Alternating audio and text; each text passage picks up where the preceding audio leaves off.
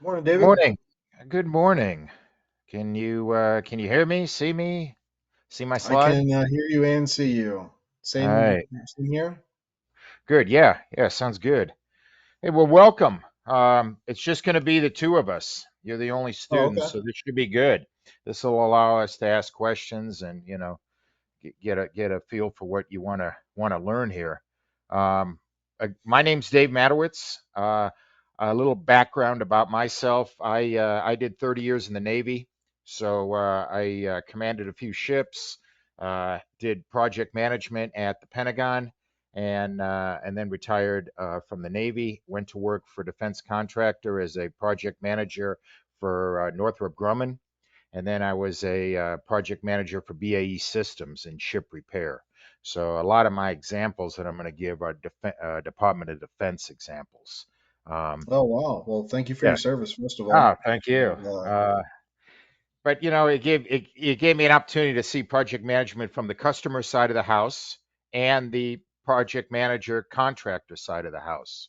So I saw both sides of the table. And I've been teaching project management for about 10 years. I teach at San Diego State University, oh, okay. straight regular project management, not necessarily exam prep courses, but doing project management. And I've been teaching exam prep courses for about 10 years as well for a variety of different companies, like this is one. Um, I teach project management, PMP exam prep a lot of the times. And this is CAPM, a different type of exam, but very, very similar.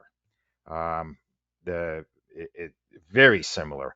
And CAPM, the difference between CAPM and PMP is that CAPM is for people who work on projects, where the PMP is for people who are going to lead the project. And that's about the Gotcha. only difference between the two. Um, one of the things I've noticed is they just changed the exam, the CAP exam, about a couple months ago, and they changed the training format. What the slides we're going to go through are from Project Management Institute, PMI. They're the organization who writes the textbooks, writes the exam, does this, puts this training together. They're kind of the one-stop company for all things project management, and they do both the CAPM and the PMP and a lot of other project management exams. There's a lot of them out there besides those two, but so they do them all. And the slides I'm going to show you over the next 4 days are brand new. This is the first time they're using these slides. These slides are only a few months old themselves. Um, One of the things I've noticed about these slides is they're very, very similar to PMP slides. So Okay. I'm starting to wonder what's the difference between these two exams now, because the Oh, they just material. throw they throw a different acronym on the front of it and call it a day, probably. Yeah, I mean the material is almost identical. I'll tell you right now, because again, I've seen the PMP slides that they produced, and now I've seen these CAPM slides, and I'm telling you, uh, it's about 95% the same. Really is. It's amazing. I used to teach last year when I taught CAPM with a different slide deck. It was radically different. Um, it was a 3-day course, and there were a lot less material. And like I say, they just changed the exam here just a few months ago. So this is the new material, I guess they want you to cover. So we're going to go through this and see what we think of it. But it's very extensive. I'm impressed by it. So that's a Perfect. little bit about my background. How about your background? I'm working at Harding Energy right now. They have us going through this as part of our onboarding. Um, I've been working in project management for over 10 years now. Was working in a building materials manufacturing company, making custom countertops. So really short lead times, really demanding work. And now the role is more almost like a project engineer or a sales engineer here, where Hmm. we're doing project management on more of the design side instead of the manufacturing side. So Okay. a little bit different for me, but I think I'm going to be able to pull from my experience and then, learn more from you, David, regarding, the actual PMI certification or CAPM, as it is here. So I don't think we're going to have to take the exam necessarily, but they want us to at least implement what we're seeing here into our onboarding training.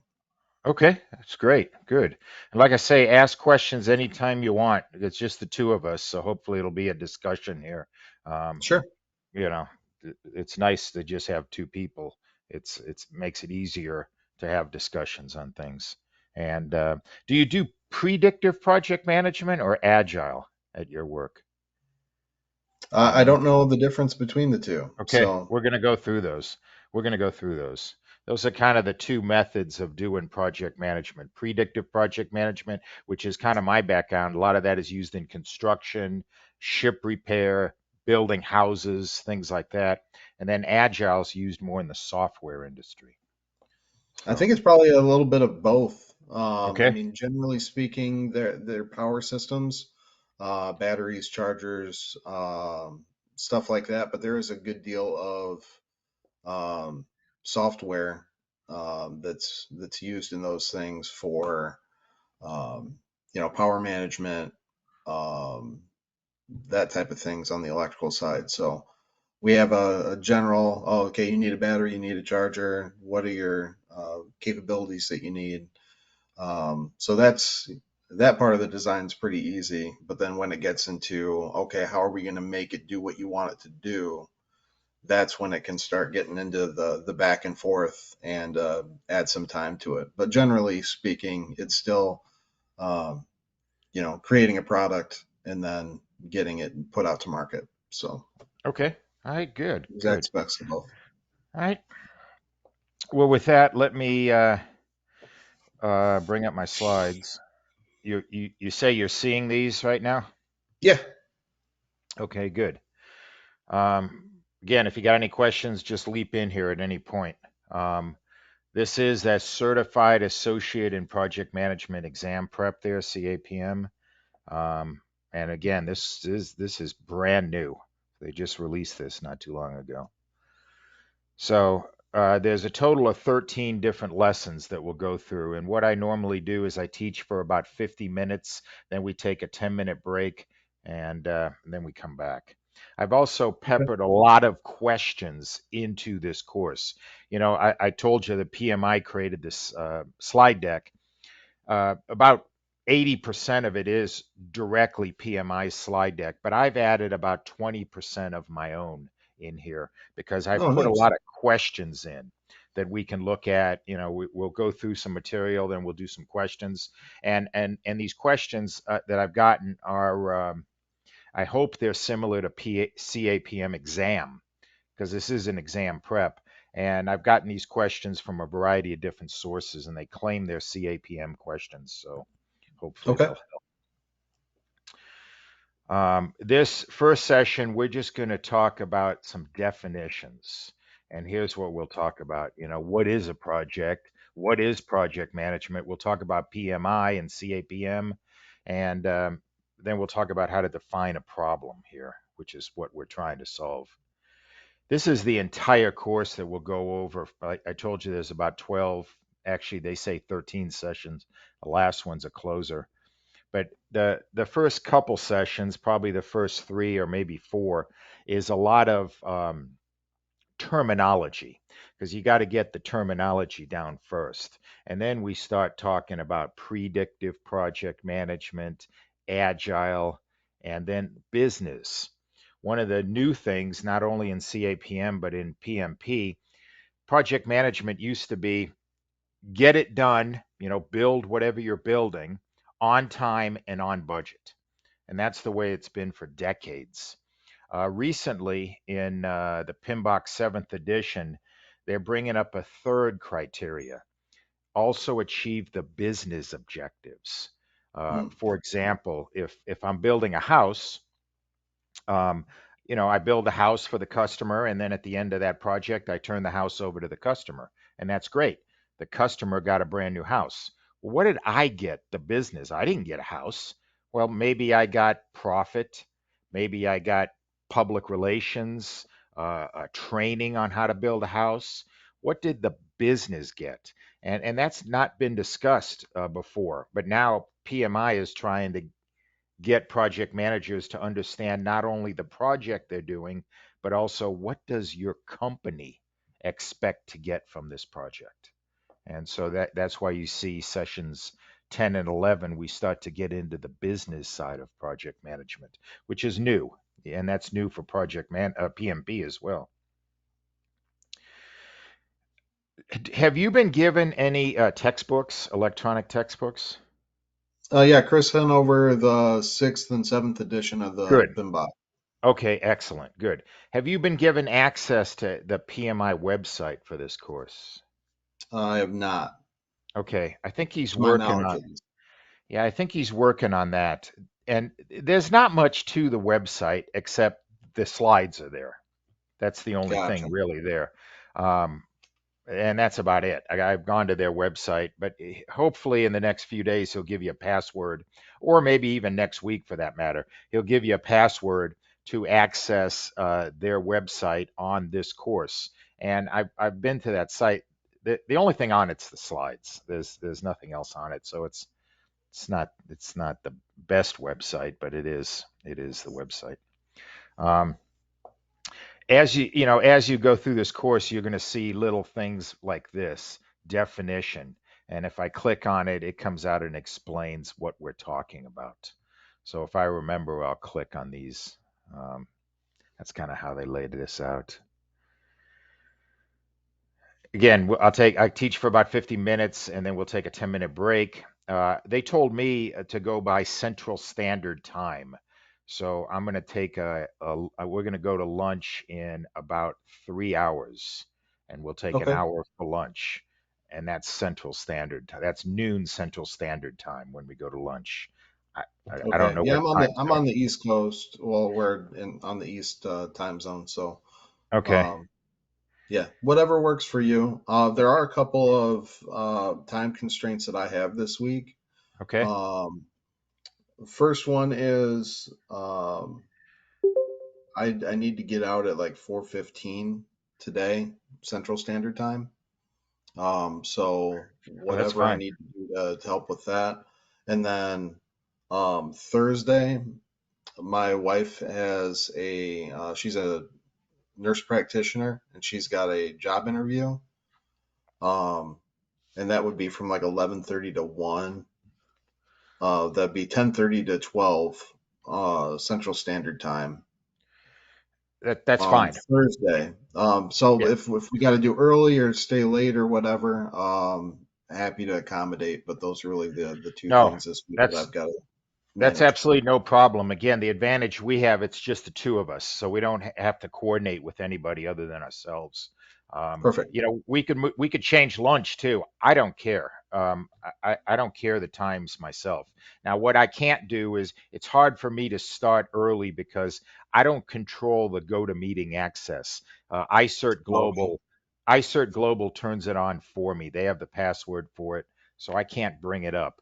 But we could always shift to a Zoom access too, because I use those at SDSU. So we could start early if you wanted to. I, Okay. I'm wide Well, I open guess to let's it. see how today Yeah. goes, and Yeah. then we'll figure it out from there. Yeah. And again, remind me each day so I remember because we can easily work with your schedule. That's easy. I appreciate Okay. that. Overview of project management. Again, this first lesson is just terminology, really. And we'll try to use some real world examples when we can. But here's the first one. And they throw some questions down here. Which one of these do you think would be a project? The three choices here. Package delivery company route. Oh, I thought they would give you an answer. Yeah, I would say that would be it. And why did you pick that? What was your reason for picking that? I mean, it's more complicated. There's more things that are working together to reach an outcome. I mean, a homework assignment could be. a project, but if it's just like writing a paper, that's a little bit different than coordinating with a team to get something done. But Yeah. And the other thing you'll find is um, a project is something that could change. And the way you explained it too, it's different. I mean, downloading a playlist, there's one way to do it. You download, playlist is there. Homework right, assignment, really, it's one assignment. Say, like you said, writing a paper. You write the paper, it's done. There's not much variables to the either one of those. Yeah. What is project management? This is the application of all the skills, knowledge. We're going to talk about all those things. That's kind of this course. The knowledge areas. We'll talk about 10 different knowledge areas. We'll talk about tools and techniques. And that's pretty much the course. Now, the last sentence there, they talk about portfolio management and program management. Those are a couple terms we'll be bringing up. Um, we just talked about a project. A program is a collection of related projects. Whenever I hear the word program, I always think of the Apollo program. The Apollo program was a collection of projects. I mean, the Apollo program was designed to get two people to the moon. Now, you would have to agree that I'm sure there were hundreds, if not thousands, of projects associated with that. You know, the most rocket was certainly. a project, the spacesuit was a project, what they ate was a project, but all those projects were related to getting somebody to the moon. So that's the definition of a program, and I do have these definitions here. Okay. Portfolio is, I always think of portfolio like a stock portfolio. That's everything you own in stocks. Well, a portfolio is everything the company does. I don't care if the projects are related to each other, completely different. I don't care if it's a program. I don't care if it's a project. I don't care if it's a operation. A portfolio is everything the company's doing. That's why you see it's to achieve strategic objectives. So if you hear of a portfolio manager, they're not necessarily looking at the individual project. They're looking at how do all of these projects that a company does move the company forward, not the project. So much higher level view of what we're doing here. Here's these PMI folks, Project Management Institute. Again, this is the one-stop shop. They're a monopoly on project management. So, have you been to PMI.org, O-R-G? You've been to I have that not. site? So that's a nice website to go to whenever you know, want to look something up for PMI. They have definitions there, they have papers, they have a lot of information. And also, I'm going to show you how to apply for the exam. That's where you apply for the exam on that Okay. website. Because again, they're the one-stop shop for all things project management. They definitely got the monopoly there. And it's a worldwide organization. They're in every country around the globe. Here is this CAPM. So this is uh, an examination or a certification that they say opens the door to project management. Again, this is designed for people working projects, not necessarily leading projects. That's where you get into the PMP. But I'm going to tell you, and you can tell me at the end of this course what you think. We're covering everything that PMP covers. I could change this to a PMP exam prep course and use these exact same slides. It's amazing. They've definitely changed the slide deck here. But you can see we're going to talk about scope, schedule, cost, quality, resources, procurement, communication, stakeholder, risk, everything. And there it is again.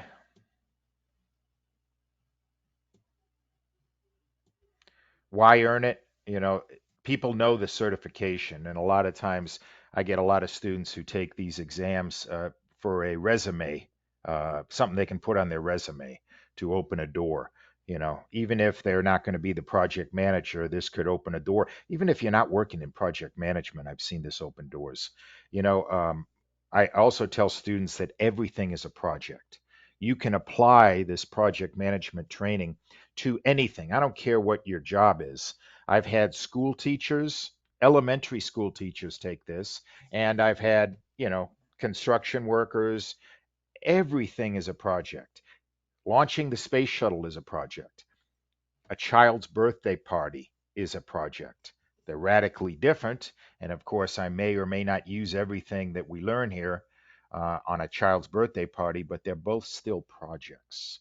So that's what I say. This training you can apply to any job. Um, I'm going to talk about uh, how to apply here in a minute, but this course that you're taking right now meets 35 hours of project management education. So it's going to satisfy that. Eligibility. Am I eligible to take the exam? You do have to apply for it. And what they're going to look for first is, do you have a secondary education, such as a high school education? If you do, you need to complete at least 23 hours of project management education. Now, this course that you're taking this week is going to give you 35 hours. So, yes, this at the end of this week, you will have completed the project management education that is required. The exam costs, but whether you're a member or not, and that's one of the first things they'll ask you, do you want to become a member of PMI? Membership costs about $100 to become a member, $100 a year. And you can see they kind of take it off the difference between a member or a non-member. Um, What benefits are there to being a member of that? They track your certifications because one of the things you have to do after you pass the exam every 3 years, you have to revalidate your certification. And that does not mean retaking the exam. It just means that you do some training, read papers, read blogs that they send you. So as Oh, a okay. member, they send you things to read or videos to watch, and you get a point here and a point there, and you got to get like 60 points over 3 years to revalidate your certification. Gotcha. And that's And they, probably a yearly, um, every 3 year. so every 3 years you pay the $100 to be a member? Oh no, that's a yearly thing. That Yeah, paying the $100 is a yearly thing. The validation is every 3 years, or revalidation. gotcha. Um, the exam's 150 questions. They give you about 3 hours to complete it. About 36% are fundamentals. That's a lot of the things we're going to talk about in the first three lessons. Fundamentals is the basics, definitions, things like that. Then we'll talk about integrating project management. I'm going to talk about all the knowledge areas, all the things you have to do for a project. Integration means bringing it all together. And then 20% is just the good old fashioned stuff that you probably think of when you hear the word project: scope, schedule, cost, quality, resource, the mechanics of project management. And then another 27% is the other knowledge areas: procurement, communication, stakeholder, risk. So about half the exam, 47%, is just the mechanics of project management. And then the top half there is the terminology. Again, 150 questions, 3 hours. Um, they only grade 135. They have test questions on there testing themselves. They're not sure if they're going to use them or not, so they try them out on people. Problem is, you don't know which is a real graded question and which is not. So Right. in your mind, there's 150. There's 150 questions. Okay. And they give you 10-minute breaks in here to do them. I'll talk about the application process and how to take it here in a minute. Well, here is the application process. Let's go to this website. Let me see if I can bring this up. This is at www.pmi.org. Great website. Okay. Let's see if you can you see this website that I just clicked on? No, Of course not. Yep. I think you just got the, Yeah. Let me try to share again. It's one of the things I don't like about this GoToMeeting is if you change screens, hang on a second. If you change screens, oh,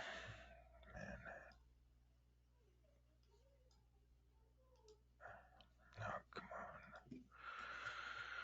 If I change screens, I lose what I was sharing.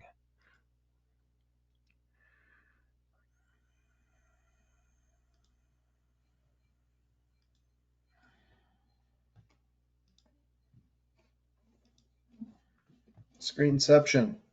How about this one? It should Yeah, say I can see that. invest in your personal best there. Okay, let me log in here because I am a member. And you don't have to be a member to apply. You don't have to be a member to do any of this. You know, um, I just do it out of habit here. But here's the thing. Here's the area certifications. And as you can see, there's a lot of exams here. And there's even more if you click in the bottom here. So they give a lot of exams. The one we're looking for is this CAPM, and you can see PMP right above it. So I click on that. Hopefully it'll come up here. And it talks about, what is the exam, kind of the slides we just went through, how to get it, application process, how much it costs, apply now. And I have a few slides on this, the price we just had. And then they got a few books here. CAPM exam content outline. Now, what this book is, and hopefully you're seeing CAPM. It's a Yep, I can see it. orange book here. It's just a 17 page book. And what it does, exam content outline, it explains what's on the exam. And here's those percentages that we just saw a minute ago on the slide, gives you an introduction. And then it goes through these domains. Here's your fundamentals, 36% of the exam. And it talks about what they're going to be asking you. Demonstrate an understanding of project life cycles. Distinguish between a project, a program, portfolio, project operation. So they're not going to tell you the exam questions, but they tell you the areas they're going to cover. Now, what's nice about this course that we're going through this week is it's based on this book. So, for example, we kind of already started on the first one here, distinguish between a project, program, and portfolio. We kind of already did that. And we're going to go through every single thing here, maybe not in this order, but we'll hit on every single one of these tasks, every single one of these enablers over the next 4 days. So that's what's nice about having the people who do the slide deck and the people who do the exam being the same person. So go to this website and, just kind of fool around on it, drift around on it, and see what you think of it. Will do. Let me try to get back to my slides.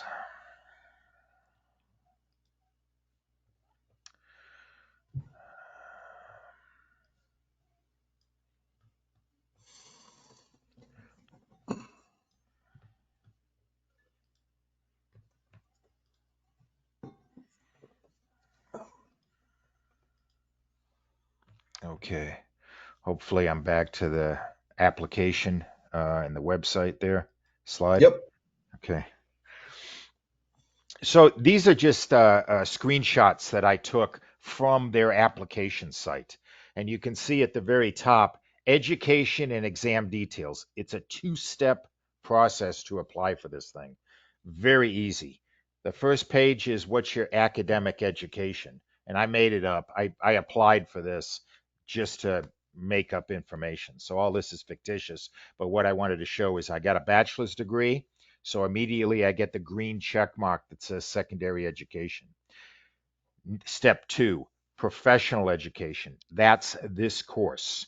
So you take this course and you get your 23 hours. Actually, you're going to get 35, but all they care about is 23.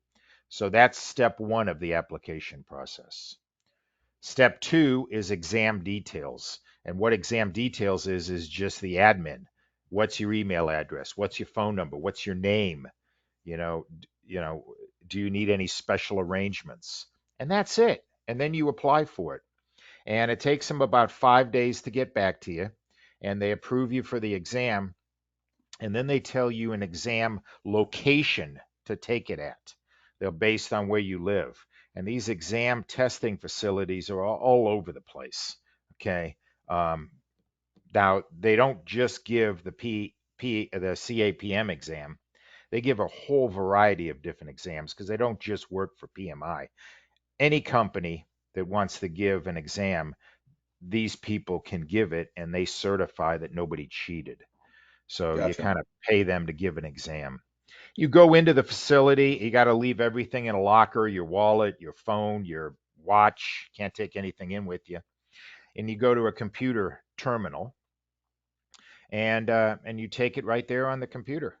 And I'll show you, again, the exam questions are multiple choice, so it's A, B, C, or D, and and that's it. And you got 3 hours to do it. You get some breaks in between there, and at the end of the exam, it's graded for you. So before you leave the facility, you'll know if you passed or failed because the computer will grade it right there in front of you.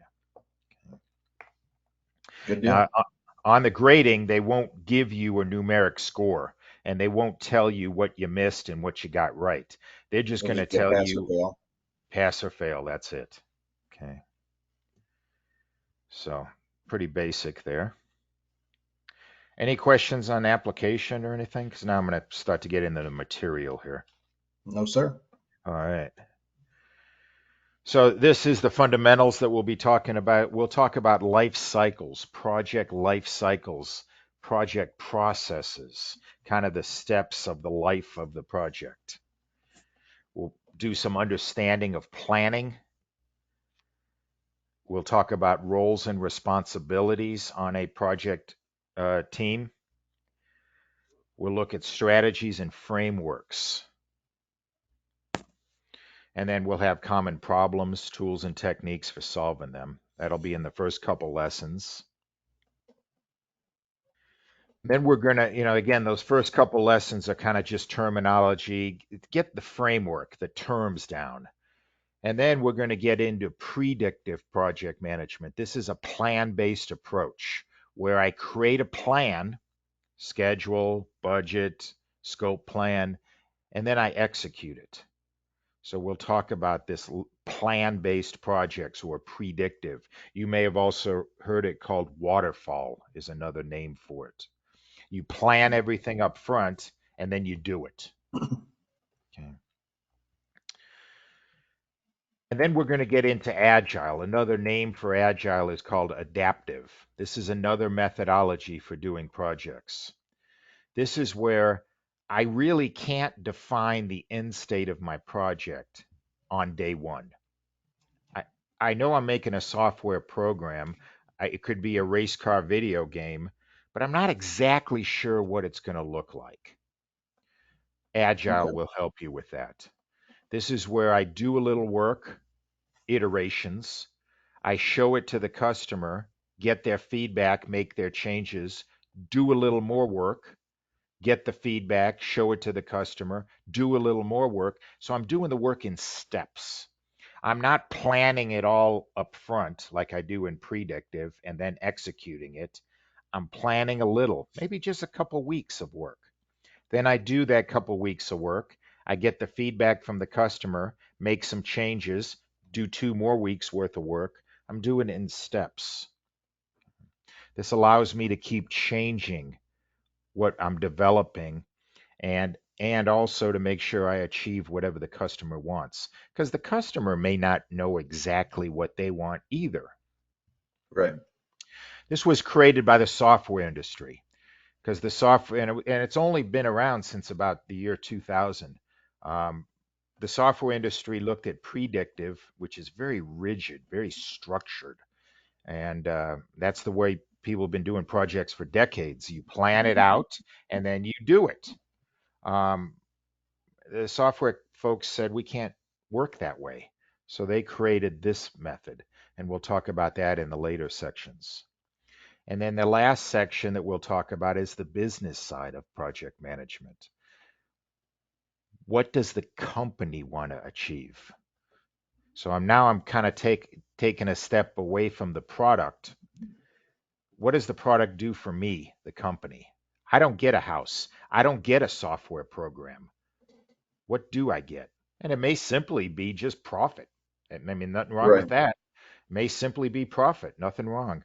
But it may be other things too. Maybe I want to get my company's name on the front page of Fortune magazine. I want to do low income housing, so I get a company name in the newspaper. I mean, those are business value, you know, that may be it. So here's the books, and I'm so glad that you have these reference manuals. Now, here's a little story on PMI. The top book there is the sixth edition, and you said you have that. That's fantastic. That book is no longer in print, so the only way you can get it is electronic. So that's a very good book, the sixth edition. And that's the book I'm going to use to teach this entire week. Just Okay. for your information, the sixth edition, like I say, is no longer in print. They've come out with two books to replace it. On the right-hand side, the PMBOK seventh edition, which you also have. Now, if you compared those two, if you looked at the sixth edition, that thing is about 800 pages long. If you look at the PMBOK seventh edition, it's about 200 pages long. So you Oh, may say, wow. how in earth could they have cut 600 pages out of this book? Because they did. Well, the way they did it was they completely gutted all the knowledge out of the PMBOK guide. I don't know why. And people started complaining because the sixth edition is an excellent book. And the seventh edition is really basic. And so people started complaining. You know, the seventh edition would tell you stuff like you need to build a schedule. Okay, how do I do that? It doesn't tell me. Sixth edition did. You just do it, Dave. Well, You yeah, just, you just do it. I mean, that was it. That was kind of what they did. That was kind of it. And project management professionals came back and started yelling at PMI, said, "Man, you people messed this seventh edition up bad." And so I think they agreed because on the left-hand side, you see this book called Process Groups: A Practice Guide. hmm. That is everything that they cut out of the seventh edition. Oh, I so mean, that's like 600 pages. it is. It is. It is. I mean, it's a little embarrassing because I've page checked these books. And if you take the seventh edition and you add the process groups, a practice guide book together, you got yourself a copy of the sixth edition. So I think PMI realized that they messed up pretty bad. And so they just put out this process groups book. This has only been out a few months itself, but I mean, it's not a rewrite. It is literally the same page. They just cut and Oh, pasted. wow. Yeah. So, and the other Well, I thing you guess we'll have, see what happens with the eighth edition whenever yeah, it I comes think the out. eighth they'll shift it back probably. Uh, um, because the sixth edition, and which is what I'll be using this week, and what you have is an excellent book. A lot of good knowledge. Now, there's a few things that disappeared in there, but it's minor. Um, the other thing, the middle book, Agile Practice Guide. Now, at first, you may say, "Well, I don't have that," but you do. In the sixth edition, if you page, really, the sixth edition is about 600 pages long. The last 200 pages of it is the Agile Practice Guide. They took those two Oh, okay. books and pasted them together. Now, the Agile Practice Guide is a very good read. It's only about 200 pages long, and it tells you everything you need to know about this Agile. We'll talk about it in this course, but all the information in this course comes from these books. And the Agile Practice Guide, it doesn't make you an Agile professional, but it gives you enough information that you understand Agile. So I'm glad you got all these books. You don't have the Process Groups book, but you don't need it because you got the sixth Okay. edition. Yeah. And again, remember you have the Agile Practice Guide. It's pasted to the back of the sixth edition. Okay, this is page 25 in the PMBOK sixth edition. This is, I think, the most important page in the entire book. I'm going to be coming back to this page throughout the entire week because on this one page, This is project management. This is the PMBOK. This is the course on one sheet of paper. This is everything we're going to cover. This is everything in the book. On the top, you see process groups, and there's 5 of them. Initiating, that's when I initiate the project.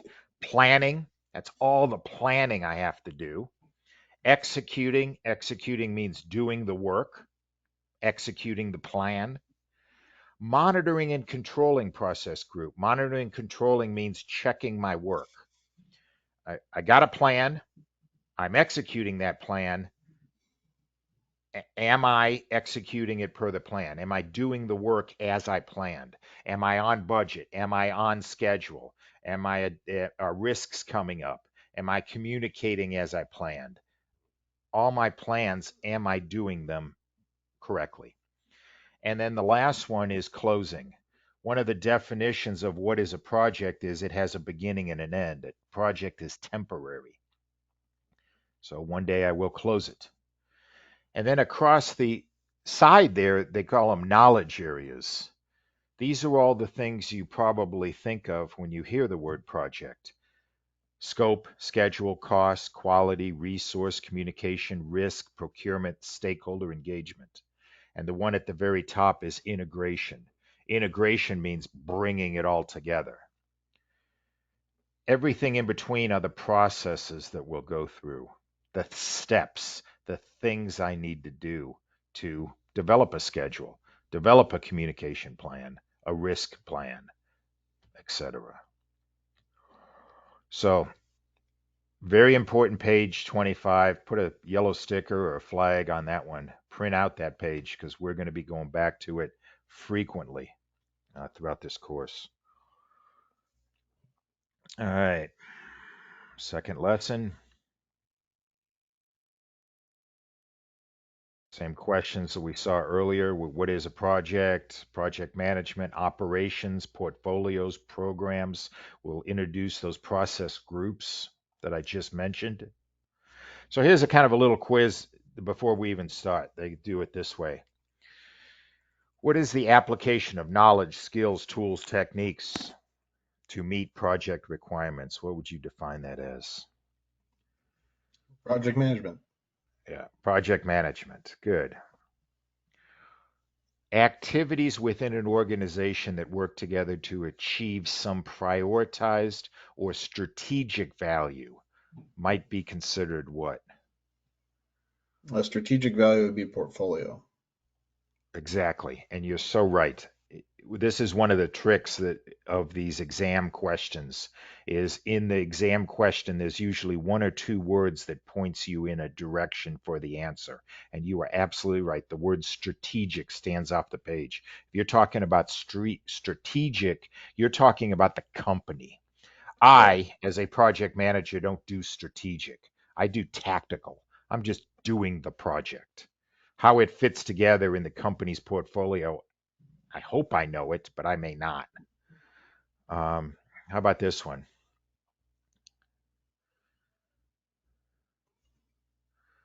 So establishing the scope of a project, refining the objectives, defining the course of action required to obtain those objectives falls under which one of those process groups, do you think? Refining leads me to planning. Okay. Or defining the course of action. Remember, planning, I'm defining planning. I'm developing a plan, simply as that. Haven't done any work yet. So I'm planning what I'm going to do. Executing is when I pick up a wrench and start to go to work. But you're right, it's planning. So that's kind of they do that in this course is some pre-questions, and then they get into the material they just ask you a question on. First one is the definition of the word project: a temporary endeavor undertaken to create a product, service, or result. Key word there is temporary. It has a beginning and an end. So it's an endeavor to make something of value, make a product, service, change something. It's temporary, has a beginning and an end, and it's unique. It's something that did not exist before or something different. Um, their example is a bridge. There was no bridge there before. Now there's a bridge. Hard to argue Project with that. project management. This is exactly the question you just saw. This is taking everything I showed you on that page 25 of the sixth edition and applying it. That's project management. Doing all that stuff that was on page 25. The application of knowledge, skills, guiding the work to get that outcome, to get that product. And then different approaches. That's kind of what we'll be talking about. We're going to start off with predictive project management, where I can clearly define the requirements right at the beginning. And then we'll talk about agile, where I really kind of got a rough idea of the requirements, but not a solid, firm definition of what I'm building. I'm going to go agile. And then there's even a third one, which may be what you do. You mentioned a mixture of the two. There's actually a name for that. It's called hybrid. So a hybrid project would be a mix of predictive and agile. Benefit of project management is it should improve your success, I hope, increase the satisfaction for all stakeholders. The term stakeholder just means anybody associated with your project. The word stakeholder is a very broad term.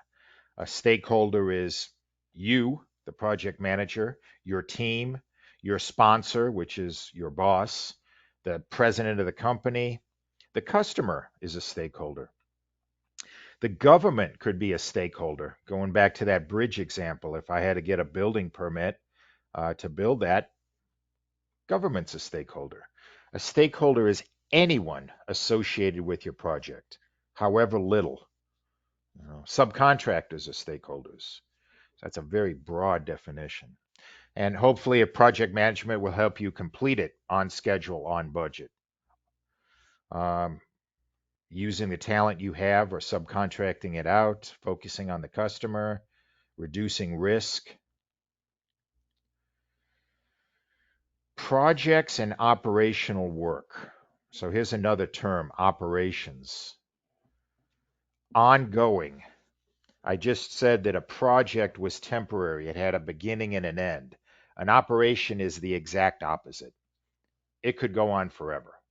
It's producing a product too, but it's repetitive.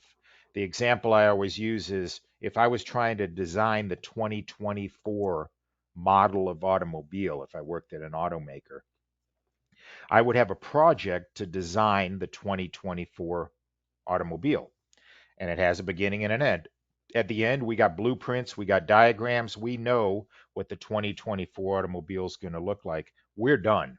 Project closes. I take all that information, I give it to the operations manager. He starts up the assembly line and starts pumping out 2024 automobiles. And he's just going to keep pumping those things out. If I don't design a 2025 automobile, he's just going to keep making 2024s for another year.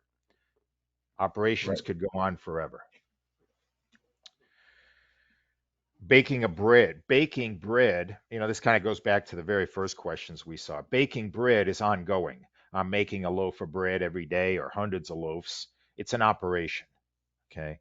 A Hmm. project in a bakery may be, hey, I want to, we've been making rye bread and that's all we make is rye. Uh, let's try making wheat. Have we ever made wheat bread? And so a project may be, hey, how do you make wheat bread? And I may make a loaf of wheat bread and I figure out the recipe. I know how to make wheat bread now. And now I'm going to turn that over to the operation folks and they're going to start pumping out wheat bread all forever. Again, they do overlap here. That's what the little diagram's trying to show you here is obviously there's an overlap. Um, again, project beginning and end, operations ongoing, unique, familiar, temporary, permanent, project manager. Here's a term on the authority. You see, on a project, the person who's running it's called a project manager. In operations, they call them a functional manager. And we'll see that term later on, functional manager. You may call them department heads or branch heads at your company, and it means the same thing. PMI calls them functional managers. It's just the department heads. The operations manager you would call a functional manager. The HR manager would be a functional manager. The shipping manager is a functional manager. Pretty much all the other leadership except the project manager is a functional manager. So you'll see that term a lot. Yeah, there's a close relations there.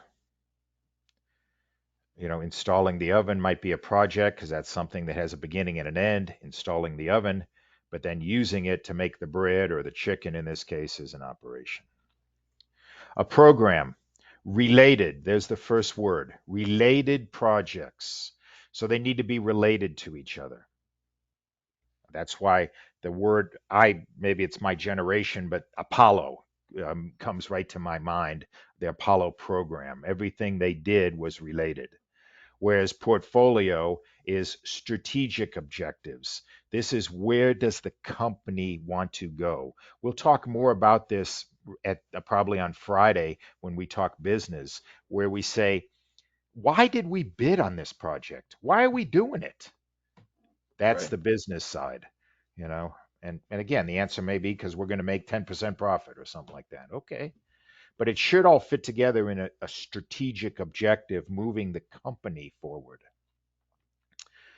Um, Again, a portfolio can have programs in it, it can have projects, you know, zero waste maybe they're all trying to accomplish something, two different programs or reduce energy consumption. There should be a strategic value to a portfolio, a higher level objective. Okay, next thing we're going to get into is those process groups. We're going to go back to page 25 again, and I'm going to talk about initiating, planning, executing, monitoring, controlling, and closing, the 5 process groups. Very important. Um, so any questions on what we covered so far? No. Okay, so I got 10 to the top of the hour. Let's take a 10-minute break, come back at top of the hour, and we'll go on to the next topic. Okay, sounds great. Okay, see you then. Thanks.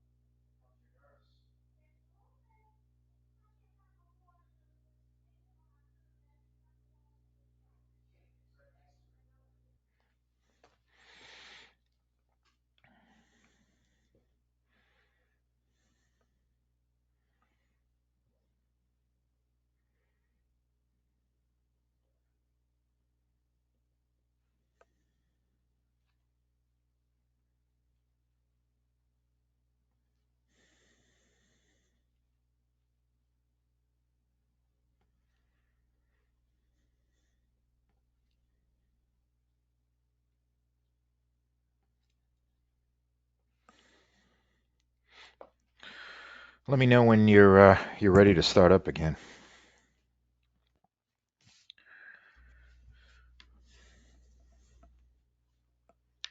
Just sat down. All right. Okay, process groups. Process is a step, something I have to do as I build this project, whether I'm planning it, executing it, or whatever. A process is just like a step. What they've done here is page 25 again is process groups is where they group all these processes. You can see there's 49 processes within this table scattered all over the place there. The numbers in front tell you where in the PMBOK 6th edition they're explained. A 4 means it's chapter 4, 4.1 is it's chapter 4, the first paragraph, and then that's what those numbers mean there. The reason they start at 4 is in the PMBOK 6th edition, chapters 1, 2, and 3 are just general terminology. Oh, Chapter gotcha. 4 is when you get to the process groups and the knowledge areas, etc. So, um, and here they are. First one is initiating. This is the defining the new project. So this is initiating, starting the project. Let me go back to page 25. You can see on initiating, that first column there, there's only two things there. Develop the project charter, and then at the very bottom, identify stakeholders. So those are about the only two things I'm going to do to initiate the project, get it started. Then I move into planning. These are all the planning process I have to do. And there's a lot of them. I think there's 24 of them. This is everything from scope to schedule to budget to risk, all that stuff, all that planning. And then executing is doing the work. So now I'm doing the work that I just put a plan together to do. And then monitoring and controlling is doing two things. One, checking my work.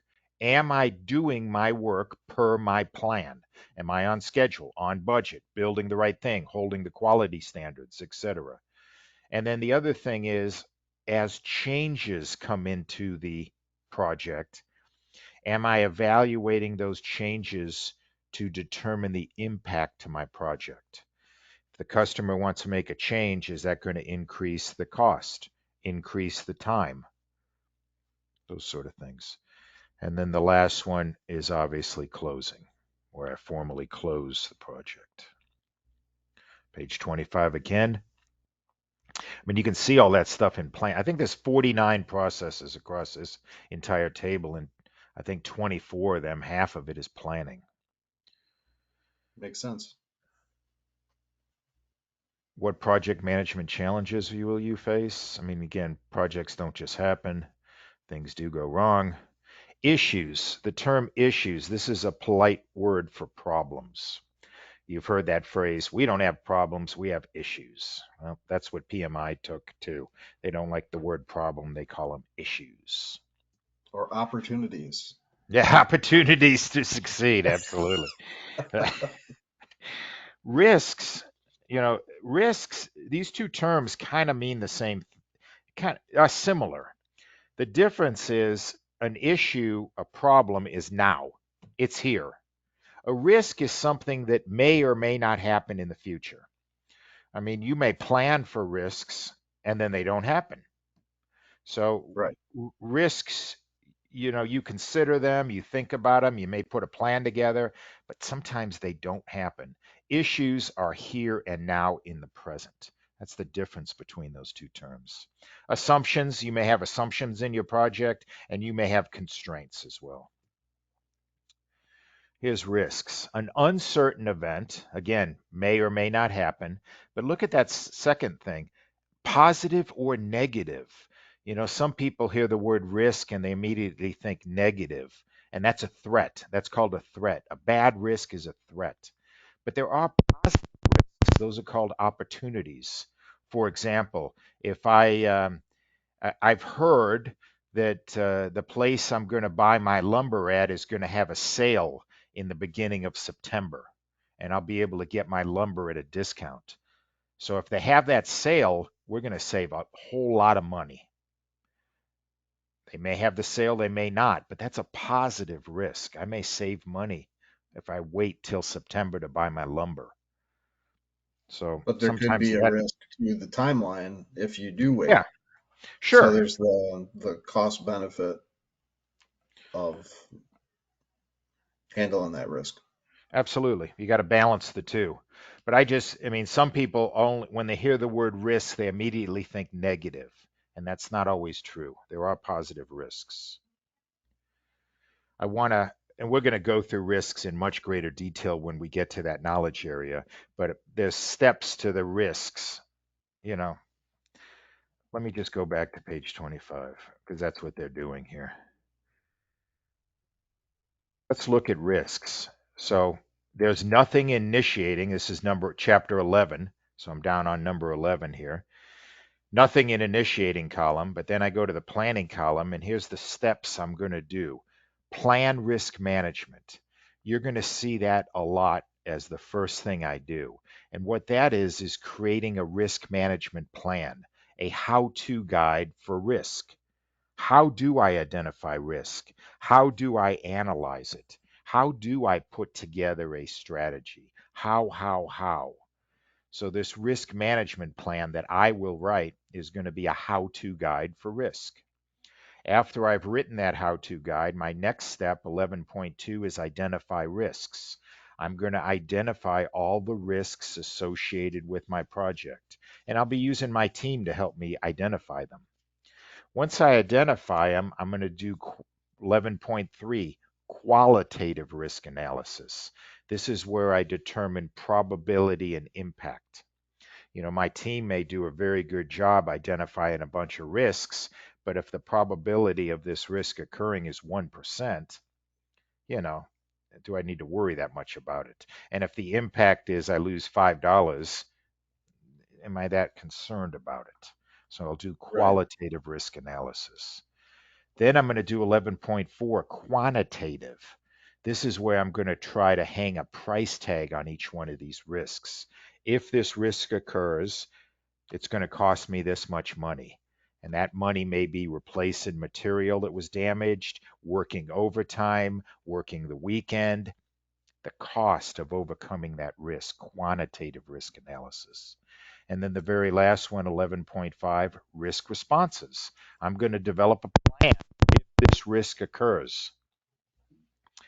Risk may not occur, but if it does, I'll say, hey, we already thought about this. Here's the plan we put together. So let's do this. That's what they're saying here. I'm going to put all this information in something called a risk register. You're going to hear that word register a lot through this course. A register is just a list. Right now, risk register is a list of risks. Later on, I'll talk about a lesson learned register, a list of lessons learned. I'll talk about a stakeholder register. That's a list of all the stakeholders. So if you see the word register, just think of a list. Again, issues are conditions that have an impact on the objectives. They're happening here and now. I record them on a document called an issue log, just a list of all the issues as they pop up. I'm going to assign somebody in the issue log to solve this problem. And I usually only want to assign one person. And the reason for that is if you assign two people, they're going to think the other guy's supposed to be working it. So you really want to assign one person to these. This is a really nice slide. This is going back to what's the difference between a risk and an issue. At the top there, risks. Risks focus on the future. They can be positive or negative. I document risks in a risk register, and my response is called a risk response. An issue is focusing on the present, the here and now. Issues are always negative. There's no such thing as a good problem. I record issues in an issue log, and my response to an issue is called a workaround. So this is a nice slide with a lot of terminology. One of the things you'll find about the exam is PMI is very particular on terminology. So they're going to in the slides, there's a lot of focus on terminology because on the exam, there's a lot of focus on terminology. So that might be a clue too as you take the exam. If you see the word workaround in a question, you immediately know we're talking about an issue here. So sometimes that's how they give you clues too. Assumptions are just things that I assume. This is what I'm assuming, and this is why I'm doing it that way. You record them in an assumption log. They may be good assumptions, they may be poor assumptions. Constraints, these are sometimes set on you by the customer or in the contract. You need to finish this by 1 December. There may be certain constraints in the contract. They may change, may shift. So how about this question?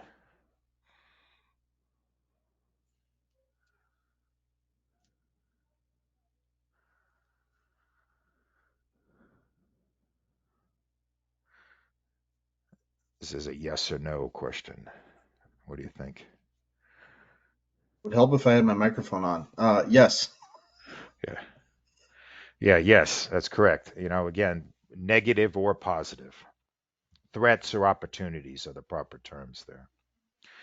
And that's the end of this section. Again, we just kind of went through some general terms there, terminology. We're going to get into lesson 3. We're going to talk about organizing for project performance, talk about domains, stakeholders, emotional intelligence. We're going to talk about how companies are organized. Let's look at some pre-questions here. What do you think of this? It's a stakeholder. Yeah, stakeholder. Again, a very broad definition. And you're right, it could be negative. Somebody who says, "Hey, this project's a complete waste of time. I told the boss we never should have did this project." That's a stakeholder.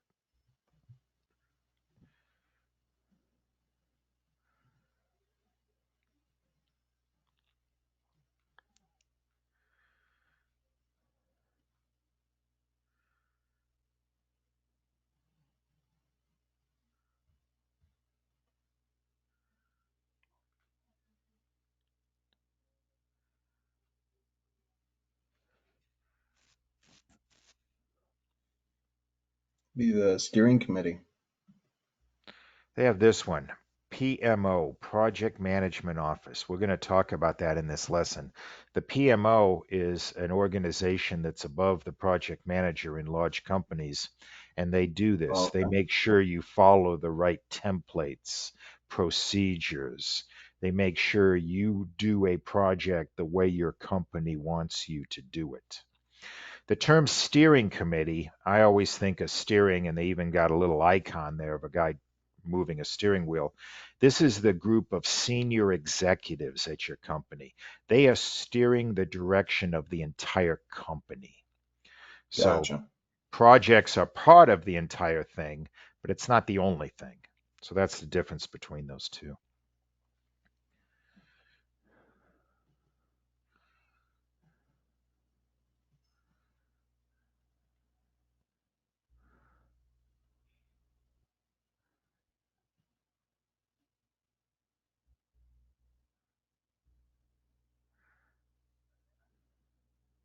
Planning. Of delivery.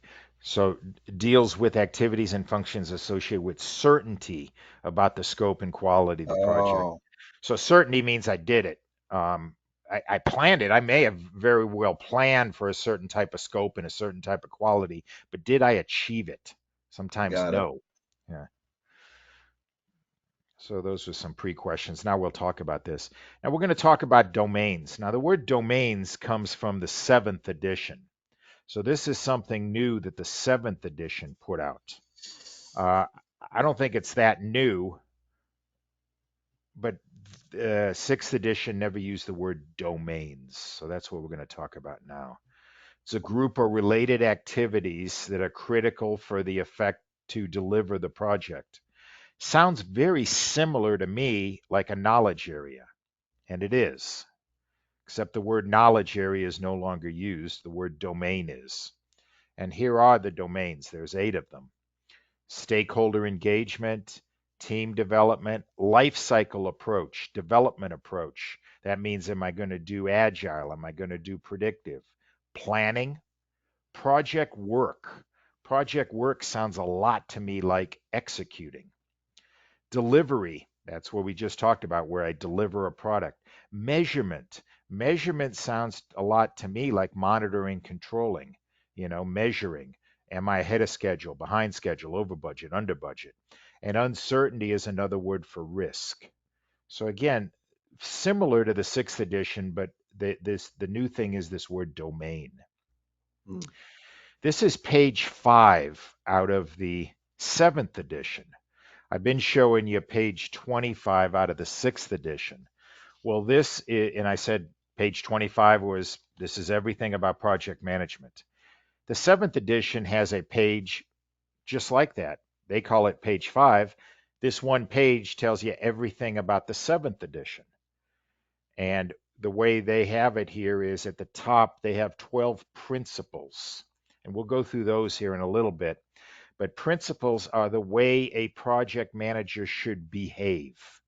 So principles, when I say the word principles, I'm talking about the project manager person, how they should behave. Domains, now I'm talking about the knowledge areas or the things I need to do the project. And that's what we're going to start with is domains. We'll get the principles here in a little bit. Here's the domains, the ones I just showed you. There's 8 of them. Let's go through each one. Now, again, this word domain is new if you're reading the 6th edition, but the concept, all these things are not new. Everything we're going to talk about now is in the 6th edition. It's in the 7th. You have to do this stuff if you're doing a project. First one, stakeholder. We have already been talking a lot about that. Look at that definition. An individual or organization that may affect, be affected by, or perceive itself to be affected by your project. I love that last one, perceive itself. So if I think I'm affected by your project, I'm a stakeholder. That definition is what you can drive a bus through that definition. I was gonna say Yeah, it yeah, doesn't leave much yeah. to the imagination there. But the only one who, you may ask yourself, well, who's not a stakeholder? The only person I can think who's not a stakeholder is somebody who's not even aware your project is happening. They would not Right. be a stakeholder. Um, and then you see that last bullet, supportive or opposed. We already said that. You could have negative stakeholders. Team domain. We're going to talk about developing teams, but when you develop your team, now your team is different from a stakeholder. Your team is your people who are working for you, directly for you. That's your team. You want them to have a shared ownership. I don't want them there just collecting a paycheck. I want them to, this is their project. I want them to own this project. I want them high performing teams. And what I mean by high performing is thinking for themselves. I don't want to be a manager, is another way of saying that. I don't want to have to tell them every single thing to do. I want them to tell me what we need to do. Okay. So I'll use some of those interpersonal skills. I'll use leadership, vice management, and I want them to help me with these domains. Life cycle and development approach. Development approach simply means, am I going to do predictive, agile, or hybrid? That's step 1. Step 2, the life cycle is, am I going to have any phases? Do I have any milestones in this project? A lot of times those are governed by the contract. I know in the military, the military, the Navy would assign us milestones. So we didn't even pick them. And they would assign us phases. So that's what I mean by life cycle. Planning performance domain. This is what I meant by saying you need to do planning but not telling you much. This planning domain addresses activities associated with initiating, ongoing, and evolving the project outcomes. This is so general. And what they mean by planning is all the stuff on page 25. Scope, schedule, cost, communications, risk, quality, procurement, all those things. It's kind of very general slide though. Project work performance. This is now executing. Okay, I just did planning on the previous slide. Let's do it now. Let me conduct communications, manage procurement, conduct those processes. I'm doing the work. And if I'm doing the work, I hope I get something out of it. I hope I get a delivery. This is what I made this week. It may not be the final product, but at the end of the week, I hope I have done something. Now the house is, I put in the windows. So the house has windows now. I still got to paint it. I still got to put in the electric work, but now it's got windows. So that's what I accomplished this week. That's what I delivered to you. And then measurements. This is where I'm going to measure. Am I ahead of schedule, behind schedule, over budget, under budget? And look at that fourth bullet, achieve business value. We're going to talk about 2 values. There's obviously the product value, this house I'm building. As I put in windows, as I paint it, the value of that house goes up. That's one value. The other value is the business value. Am I achieving the 5% profit? Am I getting my picture in Fortune 500 magazine? So that's what the project manager now needs to do, is balance those two values: the product value that the customer is very interested in, and the business value that my boss is very interested in. The bottom of the slide are three very important definitions that you'll see later on as we get deeper into the material: work performance data, work performance information, and work performance reports. Work performance data is just raw observations. I laid carpeting in the upstairs bedroom. It took me 2 days to lay that carpeting, and it cost me $1,000. That's raw data. It's just a fact. Is that good or bad? You don't know. All you know in work performance data is it took them 2 days, cost them $1,000. That's all I know. Then I move to the next step: work performance information. This is where I put it in context. And what I mean by context is I lay that next to my plan. Well, what did your schedule say? Well, my schedule said it should have took 3 days. So now I can say, well, my schedule said 3 days. I got it done in 2. We're a day ahead of schedule. How about my budget? My budget said it should have cost $500, but it cost me 1,000. But we're over budget. So now I can say that we're ahead of schedule and over budget. And that leads me to the third one: work performance reports. This is where I raise the issue and make a decision. I get in front of the team and say, hey, team, good news is we're a day ahead of schedule. Bad news is we're $500 over budget. What are we going to do? So those are three definitions that I kind of step through as I take information and then evaluate it per my plan. Uncertainty is just another word for risk. So I'm looking at the risk. Threats and opportunities, that means negative and positive. We'll talk about cost reserves. This may be money that I set aside in case some of these risks come up. We'll talk about how we establish those when we get to budget.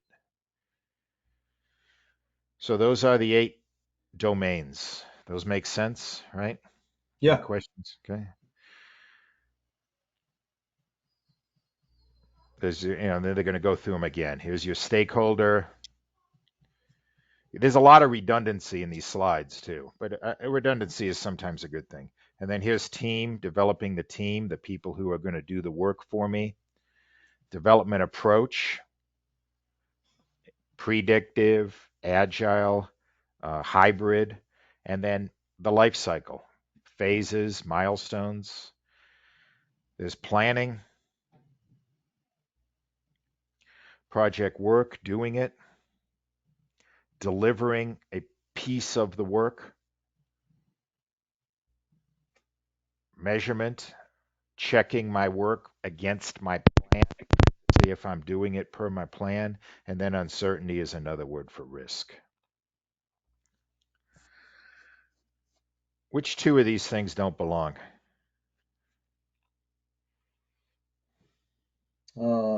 The RASI and planning. We just said we're doing planning for domains. Which one have we not Oh, talked about? stakeholder analysis. Yeah, stakeholder.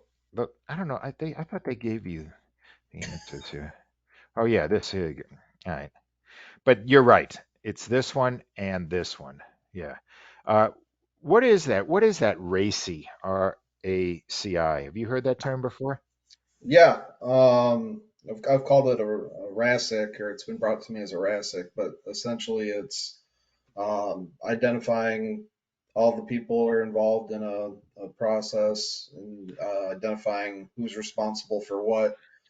Are they supporting? Are they directly responsible? Are who Okay. is the support? Who Yep. is the overall owner of everything? That type of stuff. Yeah, that's right. What it stands for is responsible, accountable, consult, and inform. That's what the acronym stands for. And you're absolutely right. You take a look at all your stakeholders and you say who's responsible for something. Responsible means the person doing the work. Accountable, I define as the person who's going to get blamed if the work's done wrong. And accountable is usually the project manager. Okay. Consult, maybe just somebody I consult, maybe the lawyer at my company. Hey, is this legal? So I'm consulting them. And informing is just that. I inform them. I may inform the landscapers that will be done painting the house on Saturday so you can start planting bushes on Sunday around the house. Um, Stakeholder analysis is another one we'll talk about later. I already told you in the initiating process group, one of the things was called identify stakeholders. Well, that's the first step. Identify who are the stakeholders. Step two, which we'll get to in planning, is analyzing them. Every stakeholder is different. This will help me determine how to communicate with these folks. So I'll be doing that analysis later. But what this question was, they were focused on domains, and those two are not domains. Everything else is a domain on that picture. Let's talk about stakeholders. They use that term key stakeholders. I told you that definition of the word stakeholders is huge. Well, there's also key stakeholders. Key stakeholders are obviously the ones that are really involved in my project on a day-to-day basis. Whom do you list? Well, here's examples. Again, the client, the customer, the designer, contractor, government, you. I mean, I could keep going. This is not a complete list. I could keep going on this. Subcontractors. This is a nice slide which uses some of those terms. The very center circle, the project manager, the project team, it's kind of the core of the project. I go out one ring, and now I'm getting into the steering committee. Steering committee, again, is the group that is steering the direction of your entire company. PMO, Project Management Office. These are the people who are, you could say, steering the direction of how projects are done in your company. They're looking at standardization. I mean, at my company, you had multiple project managers, many. Now, would you want each project manager to run projects differently? Of course not. You would want them to run them uniformly across your company. So the PMO was think of as an enforcer or a referee. They would make sure you use the right templates, you follow these procedures, you report the status of your project this way, and that way executives aren't trying to learn 12 different ways of reporting progress. All the project managers report it the same way. And then Makes the sense. last circle out there is your customers and all those other folks. Yeah.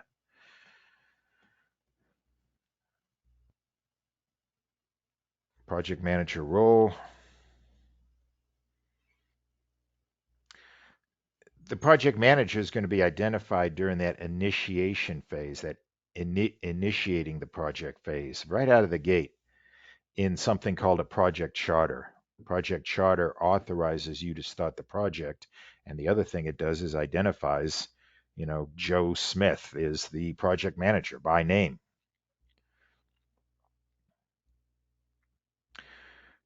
A good project manager, a good leader, a communicator, resolves problems, negotiator, team development.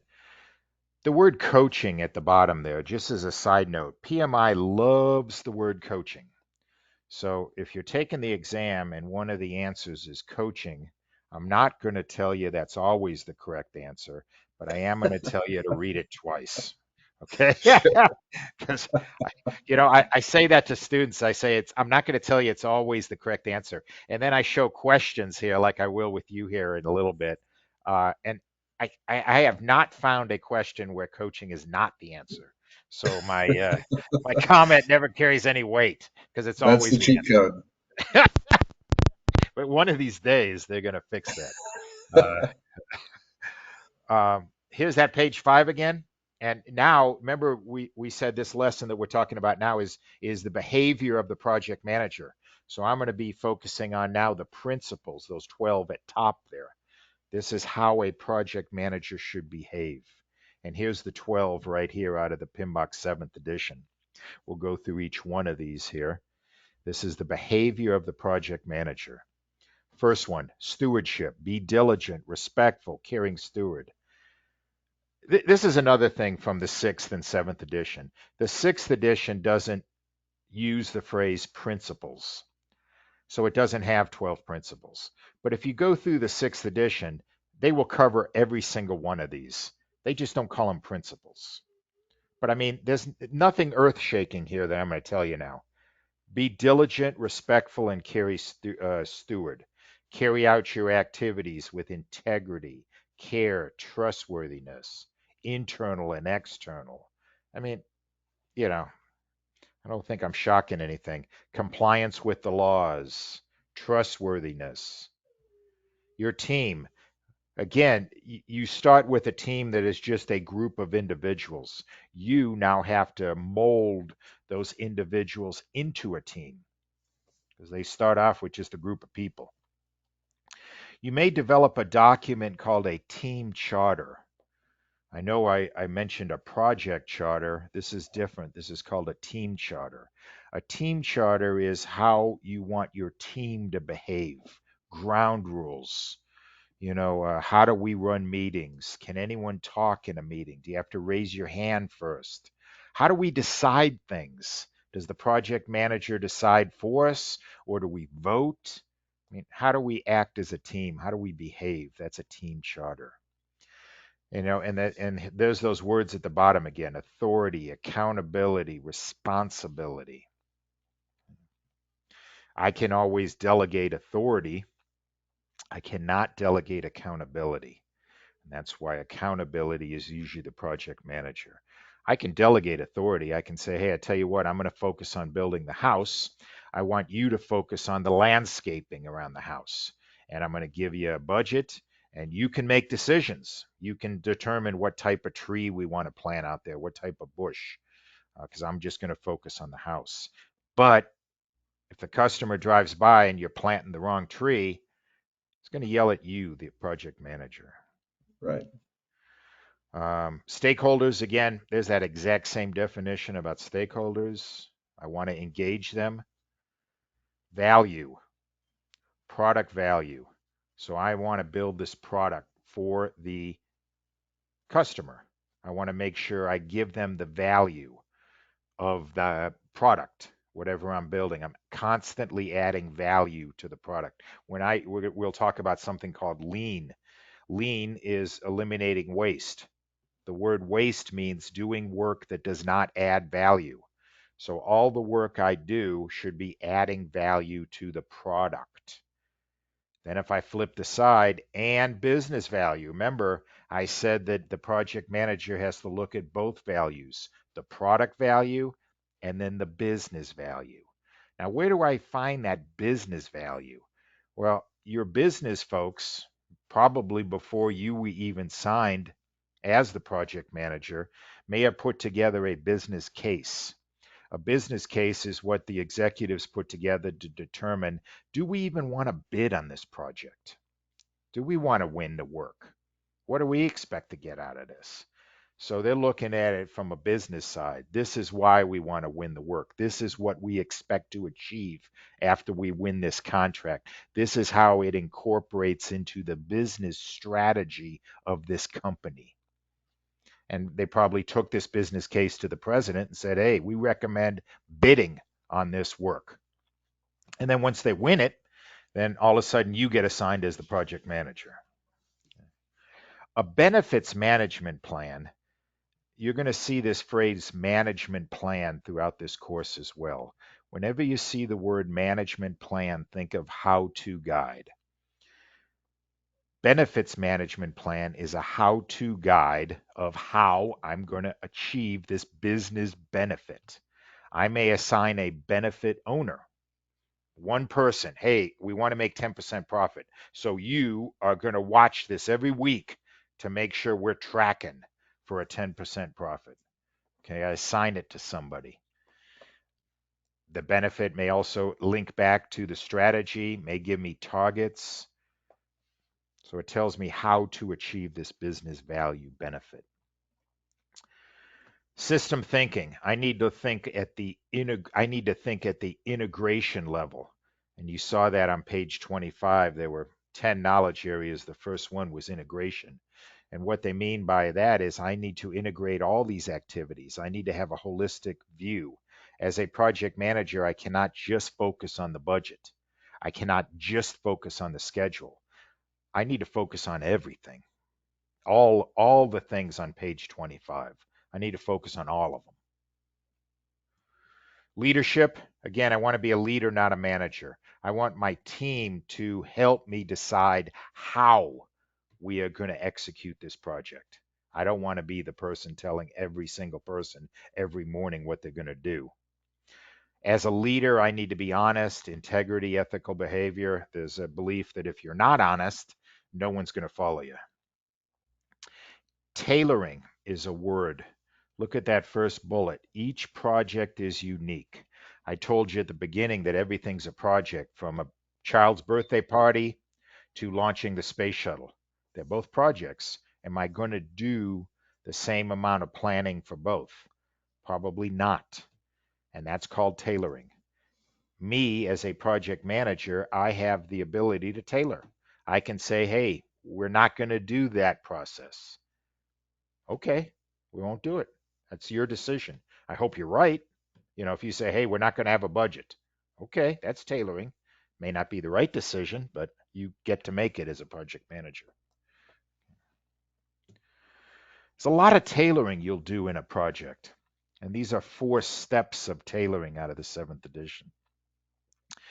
Step 1, that they call here, select initial development approach. That's simply saying, am I going to do predictive, agile, or a hybrid, a mix of the two? That could be considered tailoring. Step 2, tailor for the organization. This goes back to that PMO. Remember, the project management office is telling me this is how we do projects at this company. So this is the way you need to do it. Well, that's kind of tailoring, because you may not be doing it exactly the way the PMBOK says, because you need to follow your organization. So that's a type of tailoring. Number 3, tailor for the project. This is my example of, is it a child's birthday party or the space shuttle launch? So now I'm tailoring for the project. And then step 4, it's ongoing. I don't do tailoring once at the beginning of the project. I'm constantly going back and saying, well, let's change this, let's change that, let's not do this, let's do that. So I'm tailoring constantly throughout the project. Okay, so that's the difference between planning and tailoring. Is planning's just done at the outset. Tailoring is, going through any adjustments that need to be made throughout the project. Well, I could change my planning. I may say, we need more detail in, initially we planned very generally. Let's plan in more detail now. So I'm tailoring. Tailoring is, again, if I take that PMBOK 6th edition of all 600 pages of it, and I do every single thing in the PMBOK, I'm not tailoring. I'm following the PMBOK word for word. And that's very rare, frankly, very rare, because your company, again, is going to have ways that they want to do things. Let's go back to that project charter, the first document I write when I stand up the project. I get a lot of questions from students. Do you write that from scratch on a blank sheet of paper at work? Absolutely not. That PMO office gives me a template. I fill in the blanks. And that's the way they want it done. That's tailoring. Okay. I'm not writing it from scratch like the PMBOK tells me. I got a template, because this is the way my organization wants me to do it. So that's a type of tailoring. And then I tailor for the project. I get to make some decisions too here myself. So I may say, hey, team, we're not going to do this, we're going to do that. And then number 4, again, is ongoing, because things will change. And I may say, hey, we said we were not going to do a communication plan. And now communications is all messed up. We need to develop a communication plan. And so then we develop it. Gotcha. Quality, you know, we're going to talk about quality later. There's a belief that I build quality in. We'll talk about that. There's a philosophy in project management that yes, you do quality inspections of your product at the end, but I should not be finding defects at the end. It should not be a surprise that I pick up my product, do an inspection, and it fails. That should not happen. I should be building quality into the product as I'm building it. So at the end, when I inspect it, it should pass. Um, you've heard that phrase, build quality in. I think Ford Motor Mhm. Company had that as a motto. We'll talk about that when we get to quality. Complexity. Projects are complicated. Why are they complicated? Human behavior. Two humans working on a project makes it complicated. Okay. System interaction. All that stuff I showed you on page 25, all that has to interact. The scope, the schedule, the cost. That makes it complicated. Uncertainty. Risk is another word. Issues. Uh, risk responses, things like that. Ambiguity. I don't know how to do this work. That makes it complicated. Or worse yet, I'm Elon Musk and I'm trying to launch a spaceship. I'm trying to launch a rocket to Mars. No one has ever done this work before. That makes it complicated. And then technology. Technology changes. You know, tomorrow there'll be a different type of computer. There'll be different ways of doing things. Technology keeps marching forward. Risk, again, negative, positive. I got to manage it as a project manager. Adaptability. As a project manager, I need to be able to adapt to changes. There will be changes in my project. I know in predictive project management, we do all the planning up front and then we do executing. And I would love to live in a world where there were no changes. That world doesn't exist. Changes will happen. The customer may change something. I may change something. My team may change something. I have to absorb those changes, evaluate the impact, and then adaptability. Issues, problems will occur. Do I overcome them or do I just roll up in a ball? I got to be able to overcome them. Change happens. I need to have a process of change requests. We're going to talk about this in a later lesson where if somebody does give me a change request to change something in my project, my responsibility as a project manager is to make sure that we understand the impact of this change.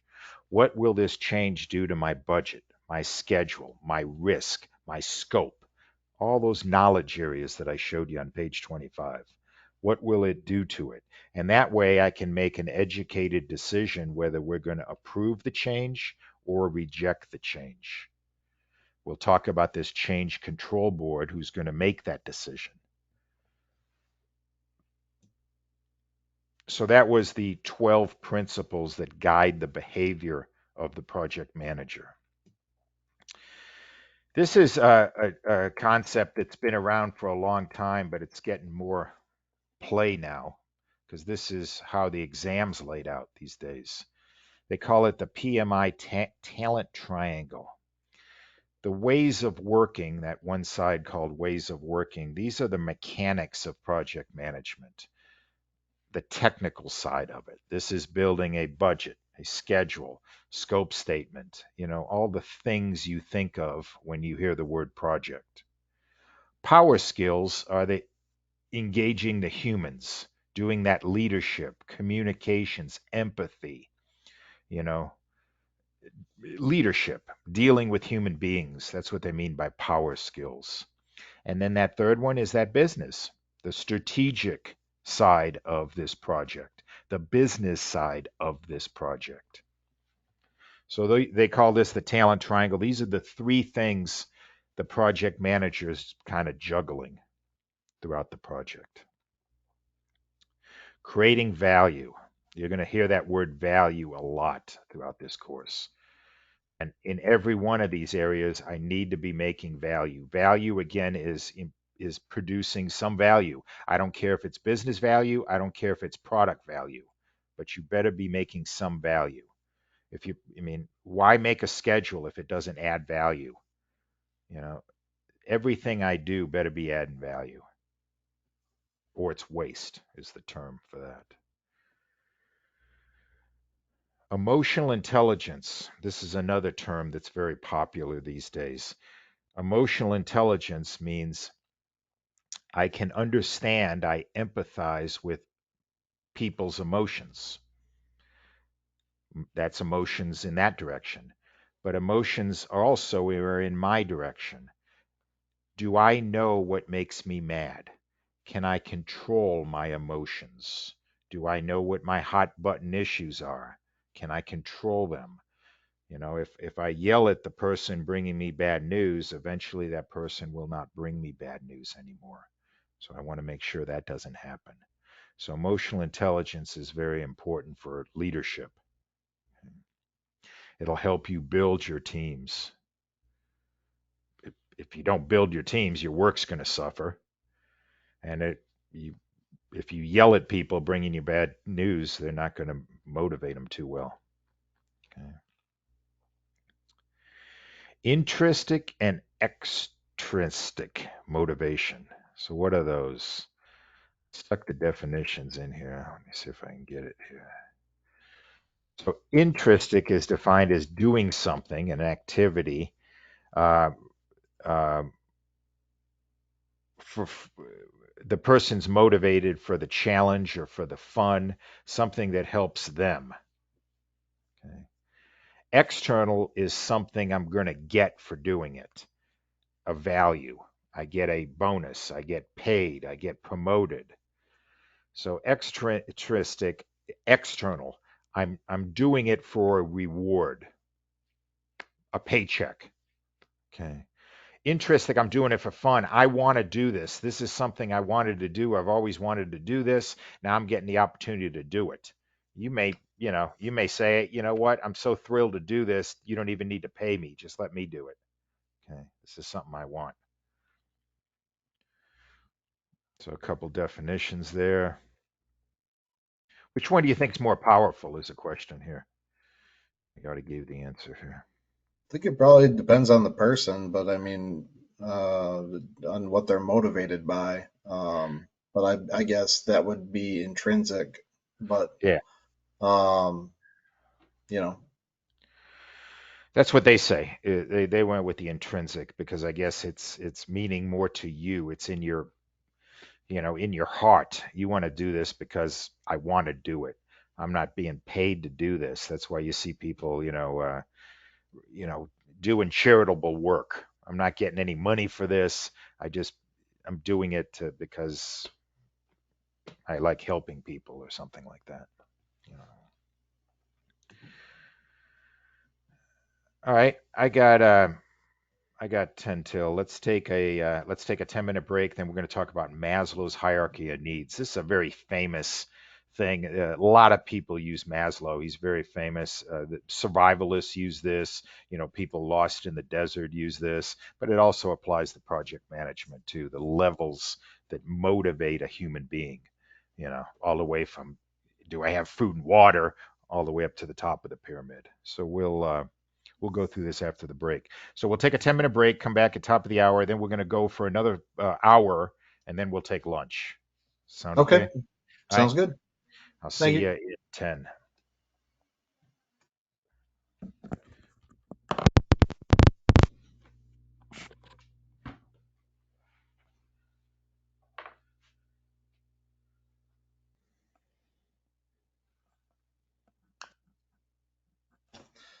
I'm here. All right. Hey, I was talking. They sent me an email. This company, iCertGlobal, and they're ready to. If you want to modify the hours or the time, anything, we can coordinate that so that we have the link up as well. So Oh, again, perfect. whatever hours you want to work, I'm with you. Let's Um, pull an all-nighter. What do you say? we could. Yeah. I, I, you know, I could knock this out quicker if you want. I mean, it's up to you. Yeah, that's good. All right.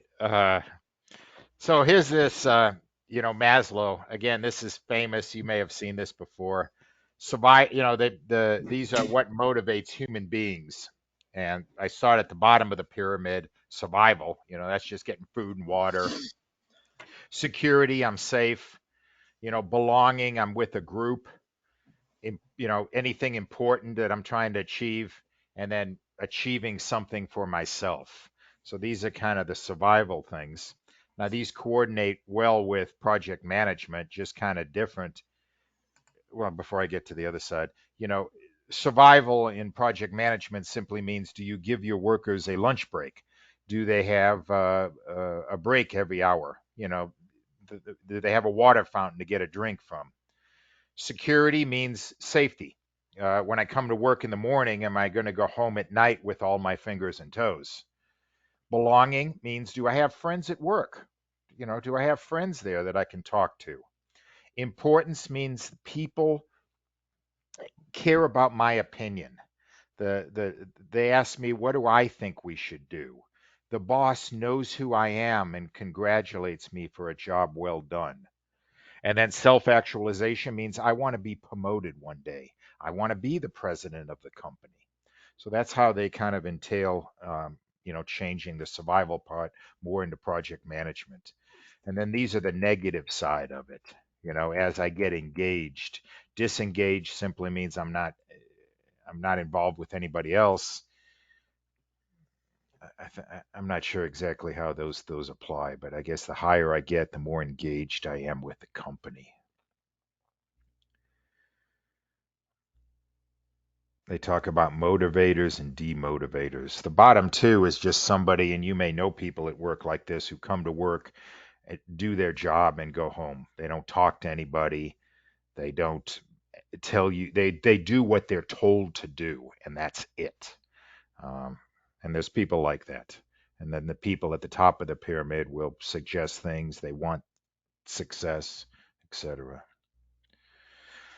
So that was Maslow. Hertzberg is another person, another motivational theorist here, and he kind of broke it up into two categories. Where Maslow had five, Hertzberger has two. He calls them motivators and hygiene factors. Very similar, where hygiene factors, these are the people who just come to work. I get a salary, I have a place to go. I don't really care about relationships with people. I don't care about being the supervisor, and I don't care about policies and rules. I just do what I'm supposed to do. Whereas a motivator is somebody who is not just doing the work itself, but they're looking for personal growth. They're looking for more responsibility, job status, recognition. They're trying to climb that pyramid.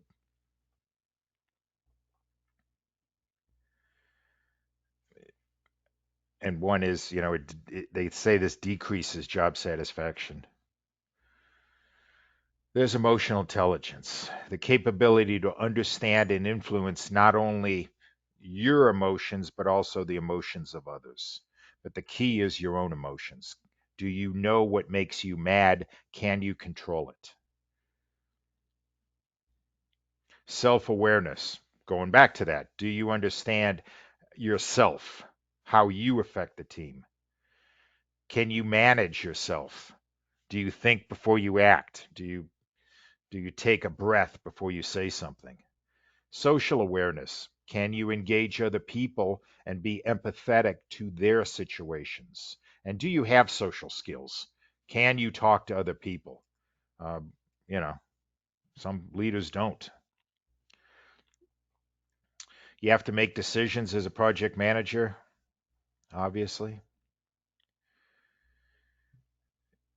Maybe, this goes back to that team charter. How do you make decisions? Do you just make them a unilateral decision? I'm the project manager and you're not. So this is how it's going to be done. Or you could still do that, but do you engage other people to get their opinion?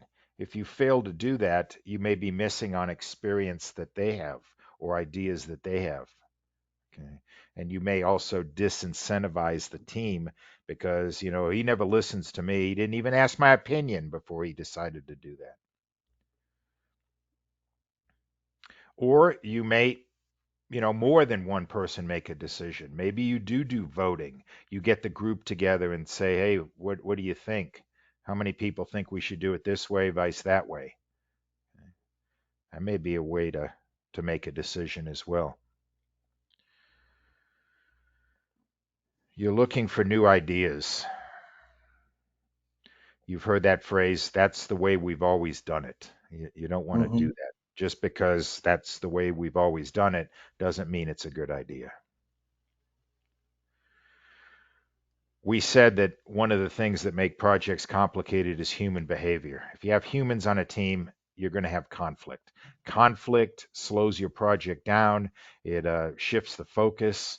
So you have to resolve conflict on your team as a project manager. You want to focus on the issues, not the people. You want to focus on the present, not the past. And you're looking for alternatives together, meaning you want them engaged in the process of resolving conflict. Organizational structures. There's that word organizational. Whenever you see the word organizational, which PMI likes, that means your company. That's what they're saying here. So how is your company organized? What are the roles in your organization? There's different structures we're going to talk about, and those different structures bring different challenges. This is called a functional organization. I have a whole bunch of functional managers there. Again, the word functional manager, you may use the word branch head, department manager. Think of the operation manager, the HR, the shipping manager, the accounting department. Those would all be examples of functional managers. But look where project is. It's a project coordinator at the very bottom of the screen.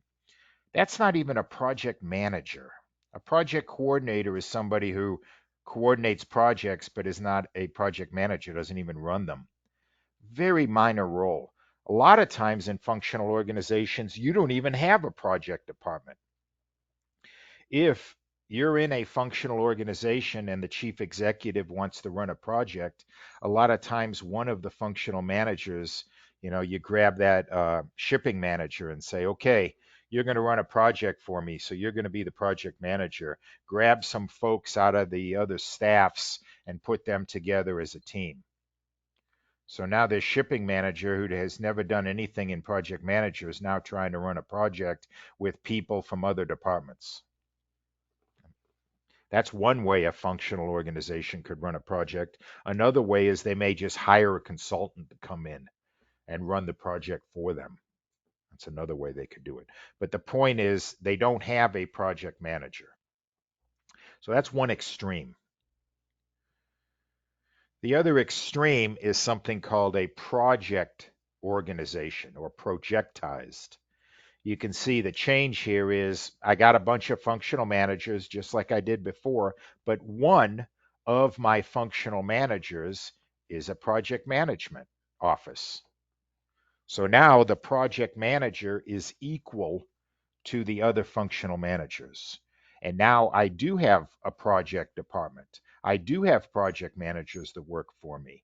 So if the chief executive thinks of a project, I got a project manager, we can do it. That's another extreme.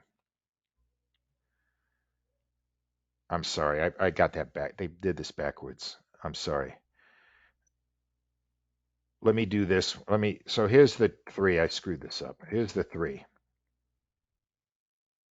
Functional organization. There's no project manager, as you can see. You got this one? Any questions Yeah. on this? The next one I want to talk about is a projectized organization. This is the other extreme. Look at this one. There's no functional managers. They're all project managers. This is a company who's purely consultants. You hire them to do a project for you, and that's all they do. They don't make anything.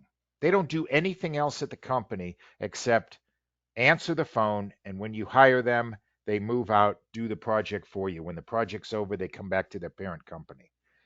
This is another extreme.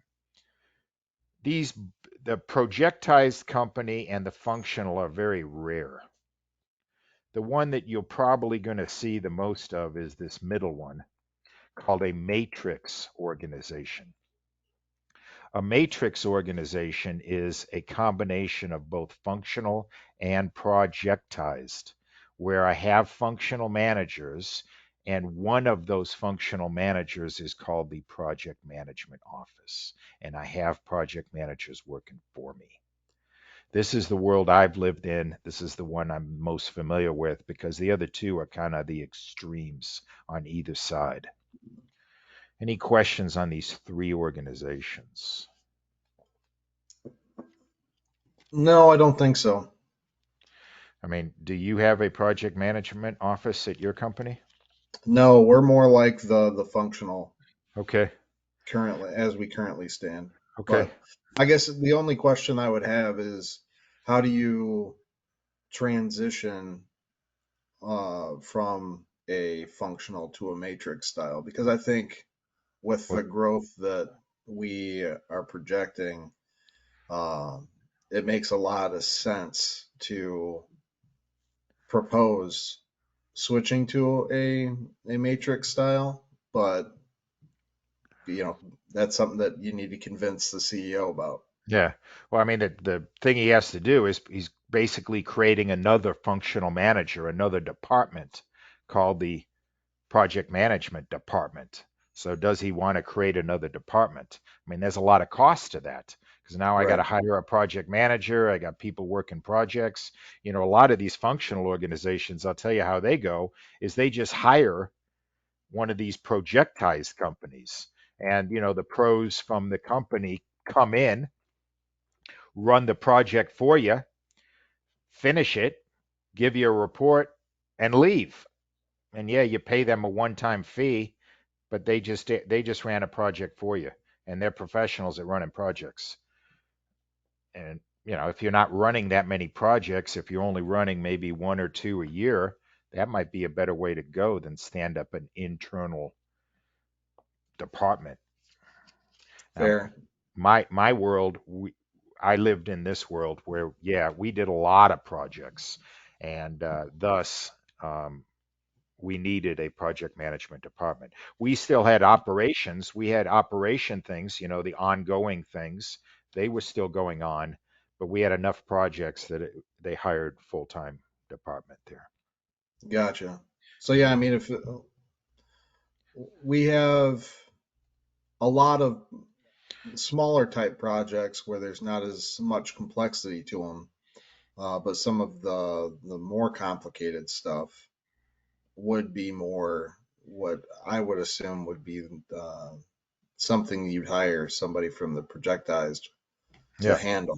But yeah, since there's so few of them, um, probably why we're doing what we're doing at this point. So if yeah, we change our business model to go after more of those complicated pieces of work, um, that's probably the only way that we'd be moving to that direction.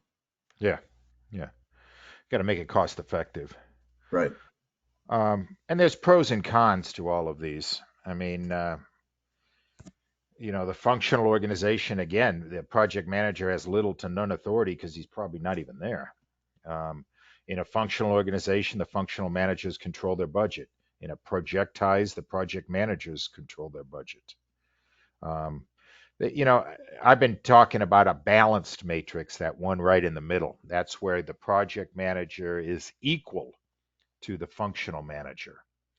Strong and weak matrix is just a slight difference, where a weak matrix, the functional manager is a little bit more powerful than the project manager, and in a strong matrix, the project manager is a little bit more powerful than the functional.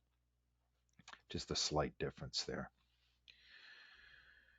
Here's this PMO office. So this is different. This is a centralized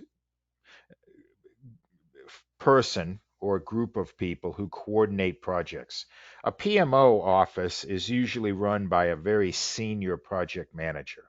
So this is a project manager who's been doing projects for 30 years, and now he supervises these junior project managers.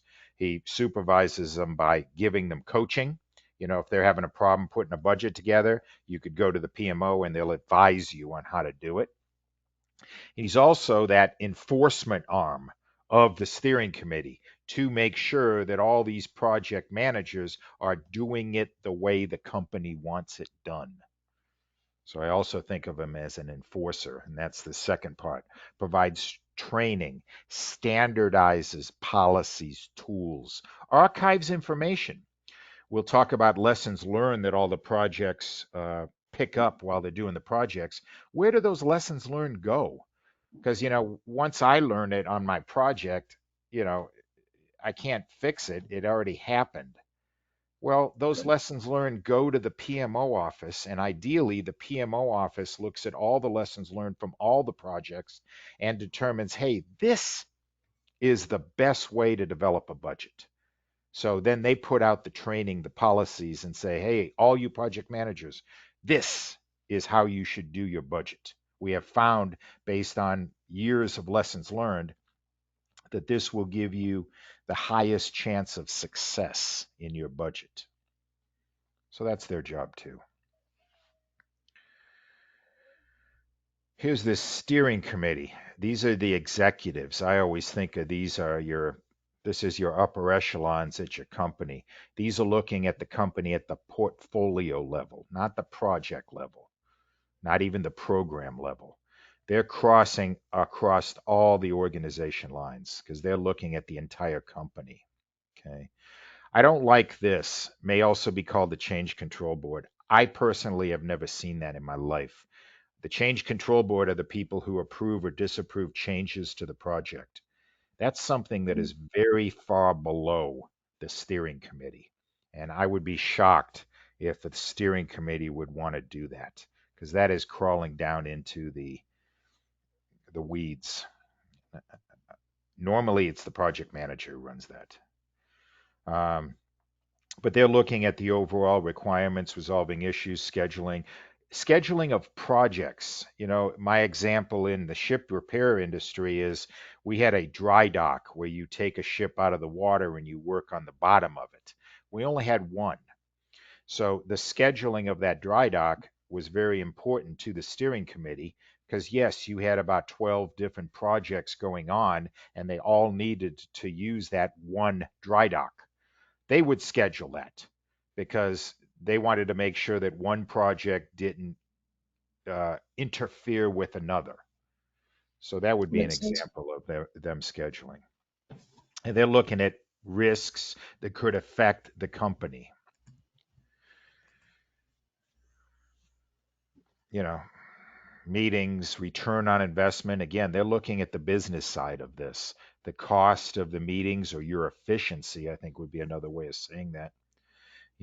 They're looking at decisions across the entire business. There's pros and cons of these organizational structures. We talked about functional, matrix, projectized, and that's the only slide I got. What would you think would be, I guess they're looking, maybe I got questions here. No. What do you think would be a pro con of these things? Any comments on that? Well, what I like about the matrix style is the authority that the project manager has um, to impact change directly. I mean, I've got experiences in the functional where it's like, hey, I need them to be working on this, but they're not your direct report. You have, Yeah. they've got their own stuff that they're worried about. And just because I need something done doesn't mean that, that hits their priority list in the same way. But at the end of the day, I'm the one who's being held to a certain timeline or cost constraint or whatever those deliverables are. So, you've always got that back and forth where you've got to be a salesman and say, hey, this might not seem like it's a priority for you, but this is how you benefit by getting this done on time. So it seems like, once you get away from functional, you're getting a lot of the red tape cut and being able to actually impact things.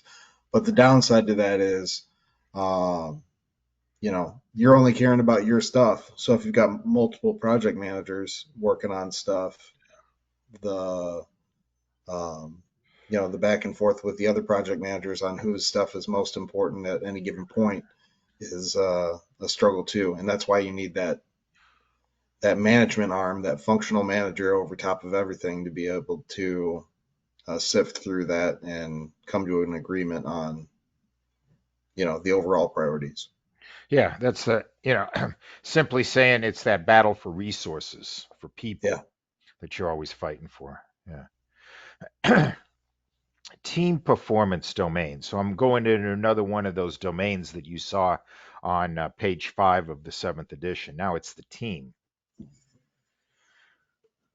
I want to have roles and responsibilities that are very clear, communication plan, the procedures, how the team works together, the skills, the benefit of them, the culture. I want to bring again a group of people together as a team. And I have a video.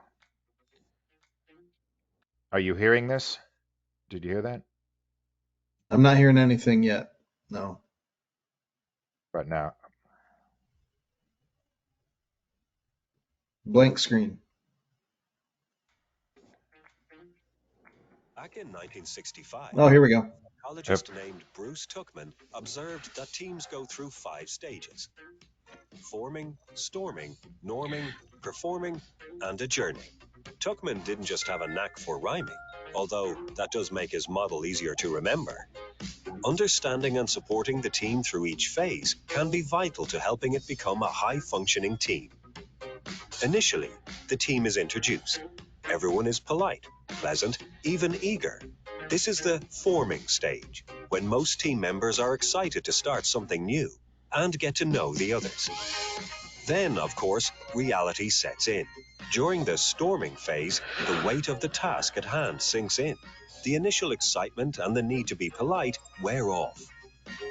Soon enough, people start to notice and appreciate each other's strengths. This is the norming stage, when the group starts to settle into a groove. Everyone is contributing and working as a cohesive unit. Eventually, the new team's members are confident and familiar enough with the project and their team that they can operate without supervision. This is the performing stage, when everyone on the team is on the same page and driving full speed ahead toward the final goal. In 1977, Tuckman added a 5th state, adjourning. Sadly, not a perfect rhyme. This phase is sometimes known as mourning because the team members have grown close and feel a loss now that the experience is over. The point of having a team is to work together. Understanding how teams develop and supporting that development is key to helping your team mature into the high-performing team it should be. so that was just the Tuckman's ladder, the 4 stages of developing a team.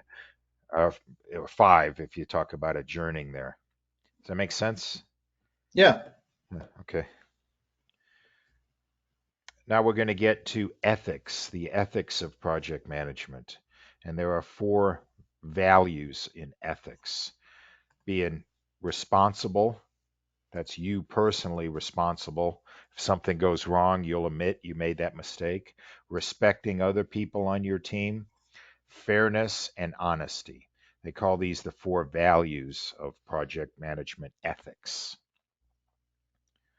And they didn't talk much about it.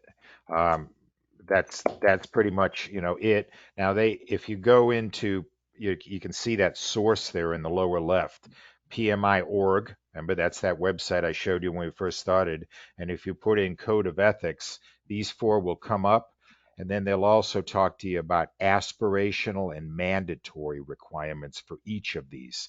Mandatory simply means that if you don't do these, you're going to get fired or you're going to go to prison. Aspirational means you want to be a good project manager, so you want to do these things. If you don't, you may not get fired, you may not go to prison, but you'll be considered a poor project manager. So they talk about those, and it's a nice little read because on the exam, they'll give you scenarios where they tell you a little story and then say, what would you do? And, they'll, you know, I've seen a question like you're given a presentation to the president, and 1 minute before you go up on stage, somebody from your team tells you all the numbers were calculated wrong. Your your performance, your schedule, your budget, all the numbers are wrong. What do you do? And they give you four options. Wing it, make up the numbers. And the right answer is you go out there and say, hey, I got the wrong numbers. We just found out my data is not correct. So I'd like to reschedule this presentation. That's the honest, respectful, responsible thing to do. So that you'll get questions like that on the exam. And there's no way to prep for them. I mean, it's just kind of common sense there. Right. So we talked about domains. Domains, again, are the way to do the project. Talked about stakeholders, the project management role. This is where we brought into those principles of how a project manager should behave. Emotional intelligence, the organizational structure.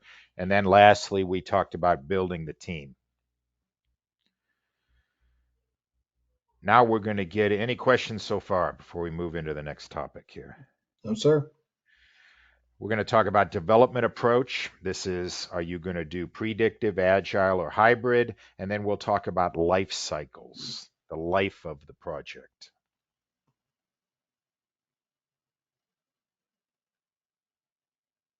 So we'll talk about project life cycles, the development approach, uh, selecting it. How do we select the development approach? How do I decide which way to go? So how about this question?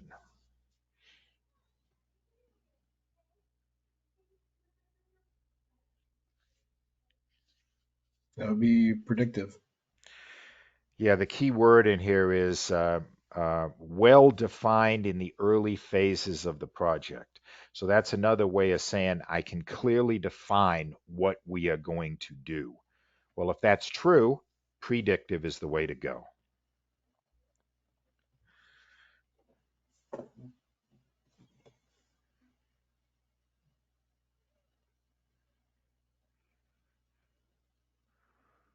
Product life cycle.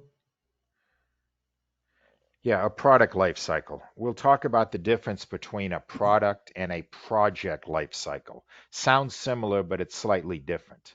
The product is the life of the product. In this case, this project called widget. Okay. Widget is the product. Throughout the product's life cycle, which may be 50 years, there'll be a whole lot of different iterations. We're going to go from widget 452 to 673. It's still the same product. It's just an upgrade, for example, I guess. How about this one?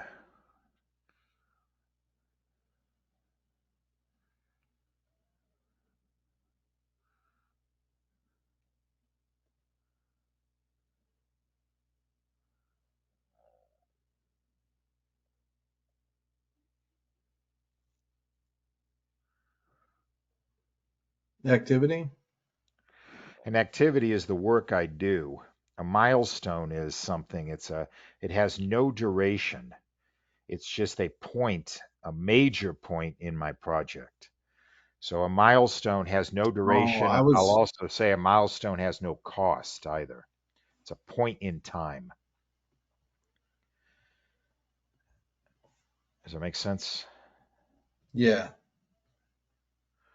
Yeah, that's a milestone. We'll talk about that too. An activity is something I do to achieve something. An activity might be I'm going to paint the upstairs bedroom. That's an activity.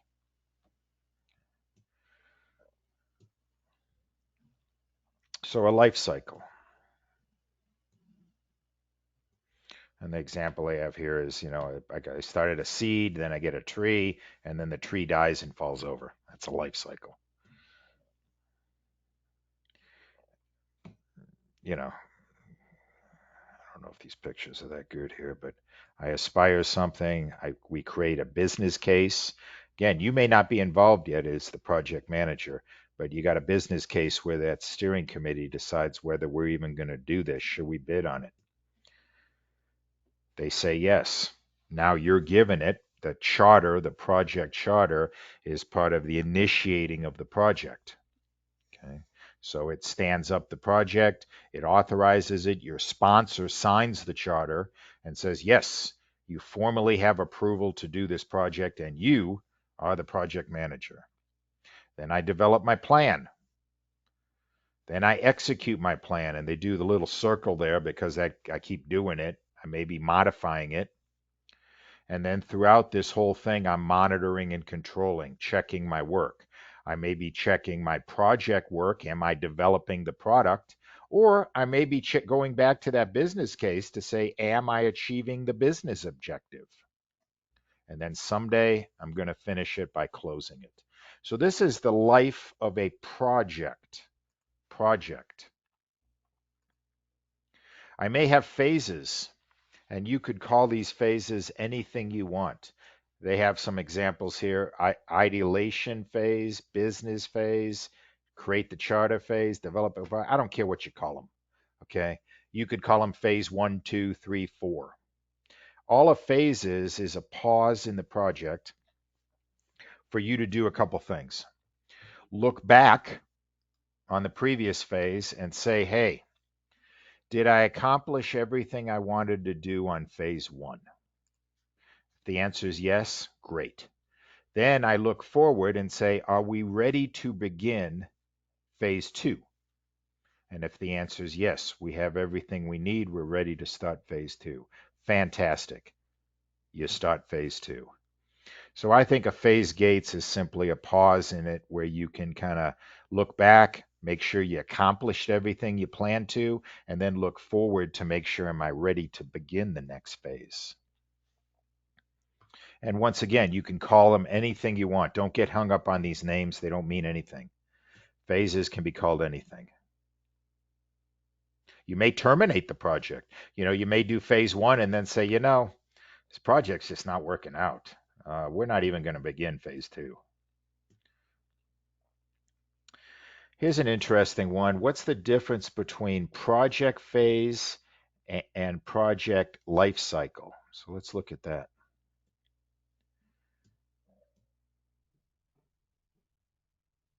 I don't know what this is. Oh, here, definitions. So here's a product. I think we talked about that. That's what I'm making in this project, something that has value. It's quantifiable. A product life cycle is the life of the product. So a product life cycle, think of an aircraft carrier. It has a lifespan of 50 years. In that 50 years of a product life cycle, because the aircraft carrier is the product, I could have hundreds of projects. Building the aircraft carrier initially was a project. Training the people is a project. Deploying it overseas is a project. Bringing it back for maintenance is a project. All projects. Over those 50 years, I may do hundreds of projects, but there's only one product.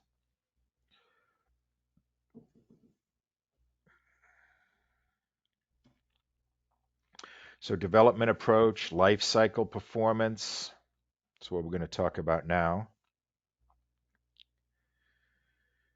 I want success in this domain, so I'm going to look at making sure I pick the right development approach aligned with my project, making sure I look at both the business side and the stakeholder value, develop that cadence of the project life, and that cadence may be influenced by these phases I may slip in there, or milestones. What is this one? Development approach. Let's see what it says here. This is where I'm looking at predictive, adaptive, which is another way of saying agile, or hybrid. And hybrid is a mix of predictive and agile. Which one works for my project? That's what I'm asking right now. There's predictive. Again, predictive, I can clearly define the work at the beginning. I don't expect a lot of changes. Building a house would be a good example. I have blueprints. I know exactly what this house is going to look like. Sure, there may be some changes, but they're going to be minor.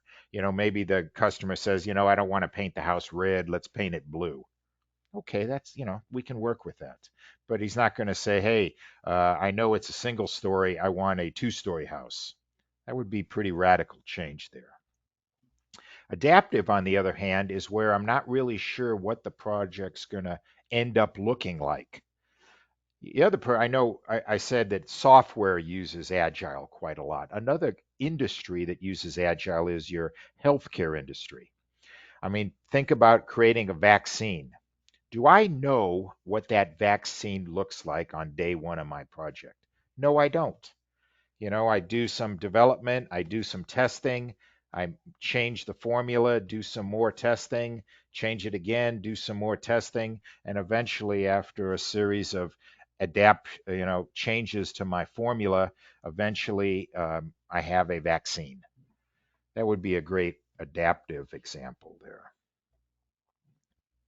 And that's why, and then hybrid is something in the middle. An example of a hybrid is, in the ship repair industry, we often have, you do mechanical work. I'm working on an engine, I'm working on a pump. That's very predictive. But the radar on a ship is basically just a big computer. That's very agile. So you could have an agile project going on the radar of the ship, and a predictive project going on in the engineering spaces.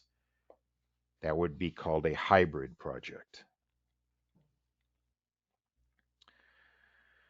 Again, following a sequence structure from start to beginning, very well planned out steps. I know what the output is. I may have templates from previous projects. I can do all the planning up front. Okay. Well-defined, stable. This is defining a predictive approach right here. Their example is a construction project. I know feasibility, I design whatever I'm constructing, I get my permits, I go to the site, build the foundation, build the framing, put in the electrical, paint it, finish, get customer acceptance. Very structured, very rigid. Not a lot of changes, not a lot of ambiguity. Now let's look at Agile. An iterative approach. Iterative means I repeat the work until the customer is satisfied. So I do a little work, show it to the customer, and then the customer says, hey, I like that, but I don't like that. Change this, keep that. And then I go back and make those changes, bring it back until he finally says, yes, I like that. It may not be the final product, but I've done some portion of the product. I get that customer feedback, and then I move on. Okay. This is where the requirements are not really well known, even maybe by the customer, may not even be able to clearly explain it. The requirements are constantly changing. Okay. I get frequent feedback from the customer, from other stakeholders too. May not just be the customer, maybe other stakeholders giving me feedback. And then I flex, change, refine, replace. And the software example is what they use. Because again, that's where Agile was created from. May do feasibility analysis. Then I gather requirements. I build something, not the final product, but I build something. I go and review it with the customer. Get more requirements, build it again. Get more requirements, build it again. Eventually, I get past that stage. Then I go into designing the coding. Okay, I design the coding, I test it. Some portion fails, I have to redesign it. Test it again, it fails. Eventually it passes. Then I integrate it into the system and I'm done. So a lot of looping back is what they're trying to say here. And then a hybrid is where I want both predictive and agile. Okay. Some portion of the project I may have very clear requirements, other portions I may not. Project activities, deliverables, and milestones. So again, a lot of definitions all morning. We haven't really got into any of the processes yet, kind of defining a lot of stuff. What is an activity? A distinct portion of work performed during the project. So some piece of work is an activity. Here's some examples, and there's more examples than this, but I'm doing something. I'm attaining a permit. I'm identifying a food vendor. I'm selecting music for my party. These are all activities. What's a deliverable? A unique and verified product, service that's produced. And I don't want you to think of final deliverable. This picture is not a very good one, I think, because it's the final product sitting there in the box. I may be talking about the final deliverable, or I may just be talking about the deliverable for this week. Hey, we laid a foundation for the house. So my deliverable is the foundation. Go ahead, go look at it. Big concrete slab. There it is. It's level, it's smooth. There it is. No, I haven't built anything on it yet. I'm still waiting for the concrete to dry, but that's a deliverable.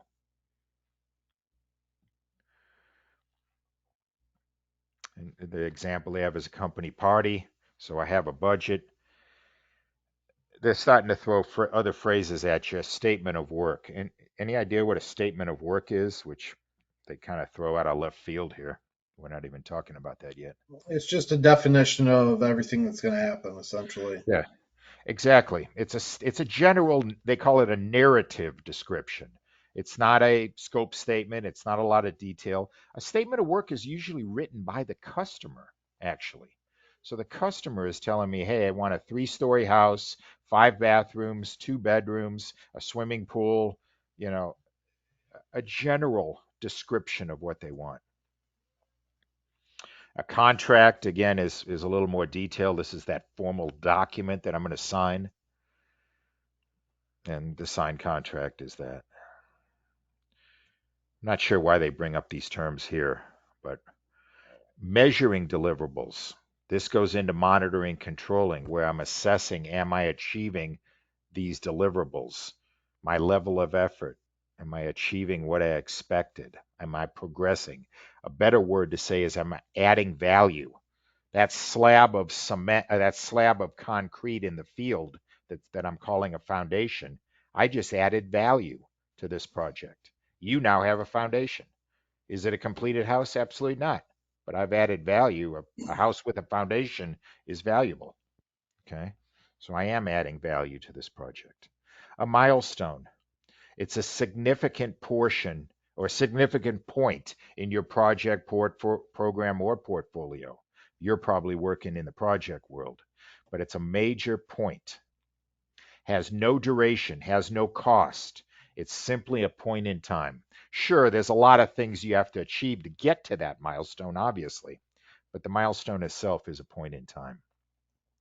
It's sometimes a target. In the military, we assign the milestones for the contractors, and they would get paid a amount of money if they achieved it. You had to get this much work done by this date, and we define that work for them.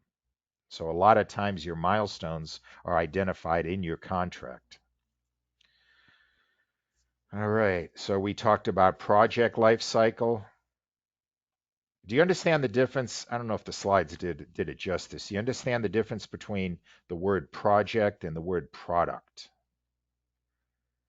Yeah, the product is something you can hold, some outcome, whereas the project is the whole process of getting to that outcome. Yeah, yeah. And then if I added on the phrase life cycle to both, the product life cycle is bigger than the project life cycle. Again, the Right. product is, How say the much use? product, is your automobile. The product's your Mhm. car. You have a lot of projects for your automobile. You take it in, get the oil changed. Well, that's a project. You drove it across country. That's a project. You change the tires. That's a project. So you may have hundreds of projects you do during the life of your product, the car, right? Mhm. All right. Let's look at some questions here. What do you think of question one?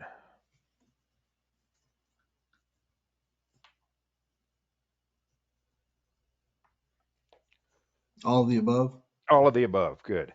How about number two? True. True. And number three?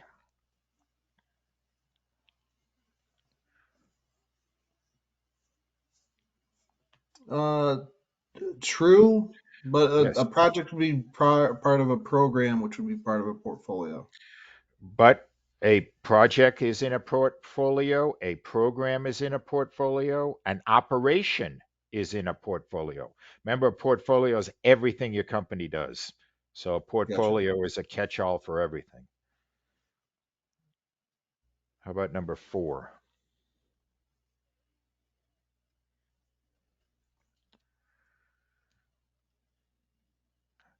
We haven't talked about this. Organizational procedures.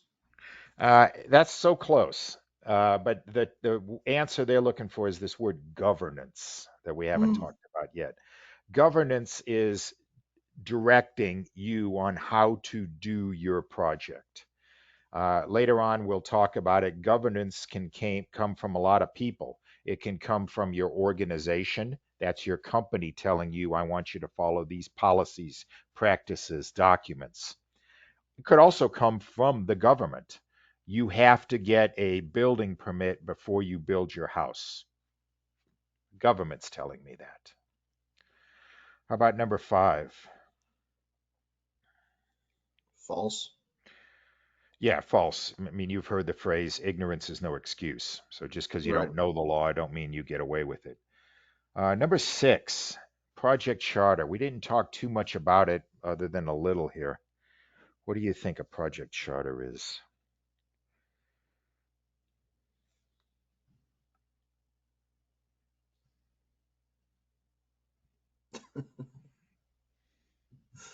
Let's go with option two. It is option two. Three and Um, four are fun though. yeah, but they're kind of funny answers. But I'll tell you, on the exam, there will be answers like that. They will have ones where they kind of they throw it away. They make it a three choice instead of a four. Um, Gotcha. but what again, the project charter is your very first document. This is the one that is signed by your sponsor, and your sponsor is your boss.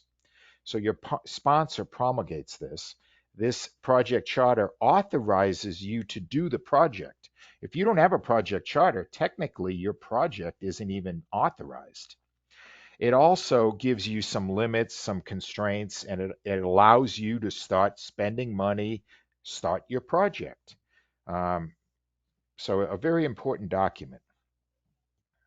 Number seven, we haven't talked about this yet, but conditions not under the control of your team, but it impacts you, your competitors. So things that impact my project, but I don't control them. We haven't talked about this, but it's the fourth one, EEF. That stands for Enterprise Environmental Factors. And we will talk about that. These are things that are outside of my control as a project manager, but they will affect my project. Some simple examples are the price of fuel. I don't control the marketplace. I don't know how much gasoline is going to cost. I know my project requires me to buy 50 gallons of gasoline. I don't know. I can't control that price. The weather. I'm building something outside and it's going to rain. Uh, That's going to affect my project. I don't control that. So that's an EEF. Number eight.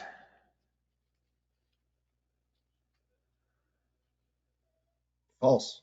That's false. The Sponsor, Somebody's got to green light it, yeah, somebody has to green light it, and that's the sponsor. unless you're sponsoring your own project. And I'll tell you, technically, if you read the PMBOK, the sponsor is supposed to write the project charter. Now, Hmm. in the real world, I'll be the first to tell you, the project manager writes the charter because the sponsor, your boss, isn't going to sit down and write the thing. Um, but he signs it. So technically, the sponsor writes it. Again, you may draft it, but he's the signer. Number 9.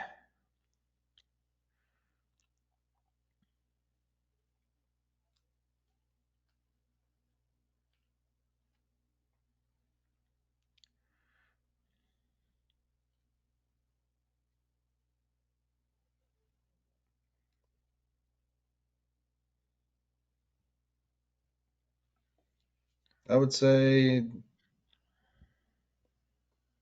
refuse to do the project or discuss with your Yep. company lawyer. The answer is refuse. And the reason is because the company lawyer one, a lot of people pick that one as well, but they say that there are some environmental violations you must overlook. So they're telling you that what he's asking you to do is a violation. So going to the lawyer might not help you because the lawyer may say, hey, that's a violation. Okay, I'm back to where I was before. So what am I going Gotcha. to do? You refuse to do it. This is one of those, you saw that slide about ethics, Hmm. responsibility, fairness. This would be kind of a question you might get on that, where they put you in a scenario and then tell you and ask you, what would you do? That type of question. Gotcha. How about this one?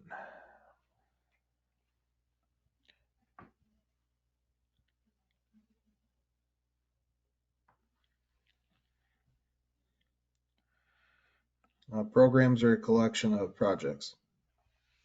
With a common goal, Yes, right? the first Common one. goal. Yeah. Yep. Related, common goal, etc. How about number 11? True. That's true. We're going to talk about change and agile probably in a couple days. Sometimes you have to be a change cheerleader in agile because change is scary and a lot of people don't like change. Number 12. C. C. Every project is unique, from a child's birthday party to launching the space shuttle. Number 13. We haven't talked about this yet, but we will. Would that be I mean, A? it's project Oh, C. management plan. Yeah, we haven't really talked about it. The thing I want you to get from question 13 is the phrase management plan. I don't care what the first word is, because we're going to talk about over this week, we're going to talk about a lot of management plans. Whenever you see the word management plan, think of how to guide, because that's what it is. We're going to talk about a scope management plan, which will tell you how to define the scope. We'll talk to you about a cost management plan, which will talk to you about how to build a budget. I already talked to you today about a benefits management plan of how to achieve those business benefits. A project management plan ties all the plans we're going to talk about, and there's 18 of them, ties all 18 of them together into how am I going to run the project. And that's it. So it's like an all encompassing plan. Number 14.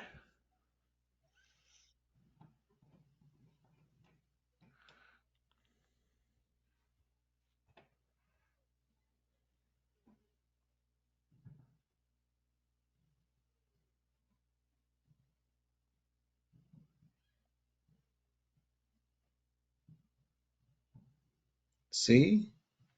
Yeah, it is C. Those 12 principles we talked about, you don't need to memorize them for the exam, but you need to be familiar enough with them that you can recognize them on a multiple choice question. And Agile varies cost and schedule.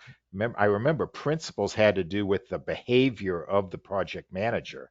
Well, that has nothing to do with the behavior of a project manager, so C doesn't fit. This is also a type of question you'll see on the exam. They love the not questions, which is not blank. And sometimes be careful reading the question. Don't. Sometimes people don't see the word not, and it obviously changes the question. Here's another one we haven't talked about: OPA. OPA stands for Organizational Process Assets. These are the way your company wants you to do things. They give you these templates, lessons learned, procedures. Your PMO may give you these things. So the answer to 15 is true. Lessons learned are one, where your PMO may say, "Hey, we learned a lesson on another project last year that this is how you should determine your quality requirements. So do it this way." How about 16?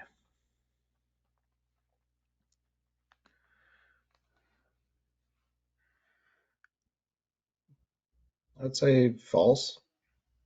It's true. Is it? Value. Value determines project success. Once again, if I'm not adding value, what am I doing? If you work all week and you have not added value to your product or your project, why did you do that? Well, I get okay. What I was thinking of is, let's say you had a large project that you wanted to make money off from, but you also were trying to get your name out there, and maybe you didn't make as much money as you wanted to, but you did achieve the goal of getting your name out there, and then that's leading to other things. So you didn't, I guess that's using value as a very in a very specific way, because you didn't get the value you wanted out of it. That was the amount of profit. However, you did have the value of getting your name out there and winning more business. But So that's value. That's value. Good publicity is value. Getting my name in the paper is called advertising, which is value. That's value. What you just described was value. No, I didn't get the profit value, but I did get value by getting my name out there, and hopefully I get more business that way. sure. And if you didn't get any value out of it, then you wouldn't have a successful project. But since you got part of what you were looking for, Right. it's You got yeah. sure. The I'm point with they're you. just trying to make there is if you are not adding value, however slight, I didn't say how much value you added, but if you had no value, why did you do it? If I Sure. develop a budget, if I develop a budget on a sheet of paper, I added value because now my expenditure of money is organized. I won't waste it. I have a budget. That's value. So again, that word value is very loose, but that's why you define it at the beginning. The product value and the business value. That's why you have a benefits management plan so that you track it to make sure you do achieve it. It shouldn't be a surprise at the end of the project is, hey, did we make 10% or not? You should, Right. you should know. You should be tracking that on a weekly basis and saying, yeah, it looks like we're gliding right into about 9%. So we're not going to make 10, we're going to be making 9. I would rather tell my boss that early than a surprise at the end of the project that we're only making 9% profit. Okay, we're going to break for lunch here. Any questions on what we covered so far? Nope. So again, what we covered so far was just kind of random definitions, really. You can see what the next thing we're going to talk about. We're going to get into the first methodology, predictive project management. So we're going to go into now we're going to get more structured discussion now, but you had to get all those terms so that we can talk about it. So that's what we did this morning. So let's take an hour. We'll come back at the top of the next hour and we'll go into the next topic. Okay. Sounds good. All right. See you in an hour. Thanks, Thanks. Dave.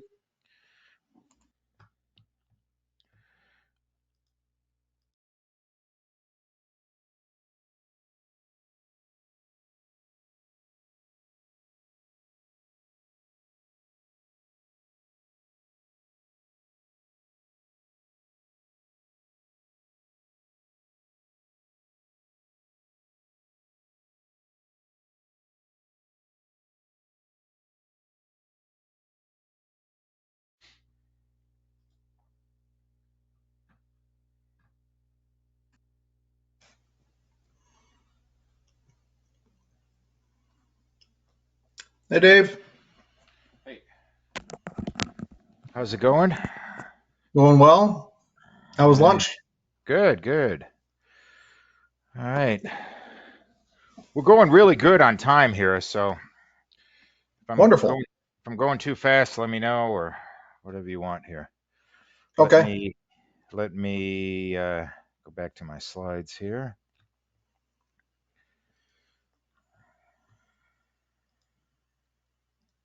So this is predictive methodology,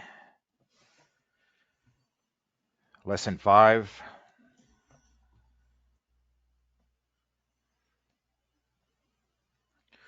So we're talking about predictive or plan-based methodology. They call it plan-based because I do the plan and then I do the work.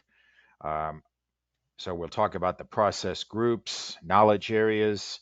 We'll talk about life cycles, project charter, project management plan, work, monitoring, controlling, and closing, all with a predictive slant here. So let's look at this question here.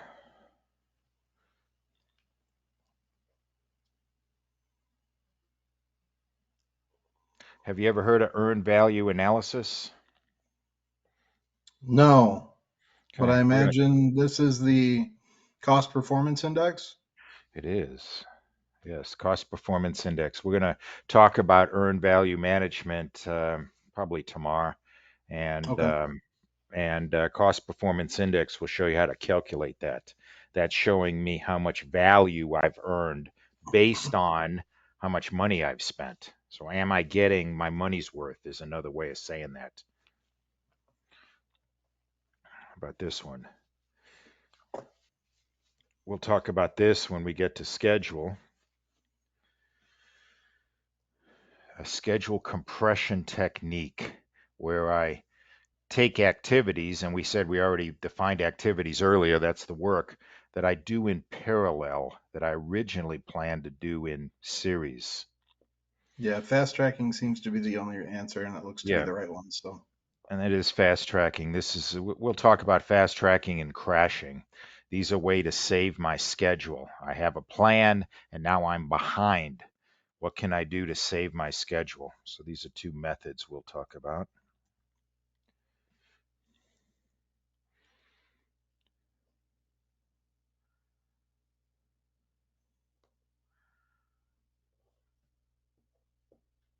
That's another one we haven't talked about yet. probably But this, 4, yeah. yeah, critical path. I mean, you can think about all the activities that you're going to do on a project, and there could be hundreds, there could be thousands. Um, some of them I have float. If I don't start it on time or finish it on time, yeah, I'm not happy about that, but it's not going to affect my end date of my project. There are other activities that have no float. I have to start them on time. I have to finish them on time. And those are called activities on my critical path. And we're going to calculate how to do that here.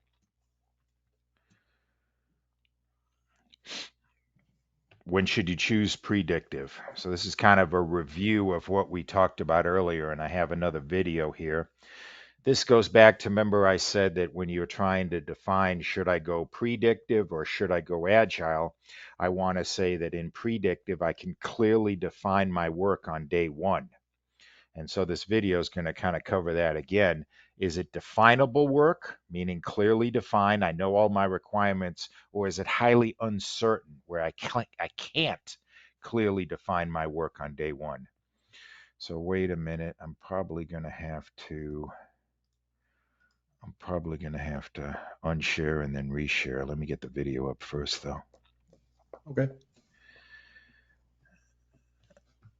You're not seeing a video, are you? Definable, I mean, a video No, screen? not seeing the video yet. All right.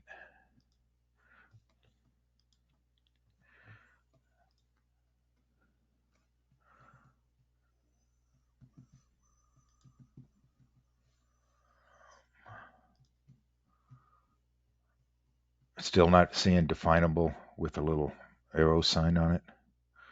No, I see PMI authorized certificate associate. Yeah, all right. I know why this is so hard.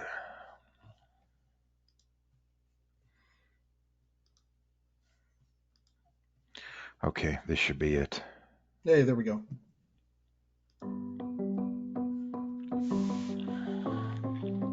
A project manager's road to success involves navigating between definable work and high uncertainty work. As unknown risks increase, so does the potential for rework and the need to adapt to a different approach. To mitigate costly and time-consuming setbacks, you must select the method that best fits the project. With definable work, much is known in advance, and actionable plans can be made up front. The team has likely done the same type of work before, and there's a high degree of predictability and a low degree of risk. High uncertainty work is where little is known upfront. As the work progresses, skilled professionals must experiment with potential solutions while adapting plans and requirements to fit the customer's expectations. Based on what is known and unknown about the project, it is necessary for you to determine if a predictive or adaptive approach should be used. This decision should be based on the following criteria. Is there past evidence of similar projects? Does the new project fit with current procedures? Could high-level activities be broken down into smaller tasks? And are there obstacles when developing a workable roadmap? Understanding the level of project complexity is also vital to a successful outcome, and transparency is key. If there are many unknowns, this should be communicated to stakeholders so expectations can be managed. The team's understanding between definable work and high uncertainty work can be used as a strategic roadmap in selecting the right direction for your project.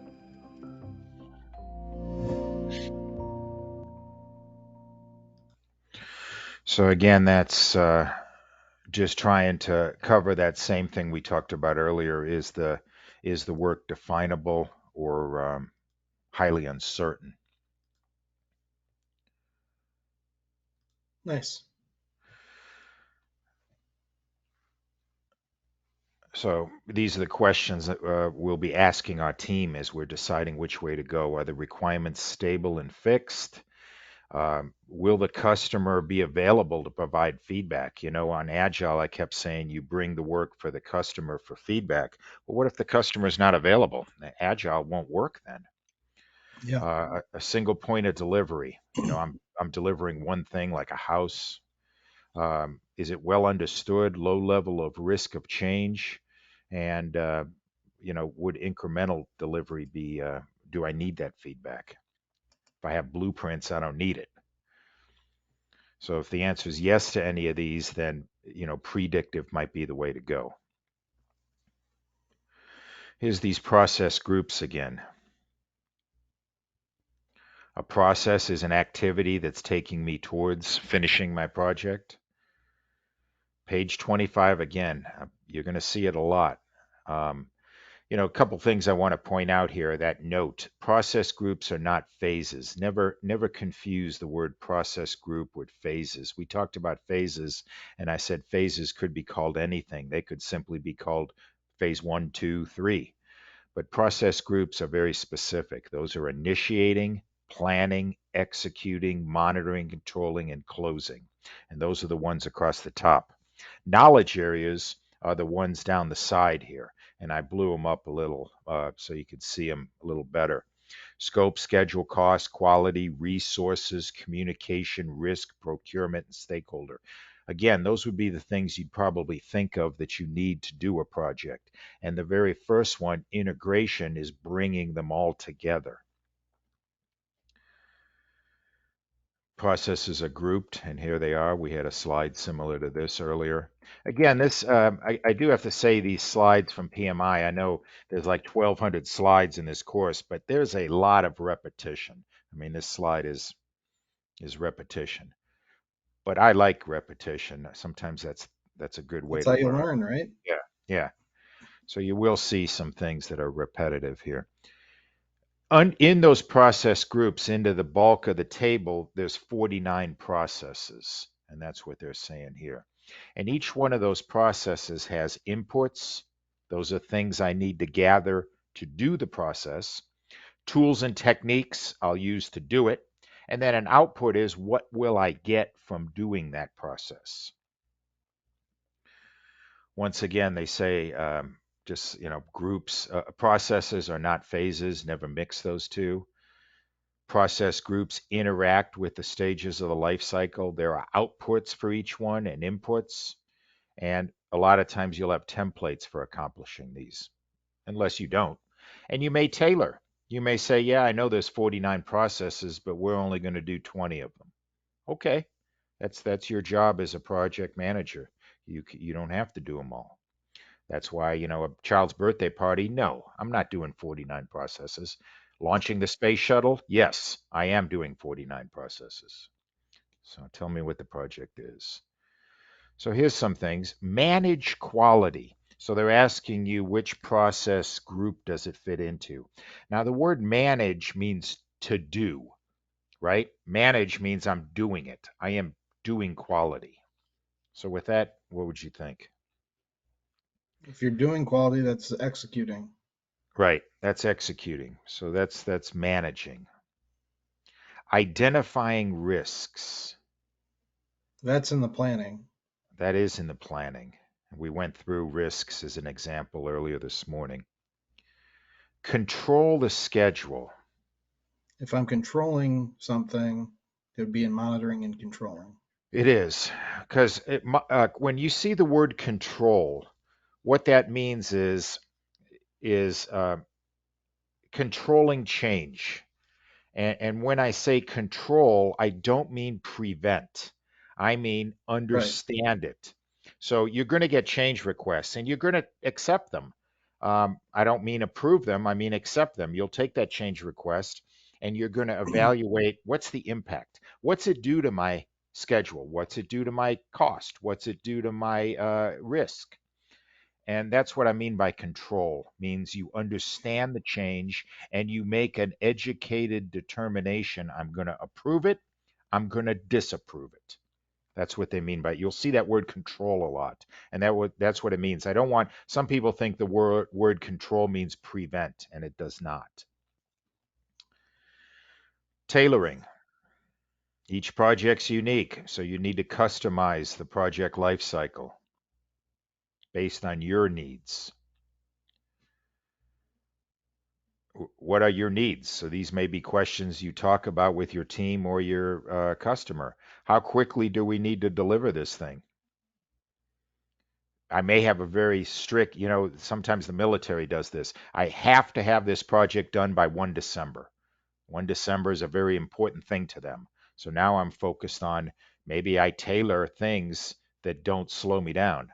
Minimizing costs. Maybe the most important thing is I want to hold costs down. Optimizing value. Maybe this is a different thing. I want the best product you can produce. If it costs me more money and takes me longer, that's okay. I need the best. So these are questions you may have with your team or your customer. What's the most important to you? Lowest cost, best value, quickest delivery? You can't have them all. Which one's the best here?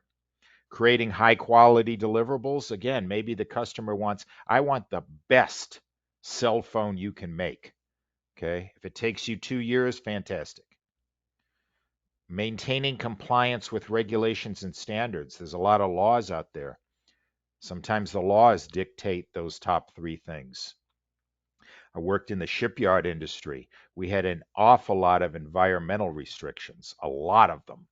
And those sometimes drove costs up and slowed down progress. Who are my stakeholders? I've been saying customer, but we know that word stakeholder has a very wide definition. Maybe I got other people I'm trying to satisfy. And then how much change am I going to get? So the life cycle, again, creating that project charter is kind of step one. Without the project charter, I don't have a project. Then I build my team. I collect my team. I may bring people from inside the company, or I may hire subcontractors. We're going to talk about procurement in a little bit. And that's where I procure resources from maybe a subcontractor. I'm going to create the project management plan. That's something we're going to talk about throughout this entire course. The project management plan, the how-to guide for how I run this project, is actually made up of 18 documents. We're going to slowly create these as I walk through page 25. Direct and managed project work is doing the work, executing the plan, managing the scope, the cost, the schedule, and then closing it. So life cycle sequence.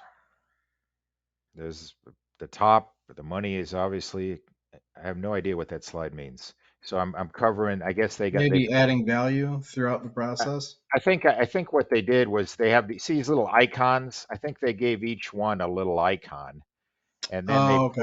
they put them in order here. But I think you're also right. I should be adding value throughout everything I'm doing.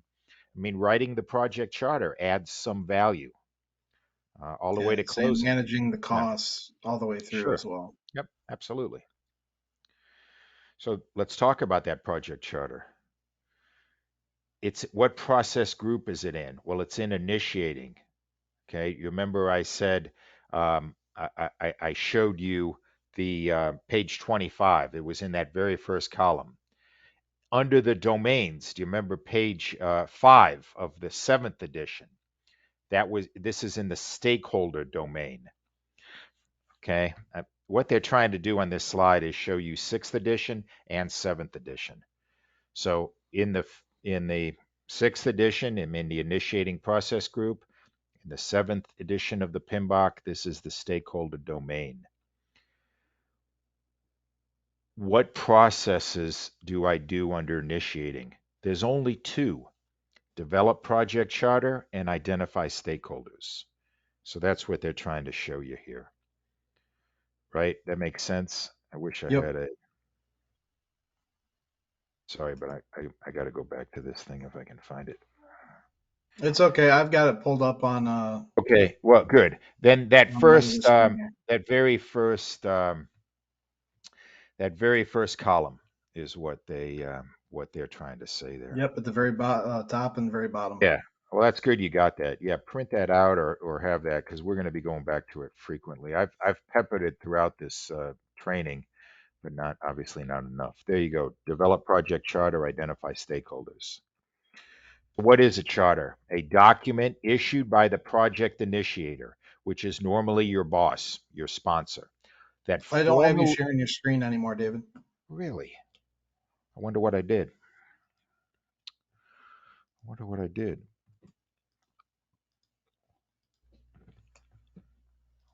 Is it on now? What is a charter? Yeah. Okay. Yep. So what is a charter? It's a document issued by the project initiator. The project initiator is usually your boss, who we call the sponsor, that formally authorizes the existence of the project. Well, that's pretty heavy. Mm-hmm. And provides the project manager with the authority to apply resources to the activities. That means spend money, get people, build a team, hire subcontractors. So it's a very powerful document. However, in that last sentence, it's a high level document. A charter is maybe 3 pages long at the most. It talks the 5 W's there. That's the what, why, where, who. I forget the fifth one, but basically what this document is, I also call it an executive summary. This is going to tell you what you're making, why are you making it, what are the objectives, what are the value you're trying to achieve, who are the stakeholders. Very high level, okay?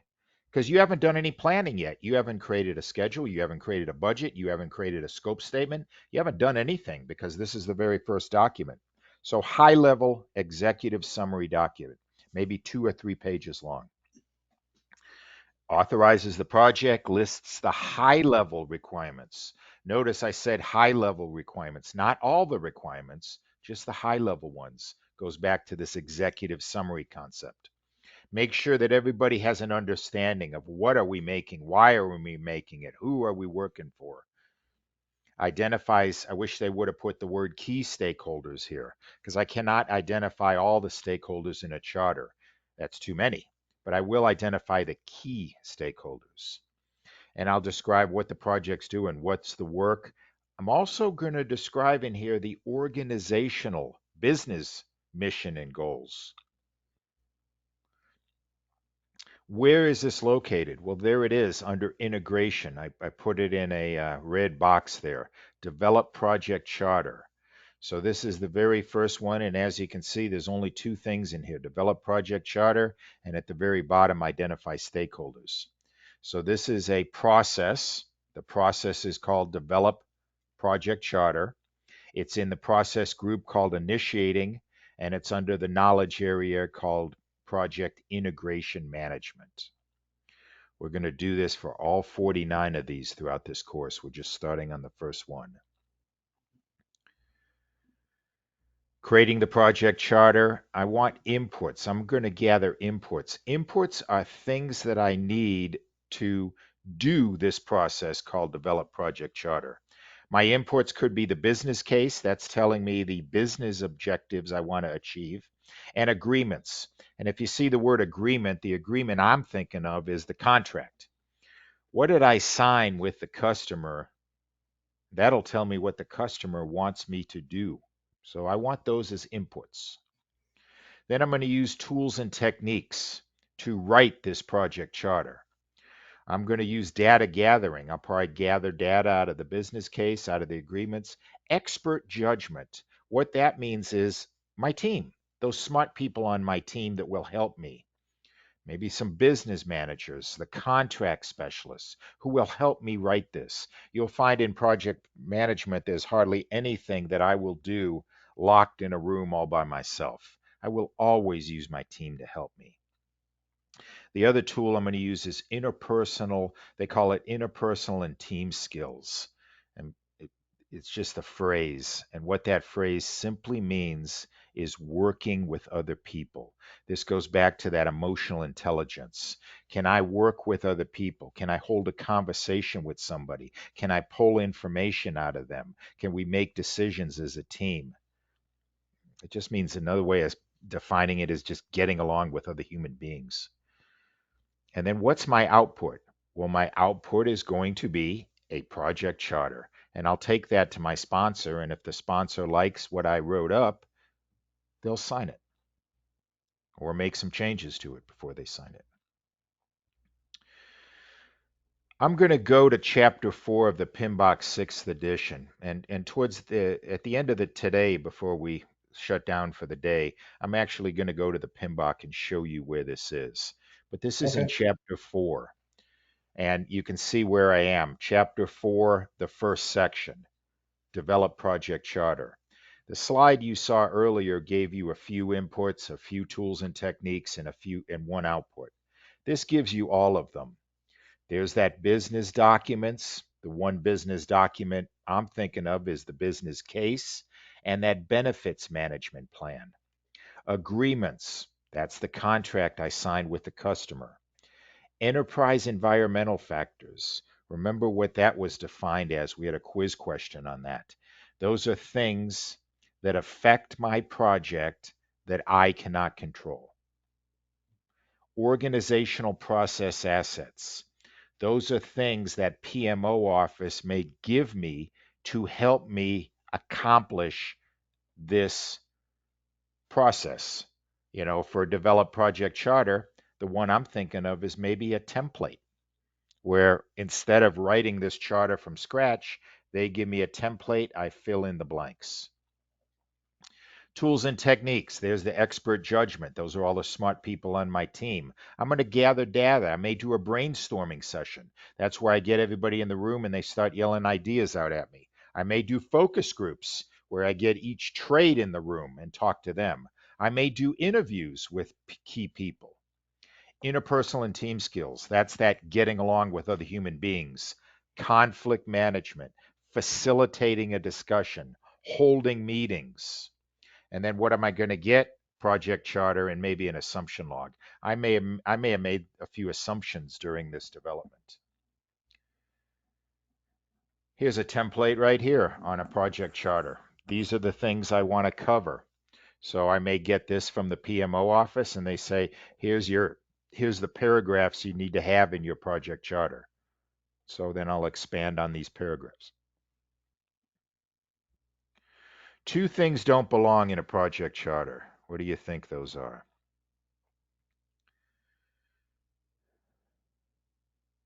The project activities Yeah, because that's and the way risk down the log. line.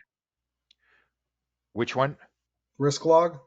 Yeah, the risk log, because both of those are farther down the line. Remember, I may have in my project charter, if I go back to this template, I may have, see what they have here is risk summary.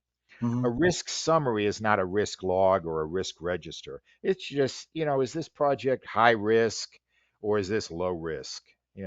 General description of risk, because we remember the project charter is an executive summary. And the project activities, that's the work I need to do. I'm not even ready to talk about that yet. So the others would be in here. A scope outline, key word there, outline. General description of what we're making. Definition of success. And I'll have two definitions of success, actually, a definition of product success and a definition of business success. I may have my team structure, how we build in a team. And then I may identify key stakeholders, the customer, the sponsor, the big players in this thing. Now I kind of did those first two. I know we put a lot of time on develop charter, but I also identified stakeholders too. I created a stakeholder register. Now I'm ready to move into the planning process group, which is that next column there. There's a lot of stuff in this. Remember, predictive is called plan-based. It sure is. Look at all those plans I got to do. This is something called a triple constraint, or you may have heard it called an iron triangle. If if if I boil down to, I know I got all these knowledge areas down the side here, and they're all important. I'll give you that. But if I had to boil them down to which three are the most important, I would say scope, build the right product, on time, schedule, on budget, cost. If you do that, you're 90% there. Now, in the yellow box, they also say quality is sometimes the center of this triangle because I could build something very fast, very cheap, but if it doesn't meet the quality requirements, I really haven't succeeded. So this is called the iron triangle. And again, sometimes people call the fourth side of the triangle quality. So now let's talk about building this project team. This is under the planning team domain. The processes I'm going to follow to build this team is the first thing I'm going to do is develop a resource management plan, which they don't talk about here, a how-to guide for building this team. Then I'm going to estimate my resource requirements. What do I need? Now, the word resource has three meanings. Here, they're talking about people, the team, but resources are also material and equipment, because I'm trying to determine what resources do I need to accomplish this project. What people do I need? What material do I need to buy? And do I need to rent any equipment or get any equipment like a forklift or a crane or something like that? After I've estimated the resources I need, I'm going to acquire them, get them, whether I get them from internal to my company or hire them from outside as a subcontractor. I don't really care. I just want to get them. And then I'm going to develop my team. We saw that with that Tuckman's ladder. Initially, the team is just a gaggle of people. I want to develop them into a team, and then I'll manage them as we do the work. So here's where we are here. I'm under processes, under resource, and you can see resource chapter 9 doesn't have anything in the initiating process group. It does have two things under planning, plan resource management, where I'll create a resource management plan. That resource management plan is the how-to guide of how I'm going to do all this stuff for resources. Okay, that's going to be one of my 18 plans that I'm going to stick in my project management plan. After I've developed the how-to guide for resources, I'm going to estimate activity resources, the second thing you see there. That'll tell me what do I need. Then I move into executing. Executing again is action. Well, the first action item is acquire them. I got a plan of what I need. I've estimated what resources I need. Let's get them, acquire them. And then let's develop that team and then manage that team. As I'm doing the work, I'm managing the team. Conflicts may come up, disagreements, more training required. I'll put it in there. And then the one they didn't talk about in the slides there is control resources under monitoring controlling. And we know that word control means controlling changes to my resources. And control doesn't mean prevent, it means understand. So if you give me a change request to add something to my project, under resources, one of the questions I'm going to ask is, what does this change request do to my resource requirements? Do I need to hire more people, bring in an expert to do this work, buy more material, get a forklift truck because we didn't need one before, but now with this change I will. So I'm trying to evaluate what's this change going to do to my resource plan. So those three right there. Putting a team together, again, whom do you want? I need to estimate the requirements. Now, all of these, that second question is interesting. I'm up in integration. Remember I said integration brings it all together. Well, here's a good example. Resources, the people I bring on my team. In the ship repair industry, we have apprentices, we have journeymen, and we have master electricians. Say that's the trade. A apprentice I can hire for maybe $25 an hour. So I'll be looking at this work, I'll be looking at the scope, the work I'm going to do, and I'm going to be asking, hey, can an apprentice do this? Because if an apprentice can do it, I'm only paying them $25 an hour. I bring in a journeyman and now I'm up to about $80 an hour. I bring in a master and I'm up to about $150 an hour. So I'm going to be looking at the work because depending on the difficulty of the work, this could affect my budget. So that's going to be a question I ask here, and they ask that too. Whom can you afford? Who's available also? Do I have electricians at my company? Maybe not. Maybe I need to subcontract it out. Okay. So I'm looking at succeeding in the project. If I need to hire a master electrician because this electric work is so technical, so difficult, then maybe it is worth paying them $150 an hour because I know it'll get done right the first time. So I develop my team, estimate activity resources, acquire the resources, manage the team. Okay. Developing the project management plan. Remember, I see the word management plan. So immediately I think how-to guide. And now let's look at the definition. A document that describes how. So there's that word how the project will be executed, monitored and controlled and closed. How the project will do this. It's a planning process group. It's under the development. And there's a lot of processes. There's a lot of things that are going to explain how I'm going to do this project. It's under integration. It's under the planning. There it is, develop project management plan. So this, again, this is my how-to guide for doing the entire project. This is on page 89 of your PMBOK 6th edition. Nothing to memorize here for the exam, but it's a really nice page where if you look on the left-hand side, it has project management plan, and you can see the 18 documents that make up that plan. Whenever I hear the word project management plan, I think of a binder, a big, thick binder with 18 documents in it. We've talked about a few of these already. Number 17, project life cycle description.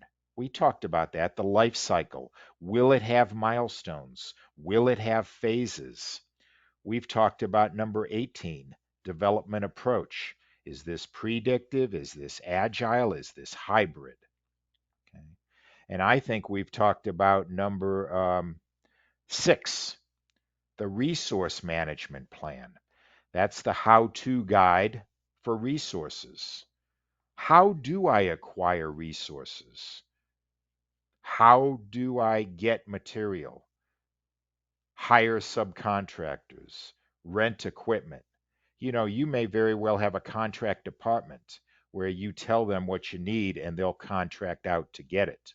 Or maybe I'll hire these folks myself. I pick up the phone and hire these subcontractors, order that lumber. Now, at my company, we couldn't do that. We had to go through the contract department. The resource management plan told me that. So, how-to guide for getting resources. Another phrase you'll see, we haven't got to it yet, but this phrase, project documents, which sounds like a very, very milquetoast phase, project documents. What's that mean? Well, it means these 33 documents. And we've talked a few of these already. We've talked about number 11, a milestone list, a list of my milestones.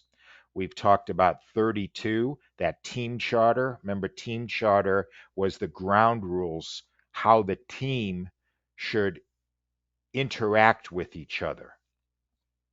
Okay. We'll talk about a few more here under resources, maybe.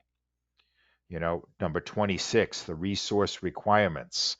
Remember I said one of the first things we did was estimate our needs for resources. Well, that would be 26. 12, when I said getting the resources, those are the physical resource assignments. These are the people I got.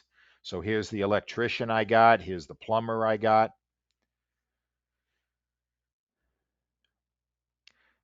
I'm going back to that triangle there, the triple constraint, and we're going to start with scope first. That's why I have it circled. Scope is the definition of the work I'm doing. So we're going to talk about these here. This is that iron triangle or triple constraint there, scope, schedule, cost, and quality. So I highlighted it again, nothing in initiating, but under planning, you see scope, schedule, cost, and quality. Under executing, the only one who has anything is quality, managed quality.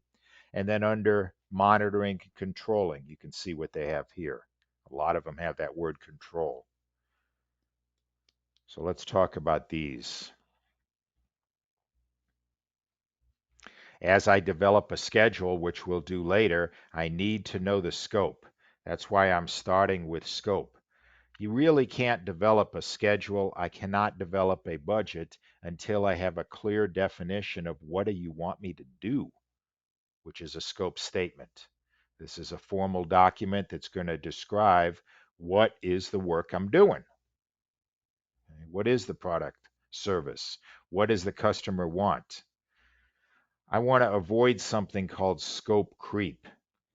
Do you remember I said I evaluate change requests to make sure I understand what this change is going to do, in this case, to my scope? And the reason I do that is I want to know what it's going to do to my budget, my schedule, my risk plan, whatever we're talking about. Scope creep is when scope just changes without me knowing it. For example, I do have scope to paint the house, but my scope says I only put one coat on. The customer comes by and talks to the painters and says, hey, can you put a second coat on? And the painter does that without submitting a change request, without any approval. That's scope creep. And that hurts me because now I just bought twice as much paint and it took the painter twice as long to paint the house because they put 2 coats down. So that's scope creep, where scope changes without my approval. So let's talk about scope first. Scope has things in the planning process group and the monitoring controlling. Plan scope management is the first thing we're going to do. And what my output of that is going to be is a scope management plan, a how-to guide for scope. Then I'm going to collect requirements. I'm going to go to those stakeholders and collect all the requirements for this project. Then I'm going to define my scope. I'm going to write a scope statement defining the scope of this project. Then I'm going to take that scope and break it down into work packages, small little work jobs that I need to do to accomplish that scope. And we're going to go through each one of those here in a minute. Under monitoring and controlling, I have two things. One is validate scope. And what they mean there in validate means checking your work. Hey, I was supposed to paint the house blue. I'm going to validate the scope. Is it blue? Is it the right color blue? Is there any overspray? Paint job is smooth. I did the work correctly. I'm validating the work, validating the scope. And then control scope means the same as what I told you before. As change requests come in, what's it going to do to my scope? That's what I'll be asking. So here's the first process, plan scope management. So I want to write that guide of how to do scope. What inputs do I want? Well, first one is the project charter, that document we just wrote a moment ago. I also want to take some of the project management plans that I may have, the development approach, the life cycle description, maybe quality plays into this. And of course, you're going to see as an input to practically everything I do, enterprise environmental factors and organizational process assets, which makes sense. Is there anything affecting my project that I can't control? Enterprise environmental factors and organizational process assets. This scope management plan that I'm going to create. Is there a template? Is there a guide? Is there a way my company wants me to develop this thing? I'm going to ask those. So those are the inputs. Tools and techniques. Again, expert judgment. You'll see that tool and technique in practically everything. Because again, I do hardly anything all by myself. I'm going to ask team members to help me.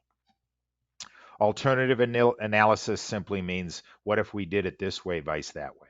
I'm going to be asking those questions, and I'll probably be asking those questions in various meetings. My output, scope management plan. There's the word management plan, how-to guide. So this is the how-to guide for scope. And guess what? I'm getting a second management plan, a requirements management plan. This is a how-to guide for how do I collect requirements. So I'm going to get two how-to guides out of this this effort. And if I go back to those descriptions of the project management plan,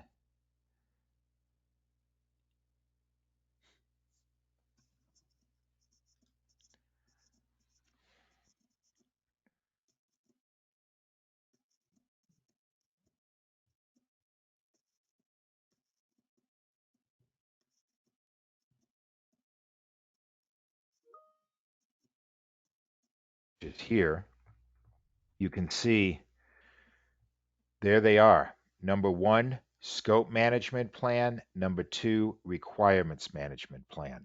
So in this process, I'm creating two how-to guides, scope management plan, requirements management plan. After I'm done with them, I'm going to insert them into this binder called the project management plan. As we go through this course, eventually we'll get 18 of those things in there. Questions on this? Okay. All right, now I'm ready to move to the next process. Remember, I'm kind of walking through the planning process group. So we just did 5.1.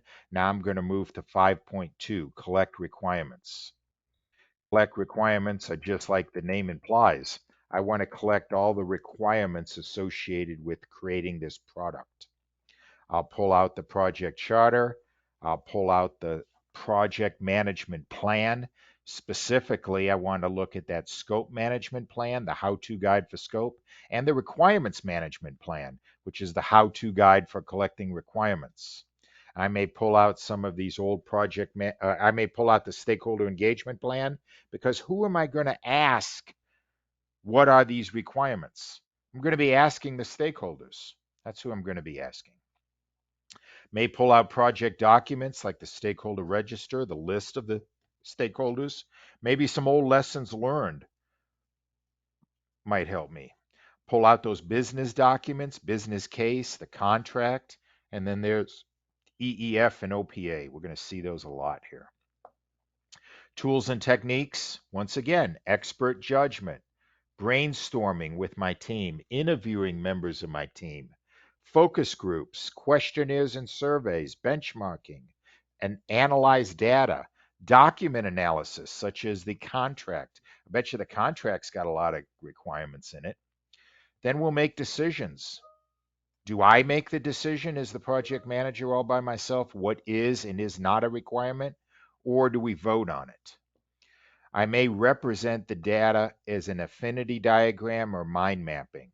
What mind mapping is where you take all these requirements that my team may have thrown out at me. You know, maybe I was doing a brainstorming session. They're yelling requirements out at me, and I'm writing them down as fast as I can write. I may then do mind mapping. Mind mapping looks and says, are there any duplicates? Are there anything that two people said and they were saying the same thing, but they described it differently? So it may be a duplicate. Trying to eliminate redundancy in mind mapping. And then affinity diagrams may be where I group it, where I say, okay, the plumbers had these requirements. The electricians had these requirements. Carpenters had these requirements. Are there any overlap? Because if I got the same requirements from 3 different trades, wow, that's a pretty important requirement. Definitely writing that one down. Okay. And then interpersonal and team skills, nominal group, observations, facilitations. Again, these are just ways of getting that information out of my team, out of those stakeholders. A context diagram explains how the product will work. Who will use it? How will they use it? That may be when you're explained to you how the product will be used, you may think of a requirement. And then I may even have a little prototype, a little model of the project, what I'm making. And you can look at it and say, well, here's a requirement I just thought of. Out of all this discussion, my output is going to be requirements documentation. And what that means, requirements documentation, big old long list of all the requirements. You're going to find that a lot of these project documents I talk about have a companion, and this is one. It has a companion document called a requirements traceability matrix, and it means exactly what it says, traceability matrix. It tells you, where did this requirement come from? Why do I have this requirement? You know, a requirement documentation may say it needs to be made out of titanium. And you may say, wow, titanium's expensive. Does it really need to be made out of titanium? The traceability matrix will tell me why, maybe who. Where did the word titanium come from? Did it come from the contract? Did it come from just one of the stakeholders? I mean, why are we saying titanium? If I make it out of plastic, I can make it a lot cheaper. And so Right. that tells me where the requirement came from. Do you have a question? No, I was Okay. agreeing. Okay. And then going back to this page, which I'm going to write down 260, you can see some of the things I have here. Requirements documentation. There it is, number 22 under project documents. And there's its companion, number 23, requirements traceability matrix. So you can see I use this. I'll be bouncing back and forth to this slide too. This is almost like a checklist. As we Mhm. go through each one of those knowledge areas, we're going to be creating these documents. So I'm slowly developing my 33 project documents, and I'm slowly developing my 18 project management plans here. Okay, get back to where I was. Now we just collected requirements, got a whole list of them. Now I want to move to the next process called define scope. This is where I want to define in detail what we're doing. I'm going to pull out that project charter. Remember, that project charter also told me what we're doing, but it was high level, general, executive summary. Well, I don't want to do executive summary now. I want detailed. So I'll pull out that scope management plan. That's going to tell me how to write this, how to define my scope. I'll pull out some project documents, the assumption log, requirements documentation, giving me a list of all the requirements, maybe the risks, and there's EEF and OPA. Tools and techniques I'll use, expert judgment again, data analysis. We'll make decisions, what's in the scope, what's not. I'll use my interpersonal and team skills to coordinate with my team.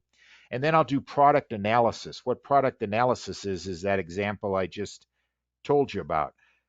This is where your system engineers, your design engineers, value engineers, this is where they make their money. They look at the requirements and say, okay, I can give you that requirement at a much cheaper rate by doing it this way.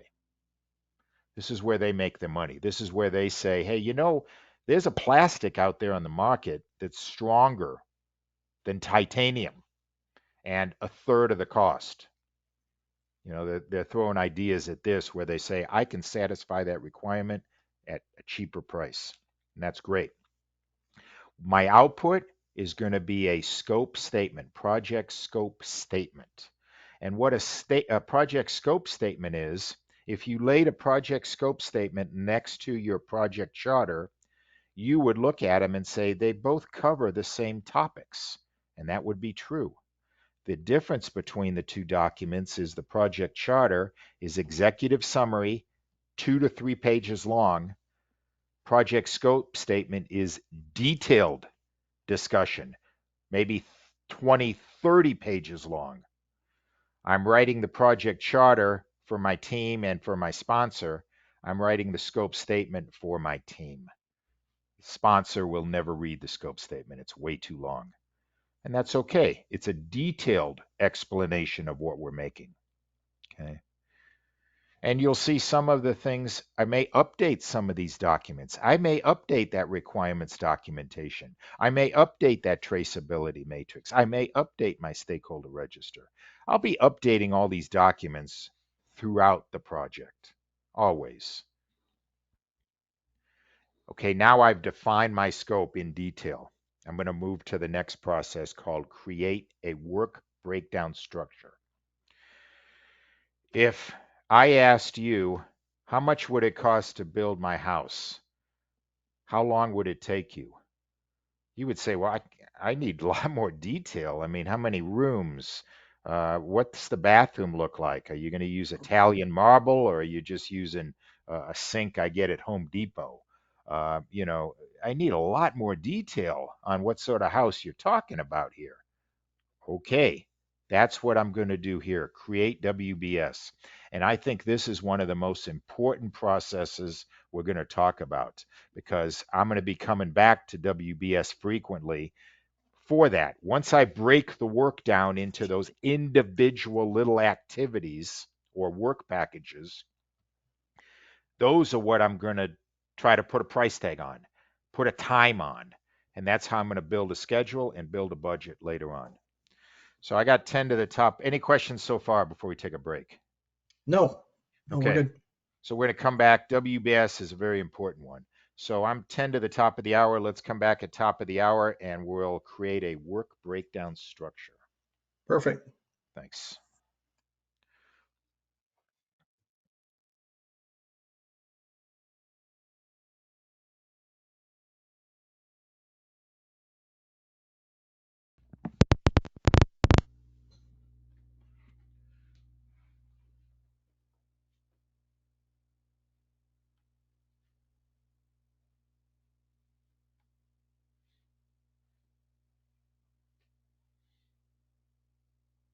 You ready to keep going here? Yeah, ready when you Okay. are. All right. Create WBS, work breakdown structure. So I'm going to take that scope management plan, which describes how I define scope. One of those ways of defining scope is to create the WBS. I'll look at my scope statement, that detailed description, the requirements documentation, a list of all the requirements. I'll use expert judgment, and I'm going to decompose the scope that I just described in my scope statement. And what I'm going to get out of this is a scope baseline. We'll see that word baseline here a few more times. Baseline simply means the approved plan. The approved plan for scope. That's what I hope to achieve here. Requirements traceability matrix. Again, that's going to help me explain where these come from. I want to avoid scope creep. Scope creep is unapproved changes, simply as that. And if they're not approved, it's going to affect my project and I might not even know about it. I'm going to need this WBS to develop my schedule. I'm going to need this WBS to develop my budget, to identify the resource requirements. So this work breakdown structure is going to decompose that overall scope into much smaller, more manageable pieces. And those small little pieces of work, I'm going to call work packages. So I'm going to create a WBS. I'm going to decompose that scope into smaller pieces of work. I'm going to assign ownership or the resources who are going to do that work. I'll be able to identify a measurable deliverable. How will I know that work is done? And then they give you a little picture of a work breakdown structure there in the upper right. The project is ABC. Let's say it's building a house. So the first decomposition I'm going to do is 1.0, 2, and 3. 1 could be laying the foundation. 2 could be building the structure. 3 could be landscaping. 1.1, I break down foundation. Clear the area is 1.1. 1.2, lay concrete.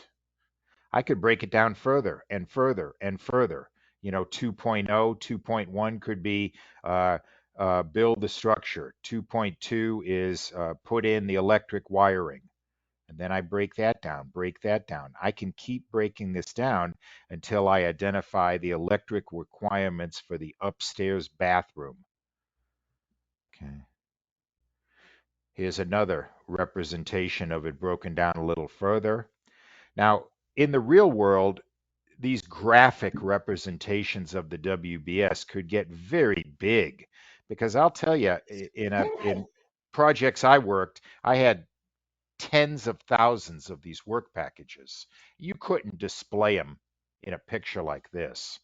You would display them somehow like this in an outline format. And you can see I can keep breaking it down. 1.2 and then 1.2.1. And then I could break that down to 1.2.1.3. You can keep breaking this down further and further and further. And you may say, well, how far should I break this down?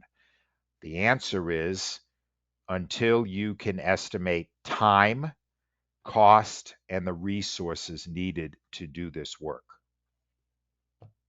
And you may have to take it all the way down to install sink in upstairs bathroom, and you could break it that way.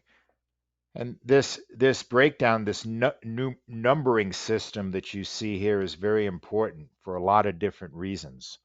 One, if you do have tens of thousands of work packages, you can, and you're having problem with one thing, you can tell your team, hey, I want to look at work package 1.5, 0.4, 0.10, 0.20, 0.7, and they can look it up and see exactly what that work package you want to talk about. The other thing these help with is identifying where you're spending your money. We're going to talk about control accounts. This tells me where my money's going, what work is being done for the money I'm investing. But let's talk about WBS. So what you see on the screen here, I would call this a scope statement. So this is a scope statement. Describes you preparing a meal, okay? and you're going to make chicken, you're going to have 2 pots, you're going to boil soup, tells you the story here. I want to break this down. So I make my first breakdown or decomposition might mean 1.0 is preparing the meal, 2.0 is eating the meal. And then I'll break 1.0 down to 1.1, 1.2, 1.3. Cooking the soup, cooking the chicken, boiling the peas, opening the wine. Eating the meal, eating the soup, eating the meal. So I broke it down to a second level. I can even break it down to a third level now. Under cooking the chicken, I want to boil the rice, brown the chicken, prepare the sauce, and then bake them all together. Opening the wine, I want to open the wine and then let it breathe. You see how I'm slowly breaking it down further and further. And I can keep going. I can do I didn't, but you can do it to a 4th level, 5th level, whatever you need until you can estimate time, cost, and the resource requirements. Okay. This is a graphical representation. I show on the previous screen, this is a indented method or an outline method. I could give you the same information graphically if I wanted to. Any questions on this WBS concept of taking your scope and then breaking it down into these various levels? No, it makes sense. Okay, because this is important in the fact that I'm going to tie this right back to schedule, which is the next topic we're going to talk about. That makes sense. And here I go. I'm going back to that iron triangle, and now I circled schedule. So now I want to talk about schedule.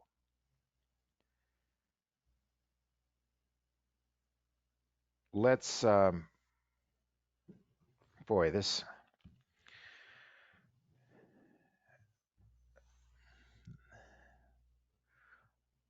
I don't know if,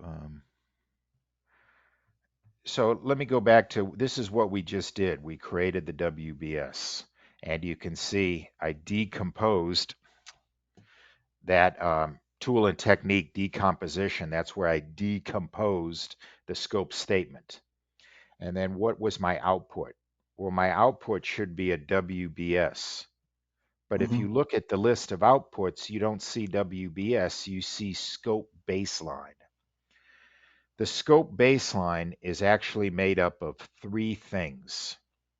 It's made up of the scope statement, the WBS, and the WBS has a companion document called the Work Breakdown Structure Dictionary, a companion document to the WBS. What the WBS dictionary is a document that just gives you more detail on the work. For example, let's say I was replacing a sink in the upstairs bathroom. In my work breakdown structure, I may have a work package after I decomposed it down that says replace upstairs bathroom sink. And that would be my work package. Okay. The WBS may say, and the sink you're going to use is this Italian marble sink that you can only buy in Venice, Italy. And this is where this is the shop in Venice, Italy, you're going to buy that sink at. So that's telling me I can't just put any sink in. I can't go to Home Depot and get a sink. The customer wants a very specific sink from a very specific company in Venice. That's the kind of additional information you'd see in the WBS dictionary. Does that make sense? Gotcha.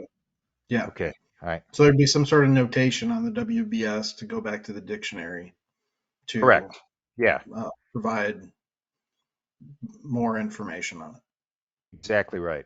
And I would see that in the military as well. The military would want us to replace a steel wall inside of a ship. Well, I can't use any steel. There was a military specification number for the type of steel I'd have to buy. And that was the only kind of steel I could buy. I couldn't just get steel off of, Home Depot. I had to go get it from a specific place. So now let's talk about schedule. So now I want to take all of those, I want to take that work and that we just defined. Remember, we just defined that work in that WBS. And now I want to take that work and figure out how I can organize it into a schedule. And I'm probably going to make something that looks like this. Nothing special about this schedule. This just comes from MS Project, which is probably the most popular way people build schedules. But what it's going to have is on the far left-hand side here, that's my WBS. That's the work I need to do. Duration is how long each one of those pieces of work is going to take.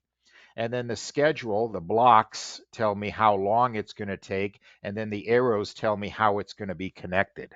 You know, I have to do this work item before that work item, or I can do these two work items in parallel. These have to be done in series. And that's what it's trying to show me there. So I'm going back to that page 25 and I'm looking at schedule now. And you can see the different processes we're going to do under planning. Just like I did for resources and scope, I'm going to do the same thing here under planning. The first process, plan schedule management. This is where I'm going to create a schedule management plan. This is a how-to guide of how I'm going to create a schedule. After I write that how-to guide and insert it into my project management plan, I'm going to go to the next process called define activities. Now, what's an activity and what's a work package? We've been talking about work packages. As I broke that scope down, I had work packages at the very bottom. Well, what an activity is taking that work package and breaking it down one more level. An activity is what I need to do to accomplish the work package. For example, the work package says install upstairs bathroom sink. Okay, that's the work package. The activities is the work I need to do to install that sink. I need to run a hot water line, a cold water line, a drain line. I need to bolt the sink to the wall. Those would be 4 activities that I need to do to accomplish the work package called install upstairs bathroom sink. Now, I may need to list those activities. I may not. Your plumber may say, I know how to put a sink in. Just say install sink. I know it needs a hot water line and a cold water line. Okay, I won't break it down any further. But maybe this is the very first sink we've ever installed. So I do Right. want to break it down to those activities so we don't forget, oh yeah, drain line.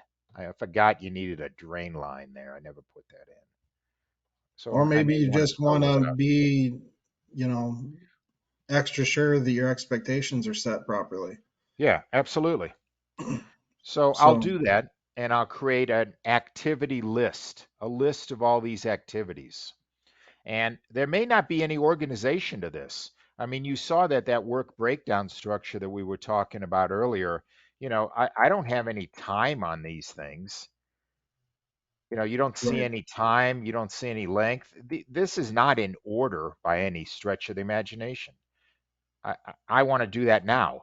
So I'm going to create a list of activities. That's define activities. And then I want to sequence them in the next process. Sequence means put them in the order. What am I going to do in week 1, week 2, week 3, week 4, week 5, week 52, if this is a 1-year project? And then which activities can I do at the same time? And which ones do I need to do in series? One has to be done before the other one can start.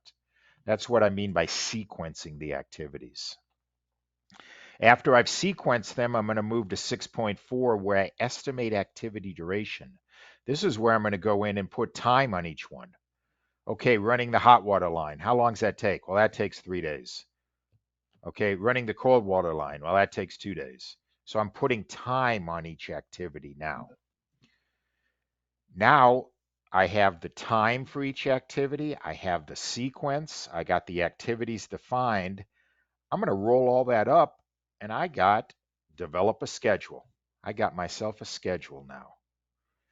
And then the only other one you see there is control schedule. We know what the word control means is as change requests come in, I'm going to say, okay, you want me to paint it blue now?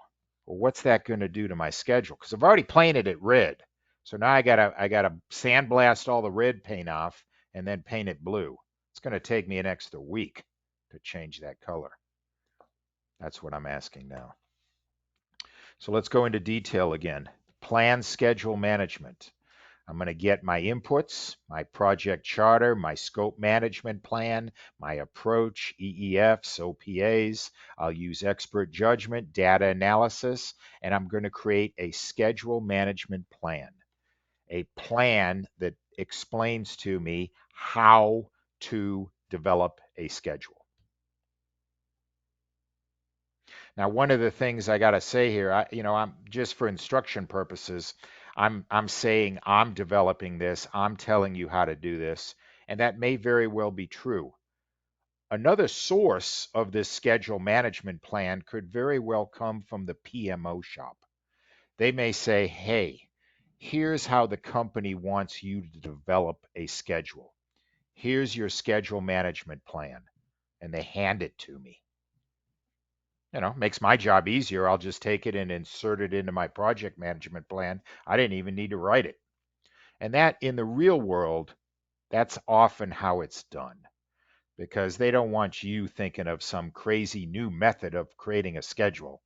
They say they want you to use this is how we do schedules. And so, but I still need that how-to guide, whether I write it or somebody hands it to me. I still need it. I'm going to define activities. This is where I take my schedule, my scope baseline. Remember, the scope baseline is made up of three things: scope statement, WBS, and the WBS dictionary. And I'm going to, in the tools and techniques, I'm going to decompose it one more level. I'm going to take that work package and say, do I need to break it down into activities? And if so, what are those activities? So I'm going to decompose one more time. They have this phrase rolling wave planning. And what that simply means is I know in predictive project management, we said that we do all the planning up front and then we do the execution. And all that planning, if let's say my project's 52 weeks long, that means I'm going to do all the planning in detail for 52 weeks. Now, some people may say, yeah, it's kind of crazy. Why are you planning something in week 52? You don't even know what the project's going to look like a year from now. Why don't you do rolling wave planning, where you plan in great detail months 1, 2, and 3, months 4, 5, and 6, you have planning, but it may not be in great detail, maybe more general. And then months 6 through 12, you're planning kind of conceptually. And then as you get deeper into your project, you refine the level of detail. So once month 1 is over, I'm going to look at month 4 and plan it in great detail. And I slowly go more detail as I get deeper into my project. That's what they mean by that phrase rolling wave. It's like a wave washing over your schedule. It's another way of doing it. Anyway, my output is going to be an activity list, just a big old long list of activities. They're not organized, they're not in order, just a big old long list. And sure enough, if this thing doesn't have a companion document too, called activity attributes. And attributes just means anything else you want to say. Again, run hot water line. Anything else you want to say about it, you would put in the activity attributes. Whatever you may want to say. I may also have milestone list, major milestones, and I may update some of my older plans that I've already developed. So now I got a list of activities. Now I want to take that list of activities, there'll be an input, and I want to sequence them, put them in the right order. I'm going to create something called a precedence diagramming method. This is simply what activity happens first, second, third, fourth, what are being done in week 1, week 2, week 3, week 4. I'm going to look at any sort of dependency of these, meaning does this activity have to be done before the next activity? I need to lay the foundation of the house before I start putting up the framing. I can't put up framing and then slip a concrete foundation underneath it. So one has to happen before the other. We'll talk about leads and lags, and then a project management information system. If you ever see that term, that simply means the company computer. Because guess what? In real world, the person building this schedule is probably a program. And that's how it's done in the real world. A program is going to take first cut on this schedule. And then you come in as a human and fine tune it. So I'll create as an output a network diagram, which simply sequences the activities. I haven't talked about any time yet at all. I don't know how long these activities are going to take. We haven't even talked about that yet. All I'm doing is sequencing them right now. Then I move into the next one, estimate activity duration. Now I do want to talk about time. How long will this activity take? And look at my inputs. I'm bringing a lot of stuff to this table here. The activity list, the attributes, lessons learned, milestones, resources. How many people do I got? Because if I only have 2 people, it's going to take longer. If I got 4, I can probably get it done quicker. How many people do I got? Risk. How risky is this? If this is very, very risky work, it's probably going to take longer than if it's very easy. So there's a lot of factors into this. Tools and techniques. We're going to talk about these in greater detail here in a minute, but these are ways to estimate that time. First off is expert judgment. Those are all the smart people on my team. Anomalous estimating is just historical information. Maybe the computer comes up with that. Says, hey, you did this job 3 years ago and it took you a week. Okay, that's a good estimate, a week. Or maybe that carpenter that's been doing this job for 30 years just takes a look at the plans and says, yeah, that'll take a week to do. That's a good estimate. Parametric, this is where I tie it to an algorithm, such as square footage, for example. I know that my team can lay 100 square feet of carpeting a day. You tell me how many square feet of carpeting you need, and I'll tell you how long it'll take. You say, well, I got 300 square feet. Okay, that's 3 days worth of work. It's a pretty good estimate. 3-point. 3-point is a fancy way of saying an average.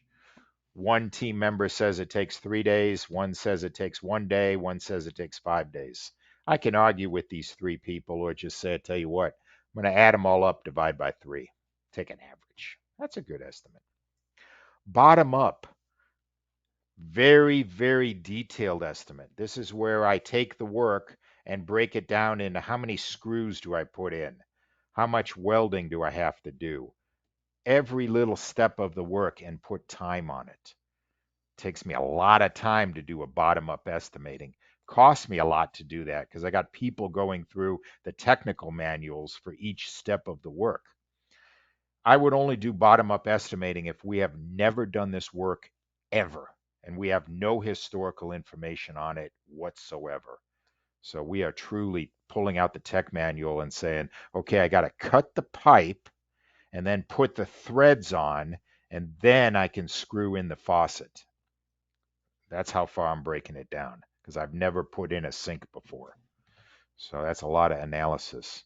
And then we'll make a decision of what is the duration. What is my output? Duration estimates. This activity takes 4 days. This activity takes 3 days. I may have a basis of estimates, which is another companion document. That way, 6 months from now, when you say, how on earth did you ever come up with 3 days on this job? This job is going to take 2 weeks, and you're telling me you scheduled 3 days. Well, I'll say, well, let me look at the basis of estimates. This is how I came up with 3 days. Maybe my assumptions were wrong, but this is how I came up with 3 days.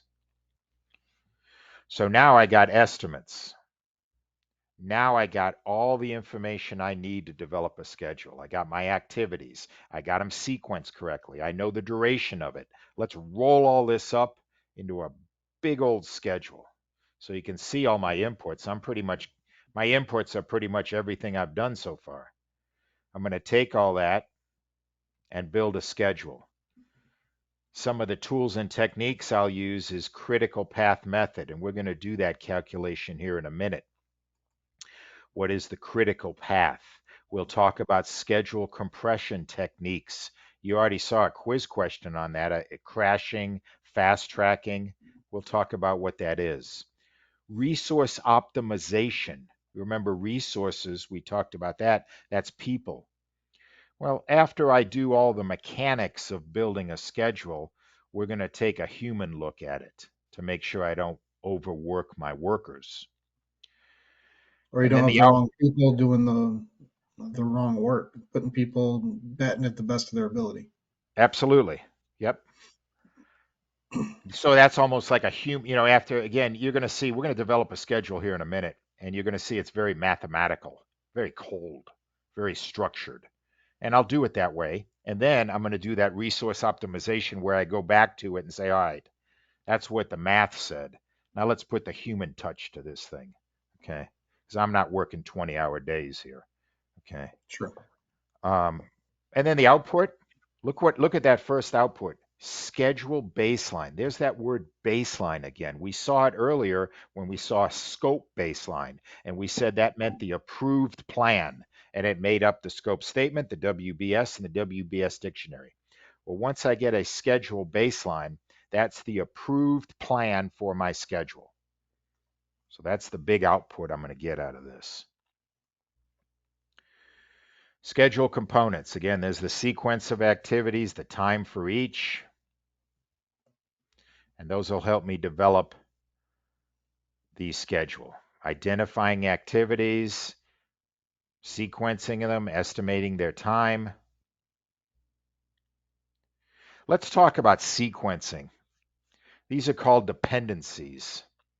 And what they did here was they took two activities and they tried to sequence them every way possible. And there's only 4 ways to sequence 2 activities. First one is called finish to start. This is the one you'll probably see the most often. Activity 1 has to finish before activity 2 can start. That's the one at the top there. The next one, start to start.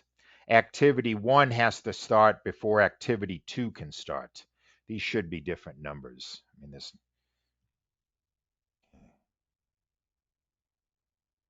PMI makes mistakes. But so what this simply means, start to start, means activity 1 has to start before activity 2 can start. Another way of saying that is they need to start together. Finish to finish means activity 1 can finish when activity 2 is finished. So they both have to finish together. You can't call one finished till the other's finished. And then the bottom one, start to finish, is the flip side of the first one. Activity 1 has to start before activity 2 can finish.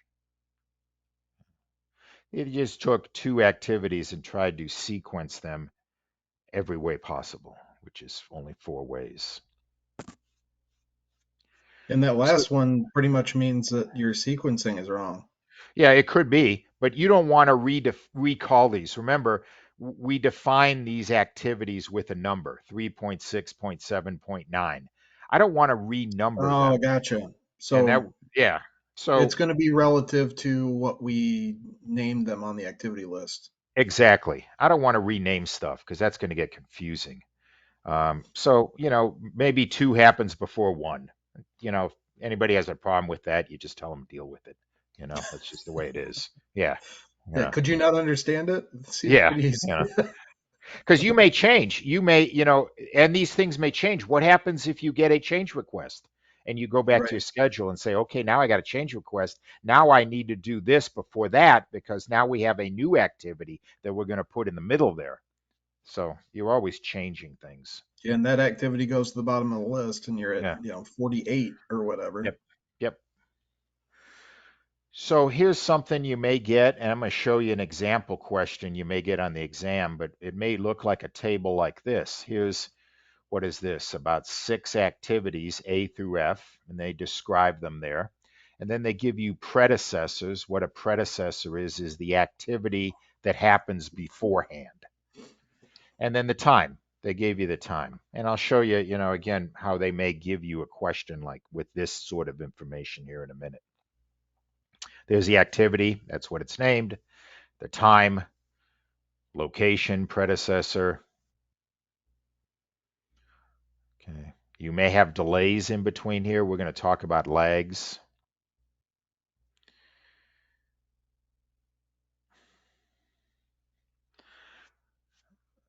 The budget also plays into this. That's one of the things, I know I'm making it sound as I walk through this very linear, right? Straight line. It's not. Mm-hmm.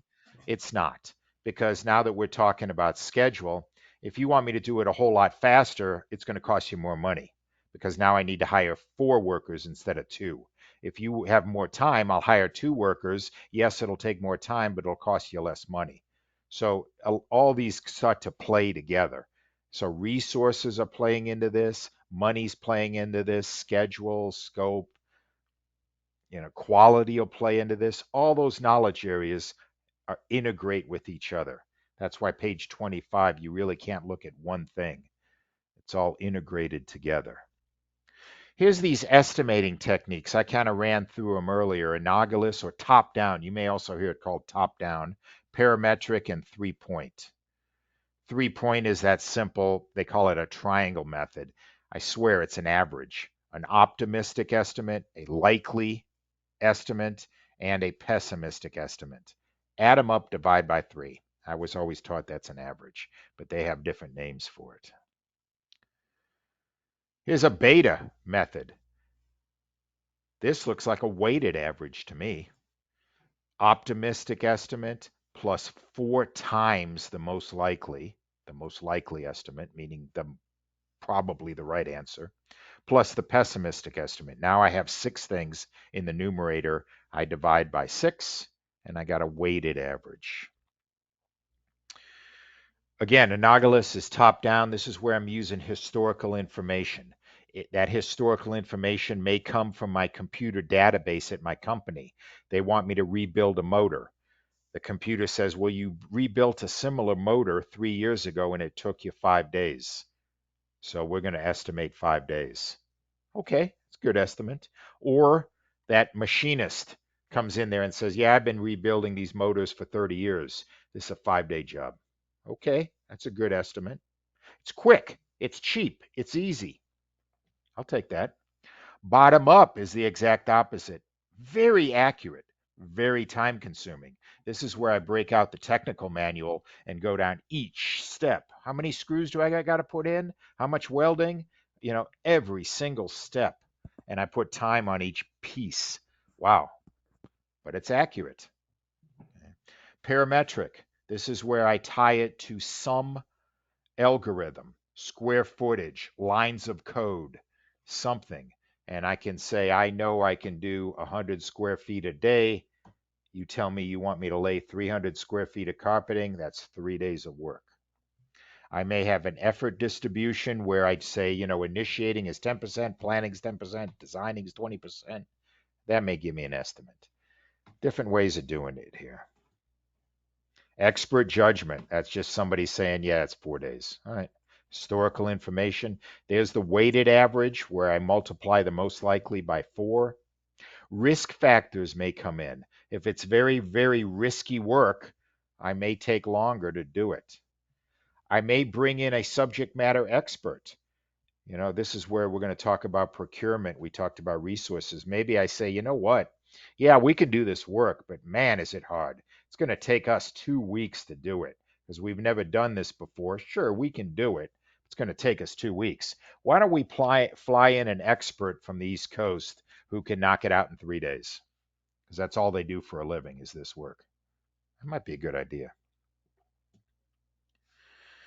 So again, time varies based on that. Okay, I want to identify the critical path. I mean, think about all this work packages, all these activities going on. And as a project manager, I can't track them all. I got thousands of these things going on. Wouldn't it be nice to know what is the list of work that if this list of work doesn't get done on time, my project will not get done on time? That's the work that I, as a project manager, want to bird dog throughout this entire thing. Okay. Like for example, here's a bunch of work going on, but I know, and what they're trying to show you here is there's two pathways to get to end. I have to do plumbing and electrical, then I have to do drywall work, then I can do cabinets and painting at the same time. Once I'm done with cabinets, I can put in the flooring. Once I'm done with painting, I can do decorating, and then I'm done with this project. But my critical path is plumbing, drywall, cabinets, flooring. I have to watch those 4 activities like a bird dog, because if any one of those does not get done on time, I'm not going to finish this project on time. Now, painting and decorating, they're not on my critical path. If painting takes a couple extra days, decorating doesn't start for a couple days after that, that's okay.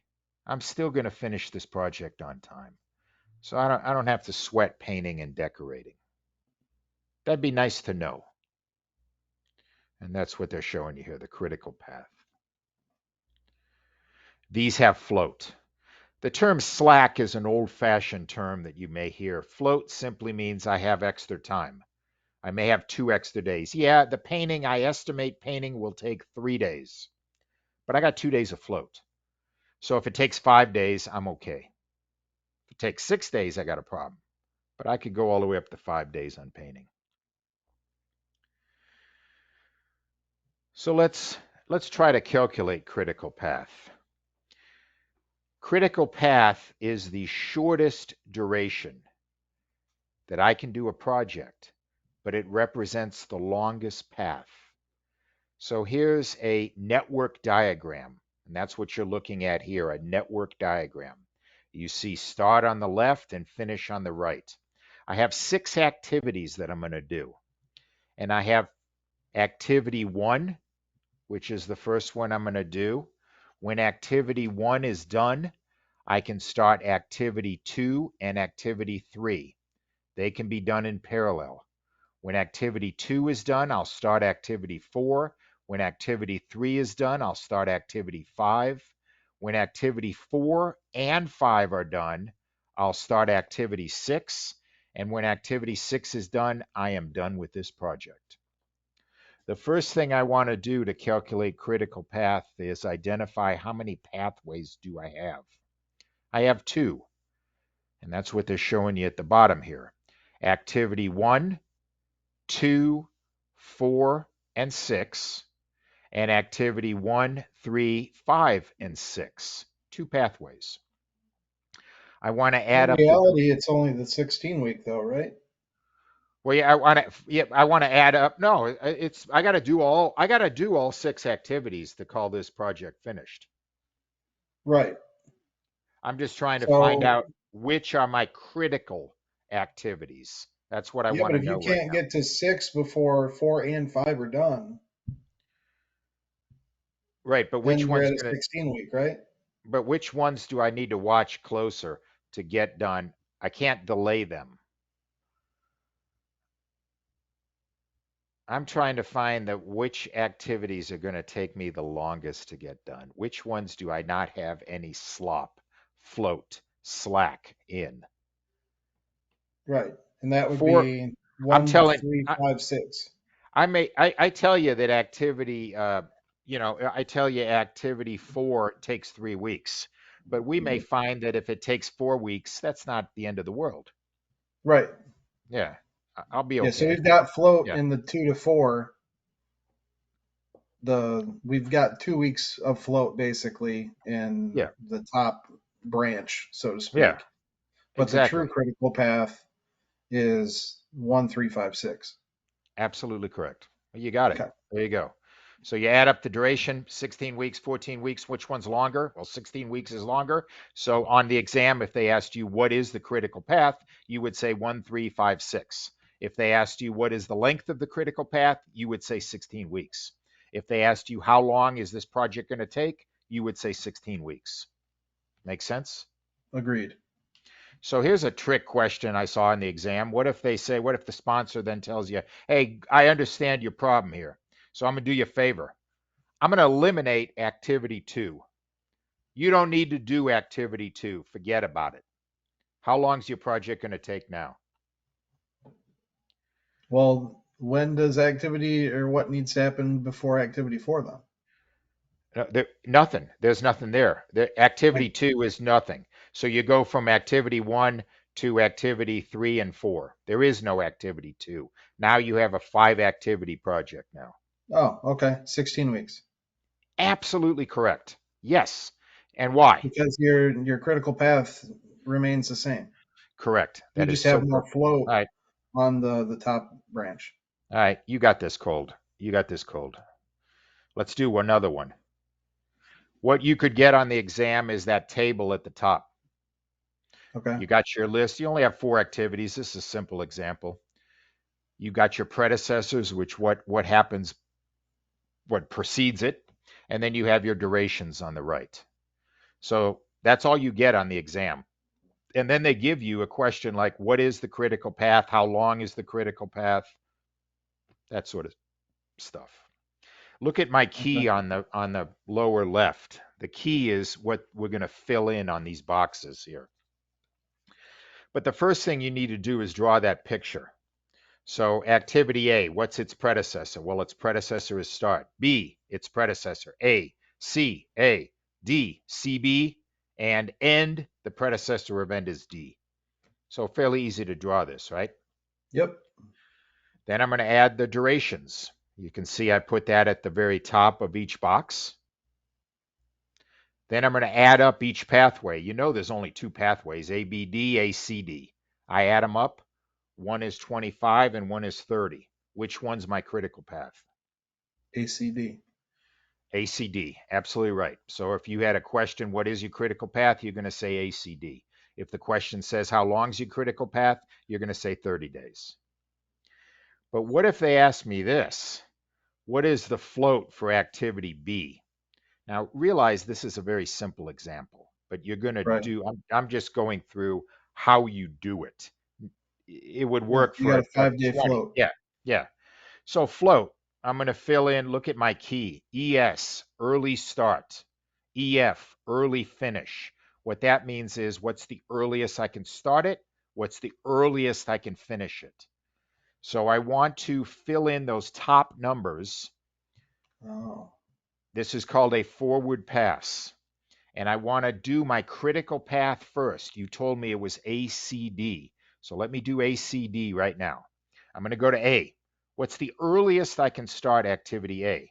Well, the Day earliest you one. can start is day 1. It's a 5-day duration. We already saw that, said that. That's the middle number. So I work it day 1, day 2, day 3, day 4, and I finish it at the end of day 5. So the earliest I could finish activity A is day 5, right? Yep.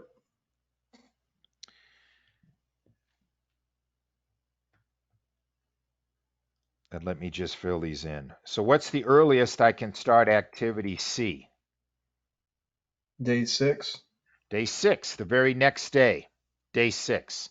We already said that C was a 10-day activity. So what's the earliest I can finish it? Be 15. 15.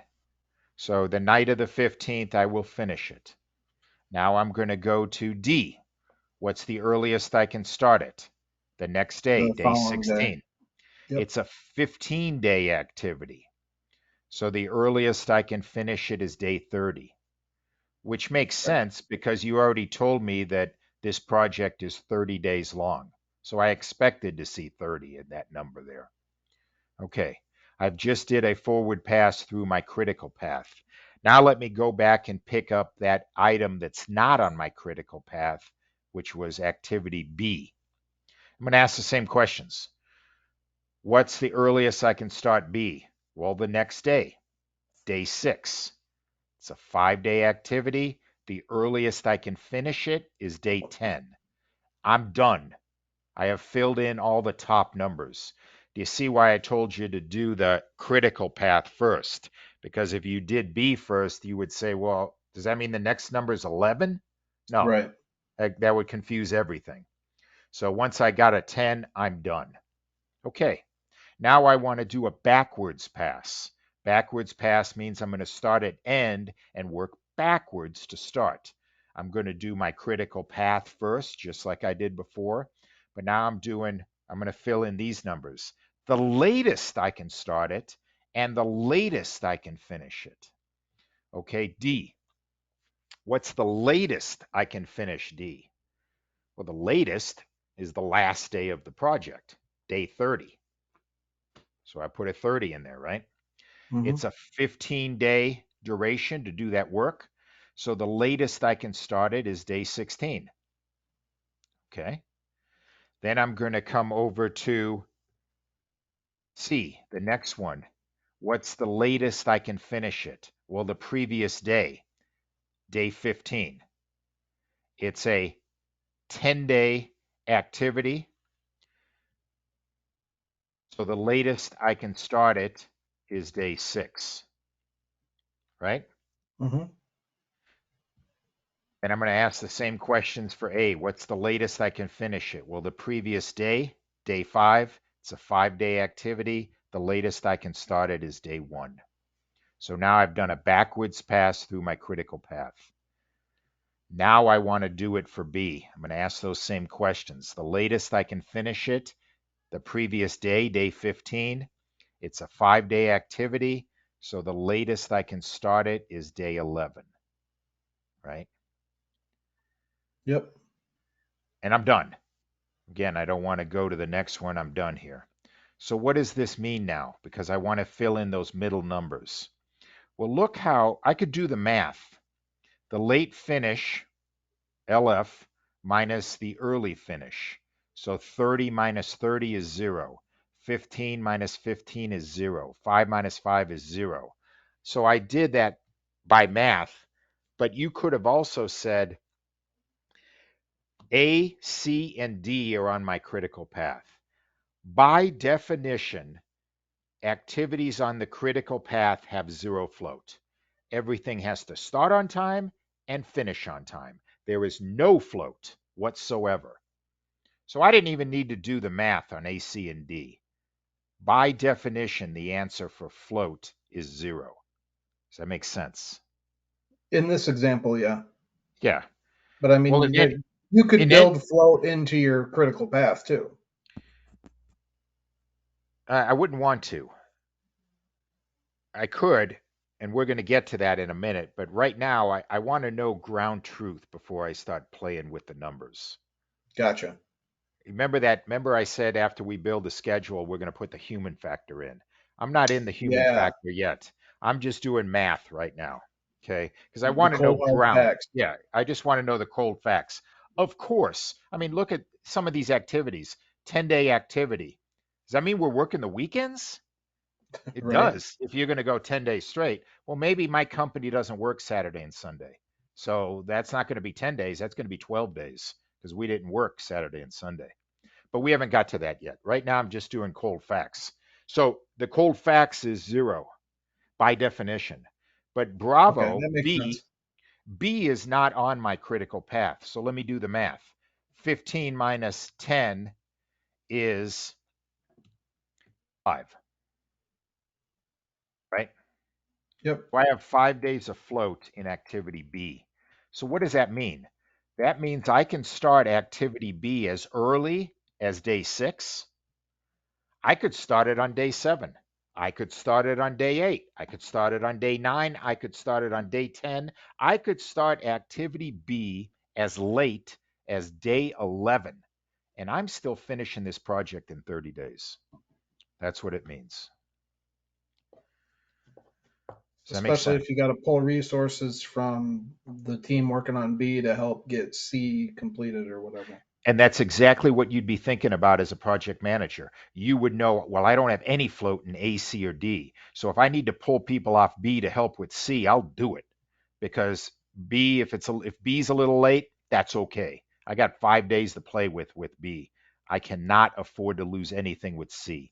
So yeah, move some folks over to C. Absolutely. Yeah. Any questions on this? Nope. Okay, you seem to get it really good. Normally, I spend a lot more time on this. So Thanks. let's take 10, come back at top of the hour. And I think you said you wanted to finish at 2. I can do that. I got about another 40 slides I need to get through. And then we'll be done with what I wanted to accomplish today. And then we, Okay. Yeah, I yeah, gotta get out of here at like 5:15 my time. So, yeah, I'll be done. And let's take 10 minutes and I'll be done before we make it to the top of the next hour. okay, sounds Easy, perfect. easy. I only got 40 more slides. And it seems like you got this critical path thing pretty well. Normally, I spend a lot more time on critical path. So we're clipping along. Like I said earlier, we're clipping along a lot faster than I normally do. So hopefully, I'm not going too fast. No, I feel like Good. your speed's perfect. Okay. All right, let's take 10, come back at top of the hour. Okay, Thanks. thanks, Dave.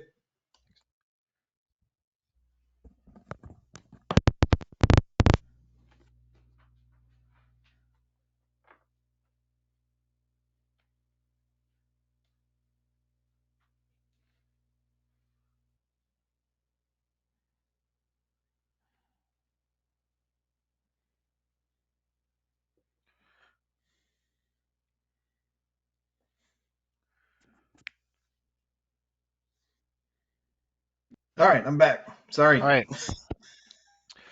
So this is, I just keep coming back to this screen.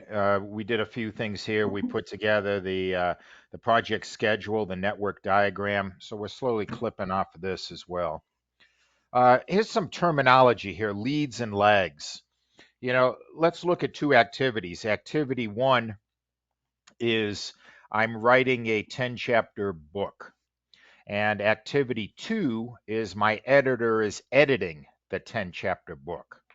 Now, you may say, well, of course, activity 1 has to be done before activity 2 because you can't edit a book until you write it. And that's true. But what if I did this? What if I wrote 5 chapters of the book and sent the first 5 chapters over to my editor while I'm writing chapters 6 through 10, he's editing chapters 1 through 5. I just got a lead on activity 2, the editing process. So that's what a lead is. Think of a lead as like a jump on the next process. Make sense? Yeah, And then a lag is just the opposite. Activity 1 is lay a concrete slab, and activity 2 is to build a tool shed on top of it. Okay, I lay the concrete slab, I smooth the concrete, I'm done. Activity 1 is done. So can the workers now step on it and start building the tool shed? No, the concrete takes 3 days to dry. So a lag would be 3 days. That's a pause between activity 1 and activity 2 to let the concrete dry. That's a lag. Okay, makes sense. here's a few more terms. We talked about these already. Remember, I said in critical path, everything had to start on time and finish on time. Well, what happens if I do get behind on my critical path? Is my project doomed? Is there no way I can save it? Well, no, you can save it. Fast tracking. Fast tracking is where I do 2 activities in parallel, vice and series. For example, I'm painting and laying new carpeting in the upstairs bedroom. Normally, I would paint the walls, and then once the walls are dry, I'm going to lay the brand new carpeting. But I'm behind. So I'm going to have painters in the room painting the walls and carpet layers in the room laying carpeting simultaneously. That'll definitely accelerate my schedule, wouldn't it? Yeah, they're What, not going to be happy, but it'll do it. what's the danger? What's the con of that idea? Well, the risk is going to be that you get paint on your Right. carpeting, and then you've got additional issues with either cleaning the carpet or replacing it. That's absolutely right. My risk is going to go through the roof. Okay, here's another idea, crashing. Crashing is where I had this work planned for 2 people, but I'm behind schedule now. And this is on my critical path. So what I'm going to do is put 4 people on it. Hmm. Now I'm working twice as fast. So I could save my schedule, but what's the con to that idea? Well, the risks that you're adding there, the quality is not going to be the same. The cost is going to go up. Cost is going to go up. It's the big one. Quality may not get affected. I mean, they're all trained technicians. I mean, they're all trained workers. They're not just people I grab off the street. But the Well, if it's cost is going to go overtime, up. for instance, they're not necessarily going to be working at the best of their ability Yeah. for 70 hours a week instead of the 40 or whatever that looks like. But that's the thing. It's usually cost is the fact that I budgeted for 2 people and now I'm paying 4 or overtime. I didn't plan for overtime, but now I'm paying overtime. So I may very well save my schedule and bust my budget. But sometimes you got to do that. And sometimes the schedule is more important than the budget. So, okay, so those are ways to save my critical path, a couple terms. Now let's put this human factor in here. Oh, boy. Let's put this human factor in here now on the schedule. Okay. Let me go back to my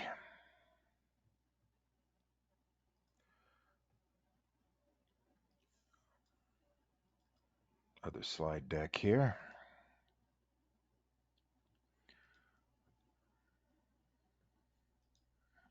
Again, we've been doing the math of this formula, and we put together a schedule, and I'm ready to finalize it and make it a schedule baseline, which Baseline? means approved plan. Yeah, I'm ready to do that.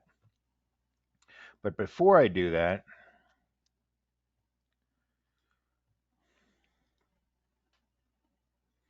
I want to put a human touch on this and take a look at some of these things here. Because, like I say, I had some of these that I had 12 days, and really, am I going to work them 12 days? So there's a couple terms here, and hopefully you're seeing a slide that says smoothing and leveling. Yeah. Smoothing is where I do not change the critical path, but I may take advantage of some of that float. Okay. I think in our example, we had activity B had 5 days of float. Well, let's use some of it. Sure, we got to work. Maybe we do have to work the weekend on activity C, but we better not be working the weekend on activity B because I got 5 days of float. So that's smoothing, kind of smoothing it out. If I don't have to work overtime, let's not do that. Let's use the float. But my critical path will not change. So in the example we had, it's still going to take me 30 days to do this project. Leveling, on the other hand, is where I give up the critical path. I say, hey, we're not working weekends. So I know I told you that it was going to take 30 days, but if I don't work weekends, it's now going to take me 36 days. So this project's now 36 days long, not 30. I just give it up. I give up my critical path and I do change my path. So smoothing does not change my critical path. Leveling does. I just give up on my critical path. And this is all done beforehand. I haven't gone to executing yet. I haven't done any work yet. I'm still planning right now. So after Okay. I do that, I'm ready to publish my schedule. And this is called my schedule baseline. And I get questions from students is, do you honestly go through and do that analysis and determine the critical path? Absolutely not. MS Project calculates my critical path for me. After you build your schedule, you hit a key and whatever's on the critical path turns red. MS Project does it for me. So no, I don't do the math. But again, remember what this course is for. This course is designed for that exam. And on the exam, they want you to know how to do it. In the real world, you hit a button and the computer does it. Okay, so there is some artificiality in this. But I think they want you to know how to do it. They don't want you to just say, well, MS Project does it for me. That's how I do it. So any questions on schedule? I think this is my last schedule slide. Nope. So that's my schedule. Oh, let one more. Now I'm moving into monitoring, controlling, and I'm controlling my schedule. This is where I take my schedule that I just developed. I'm using tools and techniques such as we're going to talk about earned value analysis later on, where I'm evaluating, am I ahead of schedule or behind schedule? That's what I'm asking now. And so I'm doing two things now in control schedule. One, evaluating my progress. Remember that phrase, work performance information, first thing in the output? That's where I take my raw data. Took me 2 days to lay that carpeting. What did my schedule say? Well, your schedule said it should have took you 1 day. So that means I'm a day behind schedule. So I'm evaluating my progress, and I'm also collecting change requests. And I'm asking, what does this change request do to my schedule in this case? Because that's what we're talking about. So that's control schedule. Now I'm ready to move to cost, the third side of this triple constraint.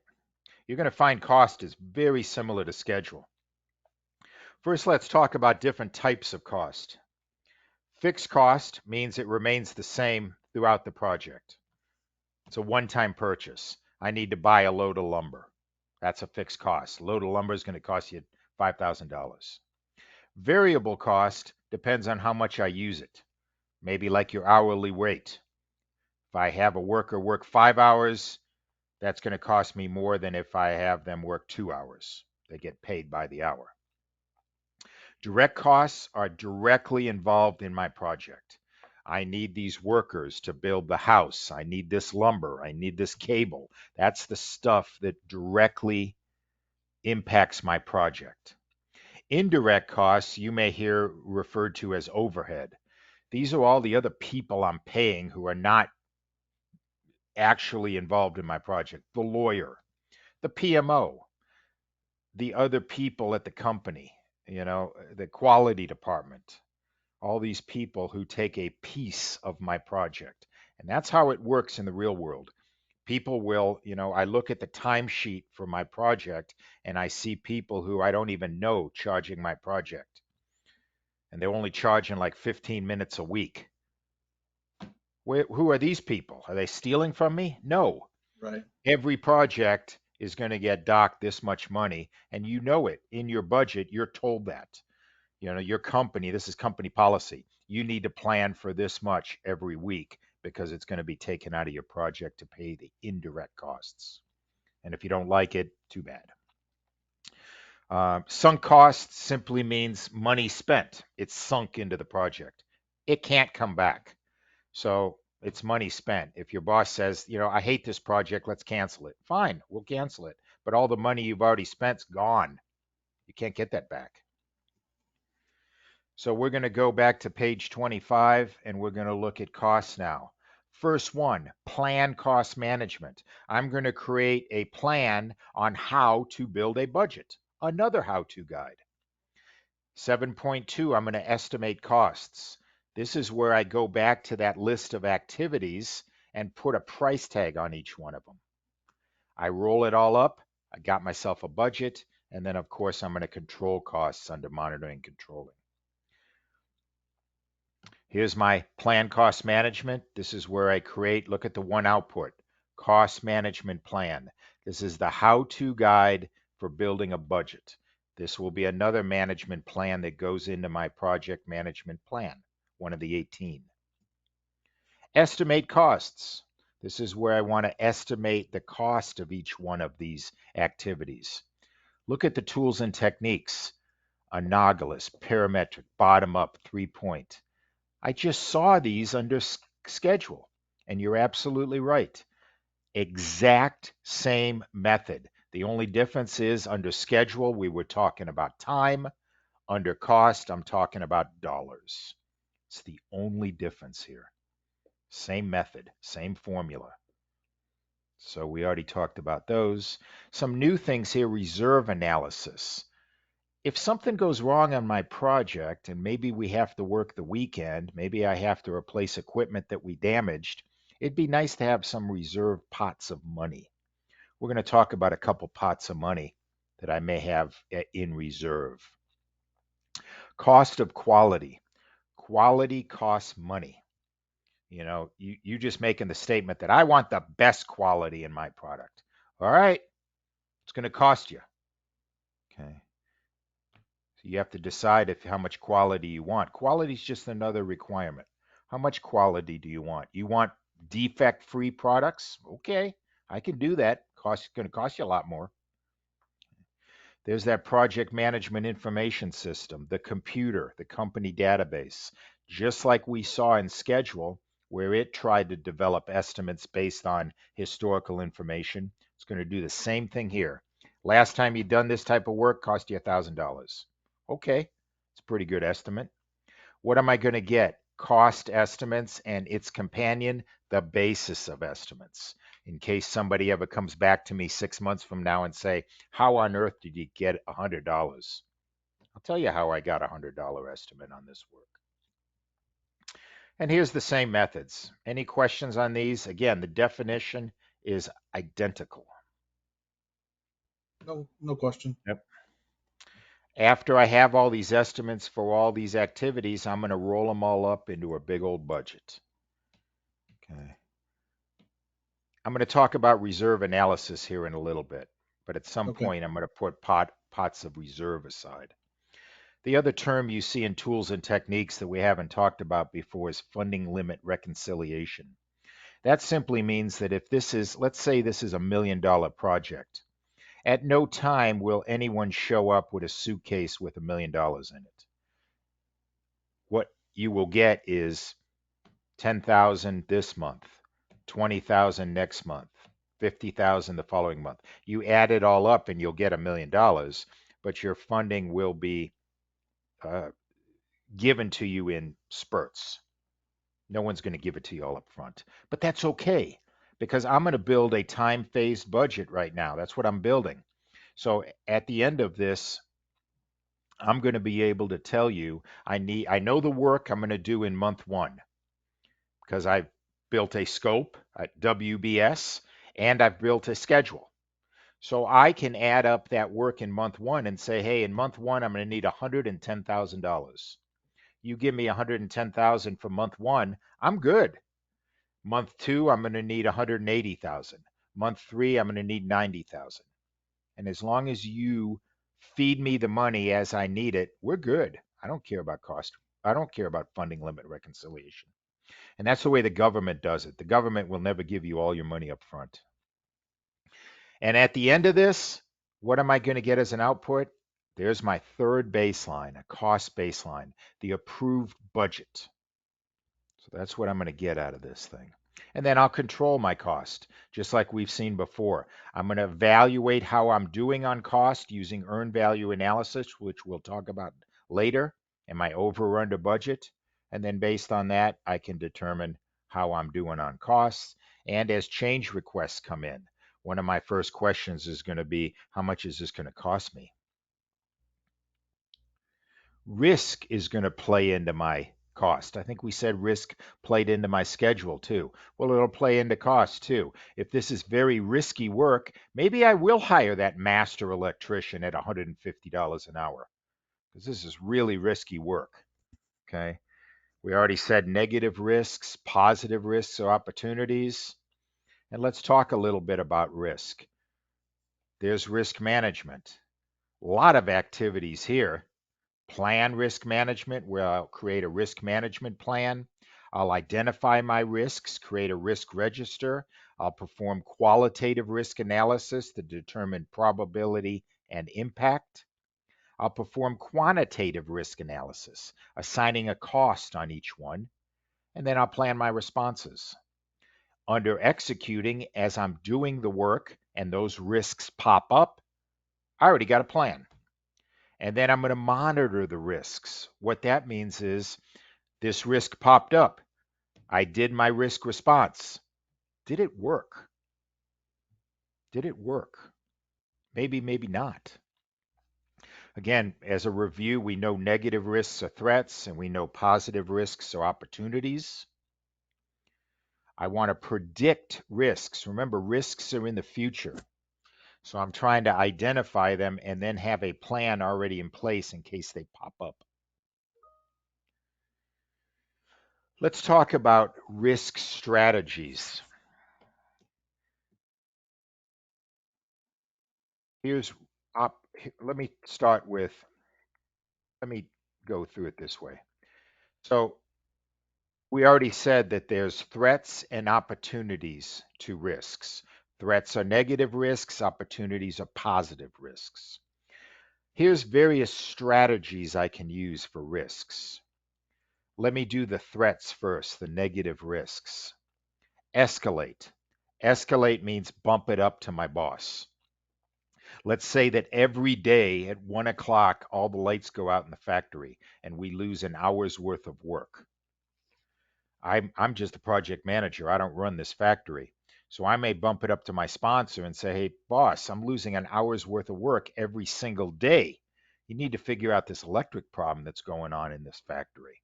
I escalated the threat up to my boss. Avoid means eliminate it. The risk no longer exists. Let's say I'm building a house overlooking a cliff. Beautiful view.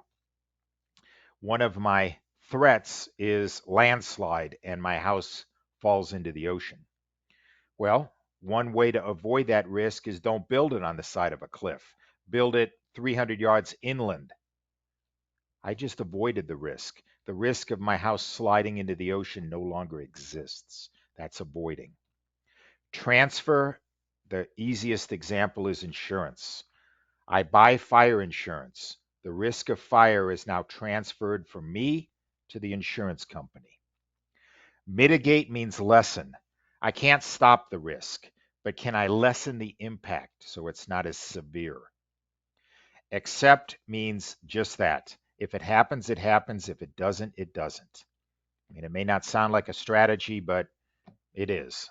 I'll deal with it if it occurs. Maybe it's not that impactful and it's not worth my time putting together a big strategy for it. Those are threats. Opportunities on the other side. Escalate means the same thing. I bump it up to my boss. I need to buy a bunch of copper pipe. There's another project manager that needs to buy a bunch of copper pipe. I may go to the boss and say, hey, why don't you work with the logistics people? We merge our orders, and I bet you we'll get a reduced price on all this copper pipe we need to buy. Both projects now save some money. I escalated it up to my boss to work. Exploit. Remember, avoid meant to eliminate the risk. Exploit, because an opportunity is a good thing, I want to guarantee this opportunity happens. If you tell me the probability of this opportunity is 80%, I'll say that's great. What can we do to make it 100%? Because I want to guarantee it happening. Sharing. Remember, an opportunity is a good risk. Sharing. I'm building a house. Customer comes to me and says, hey, if you can finish my house by Saturday, I'll give you a $10,000 bonus. So I look at the work remaining and I see all I have left is this subcontractor finishing the painting. So I go to the subcontractor and I say, hey, if you finish this thing by Saturday, I'll give you a $3,000 bonus. He finishes by Saturday, customer gives me 10,000, I give 3 to the subcontractor. We just shared an opportunity. We both got bonuses. Enhance is kind of the opposite of mitigate. Remember, mitigate was lessen the impact. Enhance, I want to raise it. Maybe they say, if this opportunity happens, we're going to save $1,000. I'll say, that's fantastic. What can we do to enhance it? What can we do to save $1,500? I want to make it even better. And accept means the same thing. I'll accept the opportunity if it happens. If it doesn't, I won't. I'm not going to do anything one way or the other. Any questions on these? These are good for some test questions where they'll give you a scenario and then ask you what response are we using here? What was strategy? No questions. Okay. I'm going to do this is where you get to monitor risks, that one under monitoring and controlling. This is where I may have a risk, I do a strategy, and I cause a secondary risk, meaning I fix one problem and cause another. Could happen. Okay. I may have a residual risk where, I lessen the risk, but there was still another risk that remained. I may have to repeat it. So there's a lot of different those are the risk strategies to remember. Now I'm shifting gears over to these management plans, and we've been talking about these as we've been building our project management plan. There's the first one we did, scope management plan, requirements management plan, schedule, cost. We haven't talked about quality yet, but when we do, we'll have a quality management plan, a how-to guide for quality. We talked about resource management plan. We haven't done communication yet, but we will. Risk management plan, we talked about. Procurement, we'll talk about tomorrow. And stakeholder, we kind of talked about that, but we'll cover it more tomorrow. These all go into that project management plan. And here it is again. We've been seeing these. So we did 1, 2, 3, 4, 6, 8. Been slowly building this, slowly knocking these out. Here's a question that they have. Let's see if it works. They want to connect the things on the left with the things on the right. So on the first one, scope creep. What is that defined on the right-hand side? Can result in cost overruns and delays. Yes. Work breakdown structure. That's scope decomposition. Scope decomposition and critical path is obviously an estimate the earliest end date for a project. We saw that. Correct. Good. So we talked a lot about planning. We still have more planning to discuss that we're going to talk about tomorrow. But for some reason, they want to shift over directing and managing project work. This is executing now. This is work delivery. This is doing the work, executing the plan. So as you can see on page 25, we're now moving over to the third column. And there's not as many things here, but you can see what some of the words. The words are action words. First one, direct and manage project work, manage knowledge, manage quality, acquire resources, develop the team. Action words. And that's what we're doing. We're executing now. We've been talking a lot about organizational process assets and enterprise environmental factors, and now we're going to define them. A little late if you ask me, but here they are anyway. OPAs, organizational process assets. Templates, business plans, policies, knowledge, meaning lesson learned database, protocols my company wants me to use. These are things that I'm given probably from that PMO organization that tell me how my organization wants me to run projects. And it's not just for them to boss me around. These are things they've discovered help with success. These are the best ways of doing it. So they're trying to help me. Okay. And these could be internal from my company. There's that word governance telling me how to do it. Or these could be external. Okay. Now I'm talking about EEF, enterprise environmental factors. Remember that definition were things that affect my project that I can't control. I can't control direction I'm getting from PMO. I can't control governance. My company is telling me how to do something. I'm just a project manager. External. I can't control the marketplace. The price of oil is the price of oil. I can't contribute political climate, academic research, benchmarking. Benchmarking is the marketplace, code of conduct. So once again, the definition is things that affect my project that I cannot control. Project work. Now I'm going into monitoring and controlling, which they're just taking me over to the next process group. I think what this section is they're trying to give you a introduction to page 25 here, because we still got more planning to discuss. I told you we didn't talk about communications, quality stuff. We will. Here's monitoring and controlling. The words I see mostly are monitor, control, validate. Again, I'm checking my work. I'm seeing what changes due to my work. What's the cost? Issues that come up that could cause problems. Problems could come up in any of these process groups. I'll track issues in my issue log. One of the things as problems come up, or even as risks are identified, you'll see me identify one person to be in charge. That's the person who I'm going to go to and ask, hey, have you solved that problem yet? Change requests. I'm going to get changes, and the reason this is coming up here is this is under monitoring and controlling. Let me go back to page 25 real quick. Look at number 7.2, perform integrated change control. That's the procedures of what do I do when I get a change request. I may get a change from the customer, from myself, from a team member, from any stakeholder. What do I do with that thing once I get it? You know, these issues, these problems may cause me to write a change request. I'm going to take change requests. I want them in writing. Anyone can submit them. Then I want to make sure I understand them. What's the need? I'll log them into a change control log so I can track them. And then I want to evaluate the change. When I say evaluate, I want to run down that page 25. What's this change request going to do to costs, schedule, resources, risk? I want to understand it. And then I want to make an educated decision. Are we going to approve it or disapprove it? Okay. If it's approved, it may change my baseline.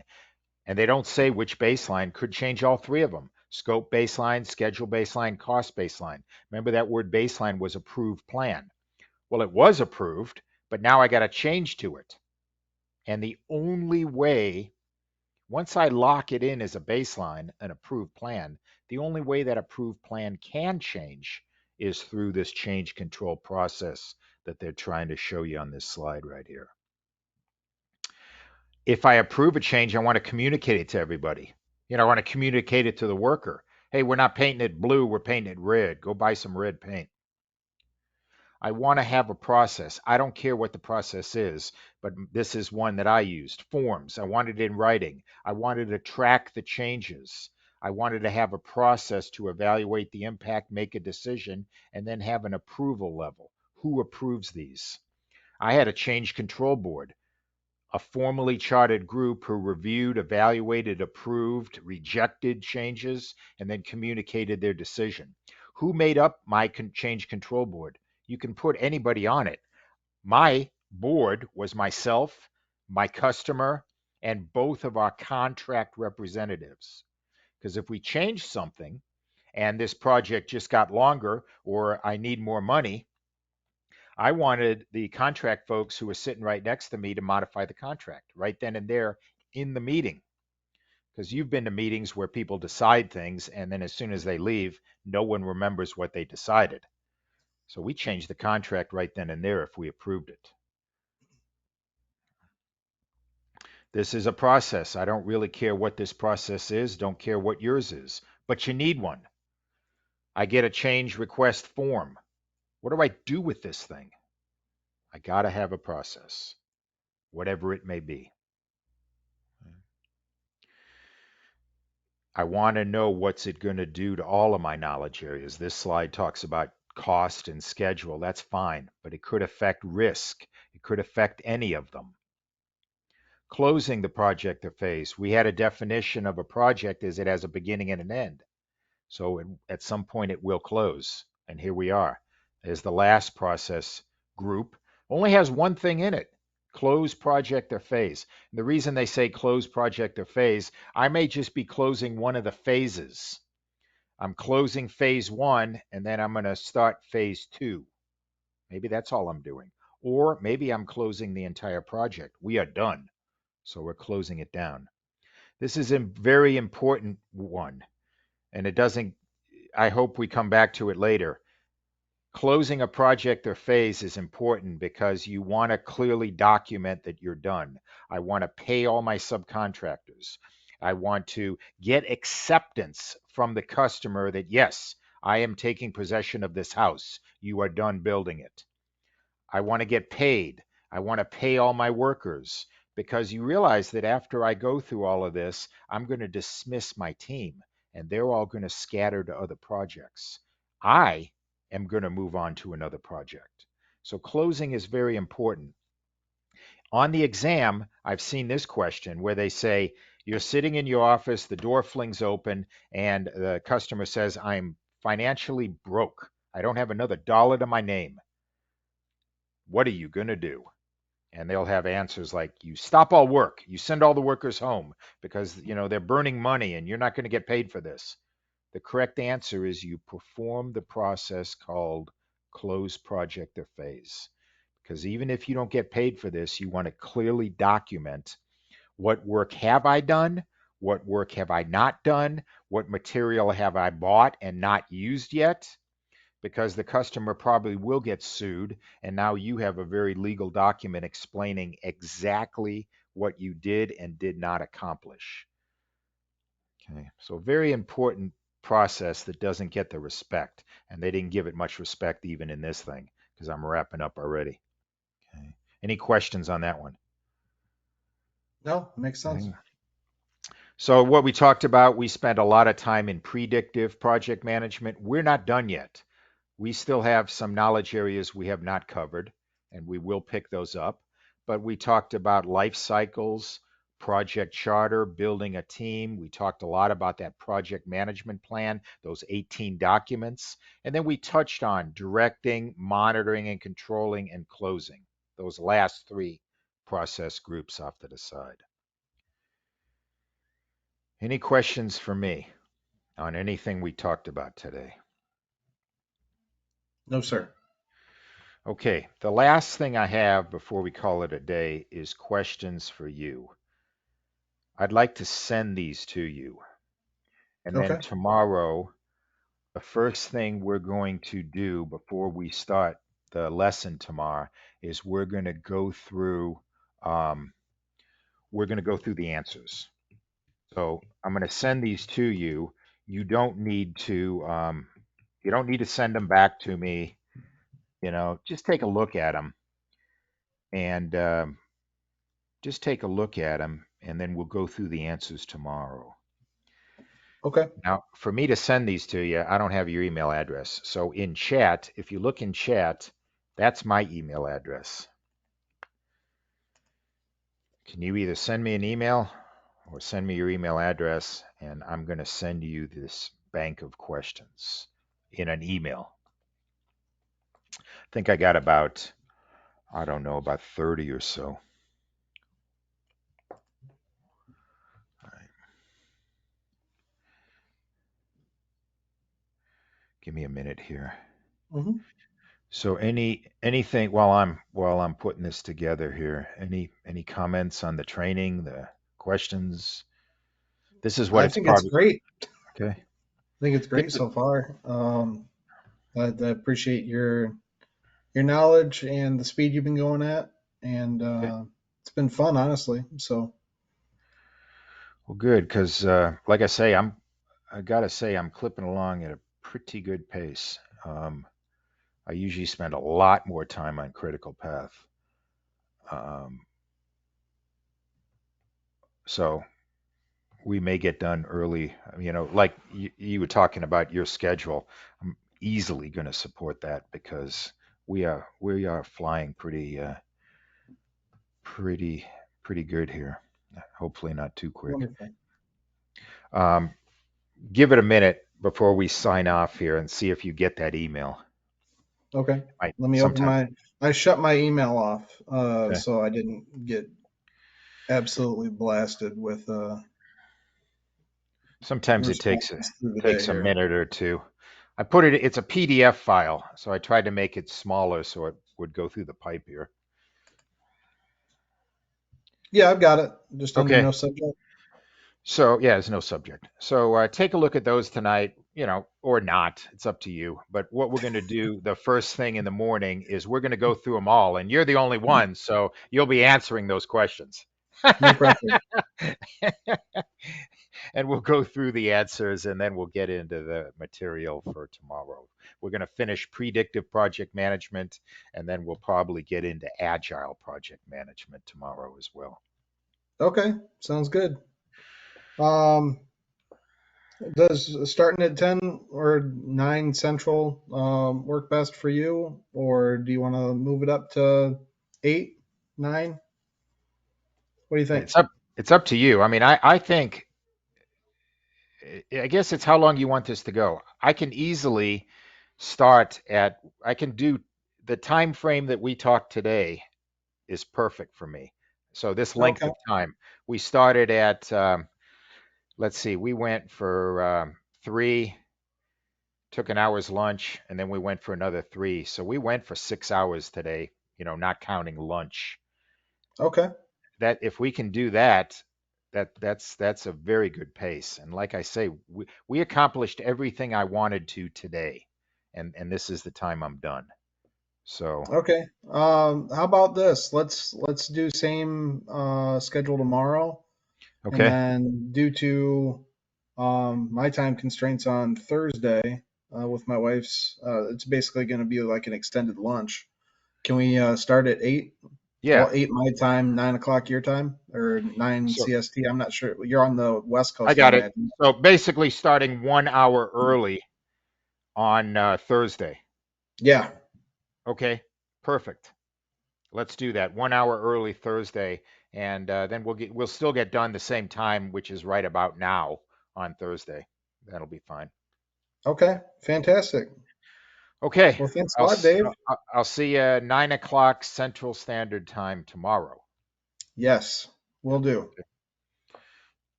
All right, that's All all right. I Thanks, got. Dave. All right, good night. See you tomorrow. See you tomorrow.